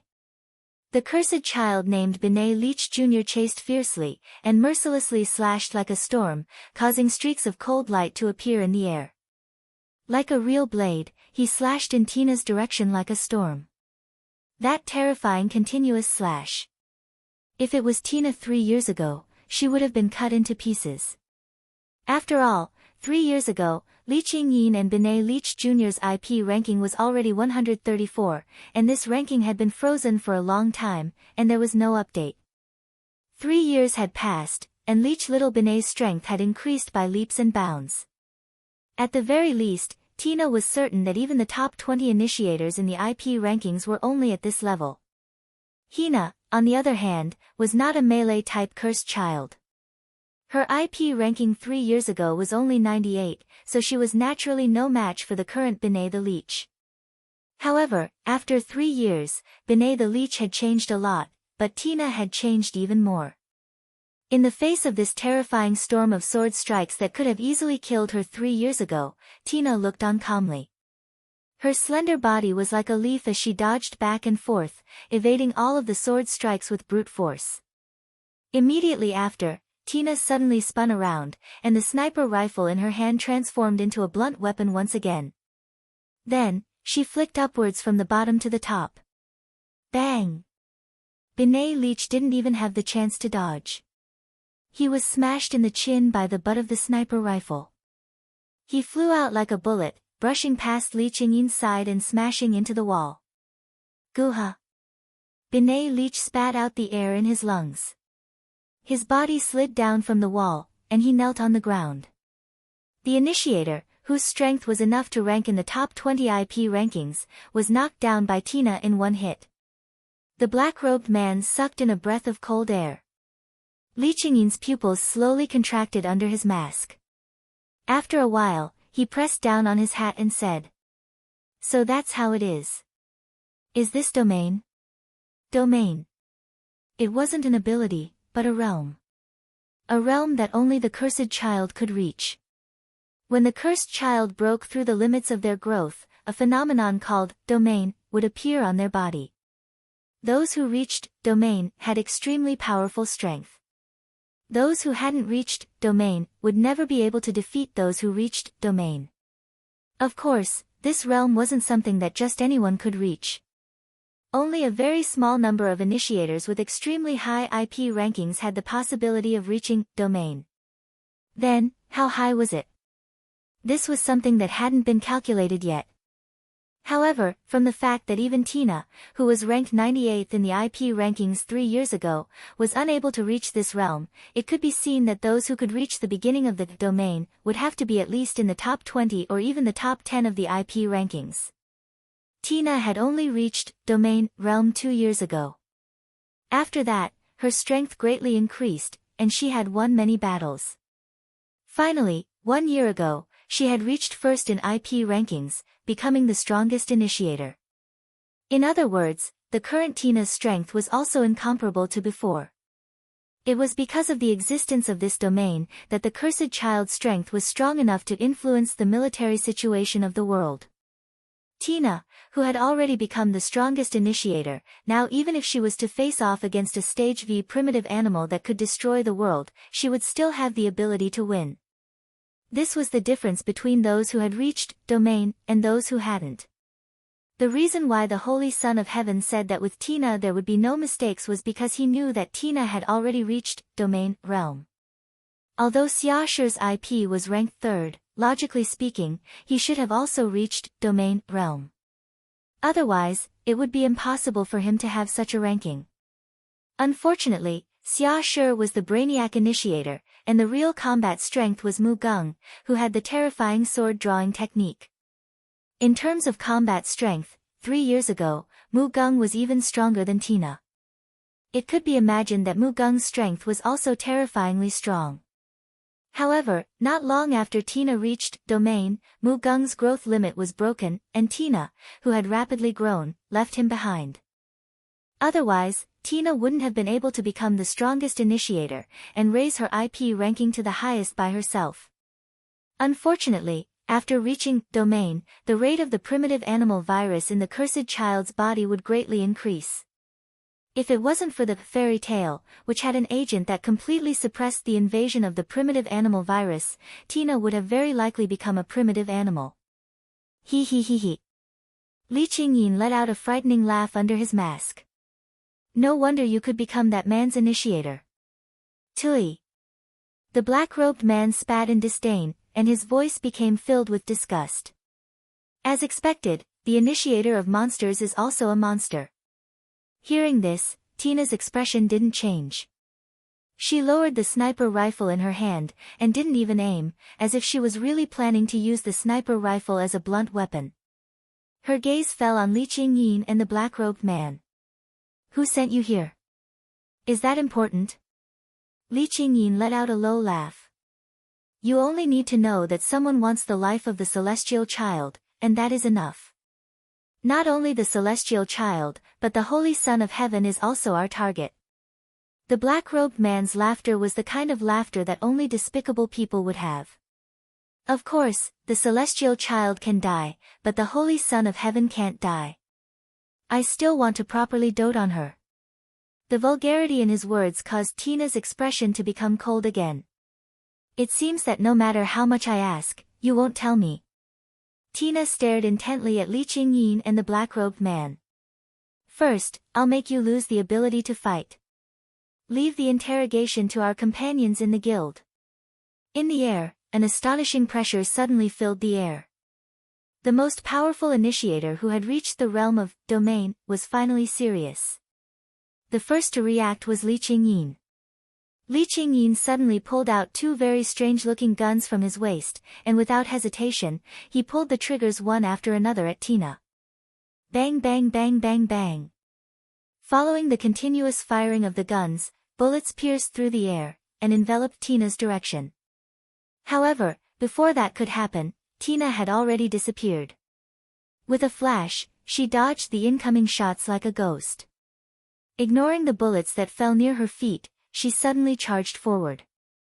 The sniper rifle in her hand whistled through the air as it violently swung toward Li Qingyin. Her speed was astonishingly fast. With Li Qingyin's speed, it was impossible to dodge. However, Li Qingyin wasn't an ordinary person. Snap! Li Qingyin suddenly snapped his fingers. Hum!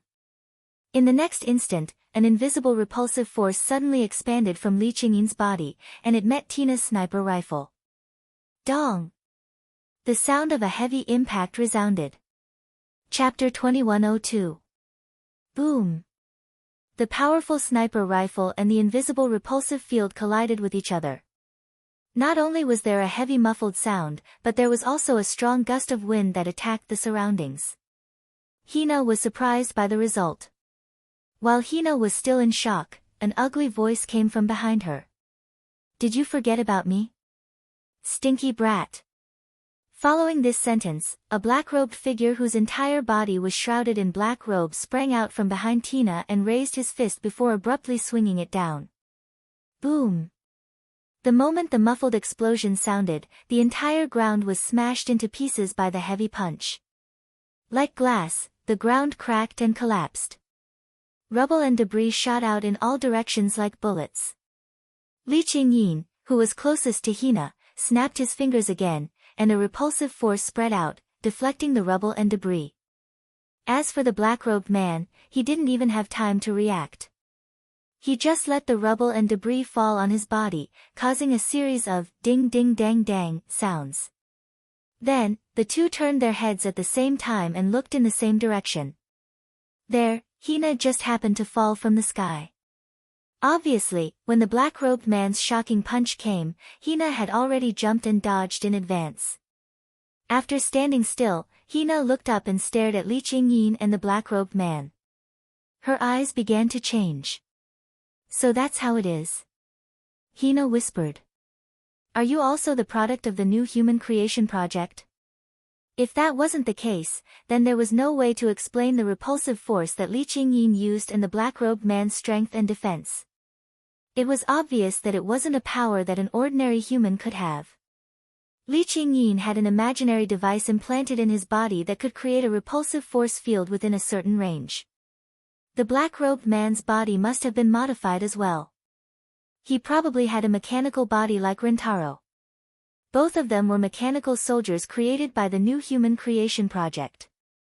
Speaking of which, you're also a product of the new human creation project, right? Li Qingyin seemed to have thought of something and looked at Hina with a burning gaze. With a chip implanted in his brain, he can control a small reconnaissance aircraft called Sandfeld from a long distance.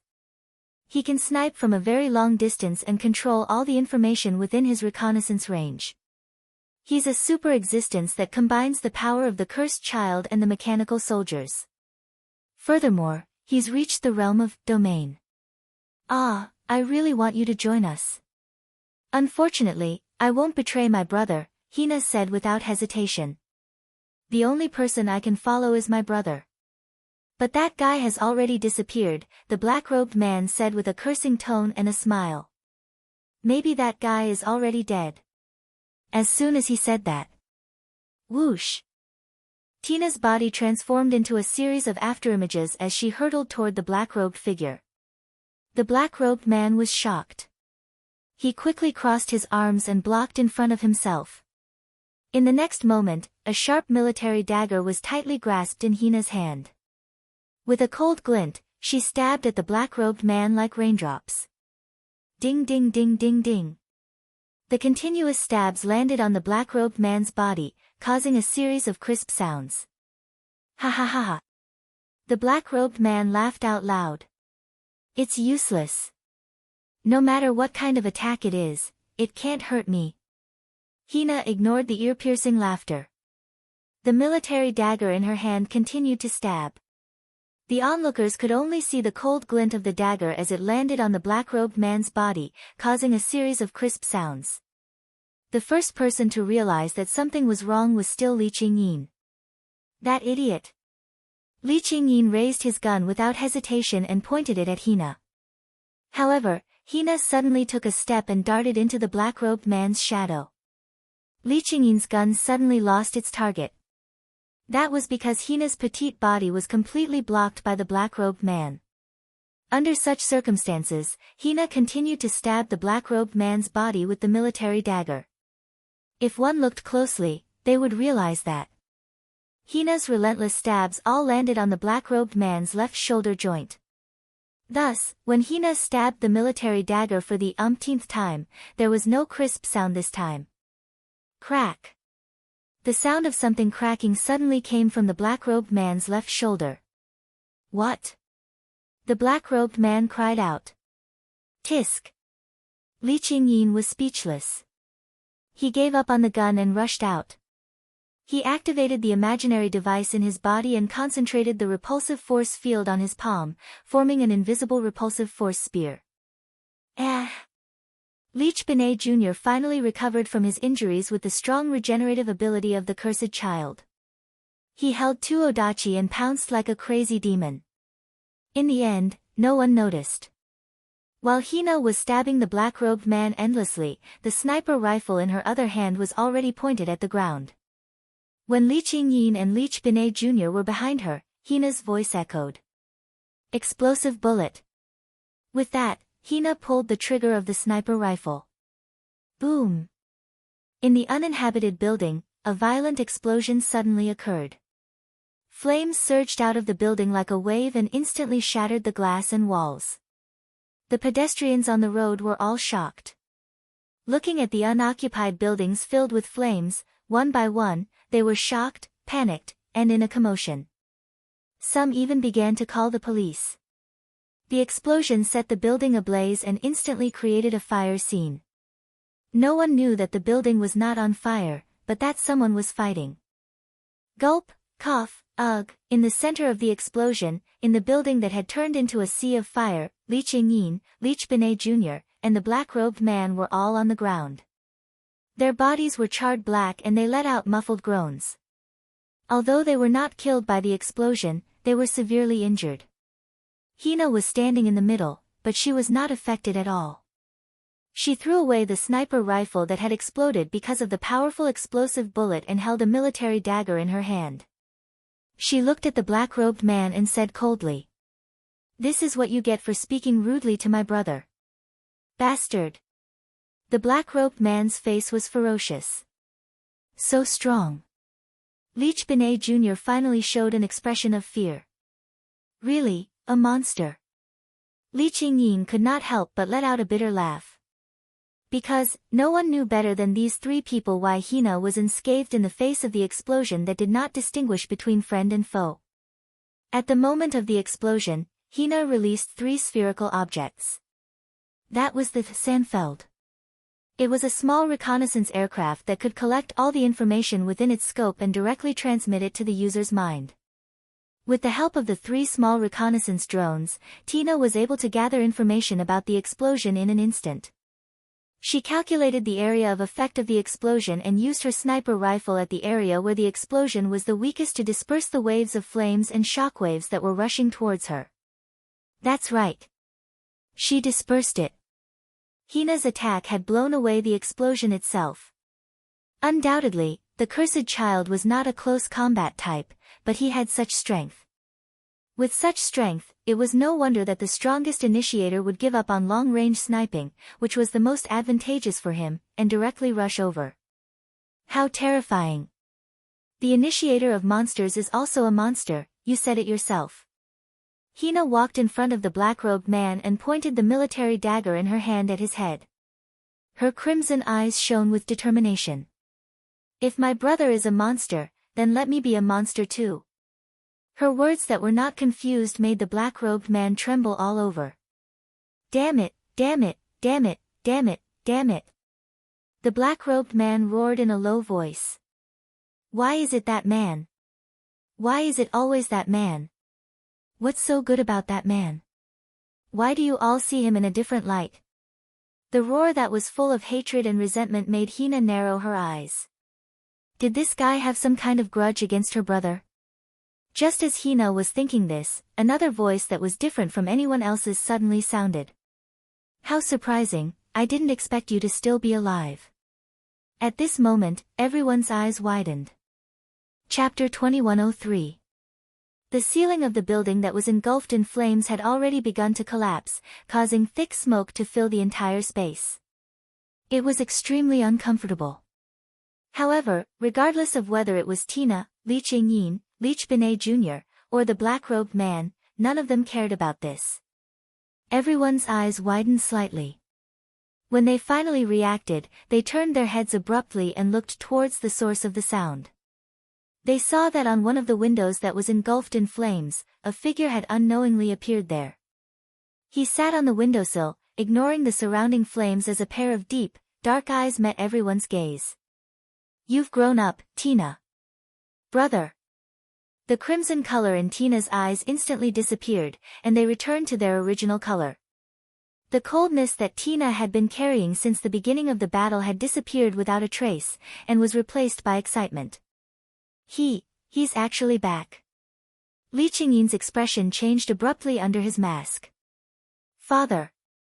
Leech Binet Jr. seemed to have awakened a terrifying memory, and for the first time, she called out to Li Qingyin for help. Only the black-robed man's body trembled the moment he saw the person who had arrived. In the next moment, a roar filled with resentment and hatred rang out. Noah Dole. Driven by resentment and hatred, the black-robed man suddenly leaped up. His figure shot out violently, and he rushed in the direction of Noah with an astonishing frenzy. Brother. Only then did Tina snap back to her senses. She looked at the black-robed figure charging toward Noah, and her eyes turned crimson again as she arched her petite body without any hesitation. Just as Tina was about to rush out, a voice stopped her. Tina, don't do anything. Noah leaped down from the windowsill and landed on the ground. Looking at the black-robed man who was rushing towards him like a madman, the corners of his mouth curled up with a hint of mockery and coldness. I'd like to see how much you've improved compared to 3 years ago, you undying bastard. After saying that, Noah did not dodge. He just stood there, looking at the black-robed man rushing towards him with a faint smile. This performance naturally caused the black-robed man's resentment and hatred to become even more violent. You're courting death. The black-robed man suddenly roared, his speed becoming even more astonishing as he rushed towards Noah. Then, the black-robed man raised his tightly clenched fist, bringing with it the sound of the wind, and punching towards Noah's head. That punch carried with it a strong gust of wind that blew out the raging flames that were burning within a radius of a few meters. The sound of the explosion was extremely ear-piercing, telling everyone how astonishing the power of this punch was. Unfortunately, in the face of this astonishing blow that was like a cannonball, Noah only narrowed his eyes, raised his hand, and punched out. Boom! When the two extremely ordinary-looking fists collided together, accompanied by a heavy muffled sound, a circle of powerful impacts suddenly spread out, shattering the ground, causing cracks to spread out like a spider web with Noah and the black-robed man as the center. However, the ground wasn't the only thing that cracked. In the split second when the two collided, the black-robed man's gloved fist also issued a cracking sound, and the entire sleeve of his arm was shattered into pieces by the shockwave. Hidden under the sleeves was an arm that had a metallic luster. It was an arm completely made of pure black metal, flashing with faint blue light patterns. Noah had only seen such an arm on one person. That was Rintaro. In the absence of gravity, using holmium as the base, and then mixing in rare and ordinary metals to create an artificial arm made of a next-generation alloy with a hardness and melting point several times higher than holmium? Noah opened his palm and held the super holmium metal arm tightly, and smiled at the black-robed man. You crawled back from hell, and this is what you get. After that, Noah suddenly turned around and kicked the black-robed man heavily. Clank! The powerful kick landed on the black-robed man's chest, and it still caused a crisp sound like the collision of steel. However, the force of the kick actually hit the black-robed man's body, and the black-robed man flew backward, his feet rubbing against the ground, and he slid all the way back. However, before that, Noah reached out a hand and grabbed the black-robed man's black robe. With a tearing sound, the black-robed man's black robe was torn to shreds. It wasn't until the person in the black robe slid all the way out that everyone present finally saw the person's true appearance under the black robe. However, when she saw the black-robed man's full face, Tina's scarlet eyes narrowed. If Tina, Rentaro, and Li Qingyin were all mechanical soldiers of the new human creation project, then in front of this man, they could all throw their identities as mechanical soldiers into the trash can. This was because no one was more suitable to be a mechanical soldier than the black-robed man in front of them. As a mechanical soldier of the new human creation project, Tina only had a chip implanted in her brain, and Li Qingyin had an imaginary device installed in his body. Even though there were mechanical parts in his body, he was undoubtedly a human. Even Rentaro only had his right hand, right leg, and left eye replaced with super holmium metal prosthetics. The man in front of them was a true mechanical soldier. There wasn't an inch of skin on his body, only pure black super holmium metal. Even the head was made entirely out of super holmium metal. The face was clearly a mannequin. It was a life form made entirely out of metal. However, from the man's metal face, Tina could still recognize a person in her memory. "You are..." Tina gasped in shock. "Yoshihito." This name wasn't very well known. However, as long as it was a guild member who had joined Fairy Tail 3 years ago, they would definitely recognize this person. This was because 3 years ago, the captain of the Son of Heaven's Guard team had a grudge against Noah. He buried hundreds of bombs in Fairy Tail, causing Noah to be completely disappointed in the people of Tokyo. He was the main culprit behind the decision to not participate in the Third Battle of Tokyo. How could this be? Tina was truly shocked. "Undoubtedly, you were executed by my brother in front of everyone in Tokyo." It wasn't just an execution. When he killed Yoshihito, Noah used anti-tank bullets and blew up Yoshihito's entire head. Logically speaking, Yoshihito should be dead, there was no way he could come back to life. "Yeah, I've already died once." The metal on Yoshihito's face wriggled like real muscles, causing Yoshihito's face to distort as he roared with extreme resentment. "My entire head was blown up, I couldn't even feel pain, I couldn't even beg for mercy. In front of so many people, I was shot to death and became like this. If it wasn't for the fragments of my brain remaining, I wouldn't even be able to come back to life." No, even if there are fragments of your brain remaining, there is no way to come back to life. This is something even a child knows. Noah casually threw away the fragments of the black robe in his hand, as if he had seen through all of Yoshihito's secrets. He spoke indifferently. "I'm afraid that someone injected the virus of a protozoan into your brain fragments. Relying on the protozoan's amazing regenerative ability, it allowed your brain to recover, then created a super holmium metal body, and put your head in it. That's how you successfully came back to life, right?" Yoshihito's distorted face began to twitch. Obviously, Noah's words completely hit the nail on the head. "Now, your brain has been transformed into a protozoan, and your body is also mechanized. There are no human parts to speak of." Noah smiled sarcastically. "You didn't come back to life, you just became a monster."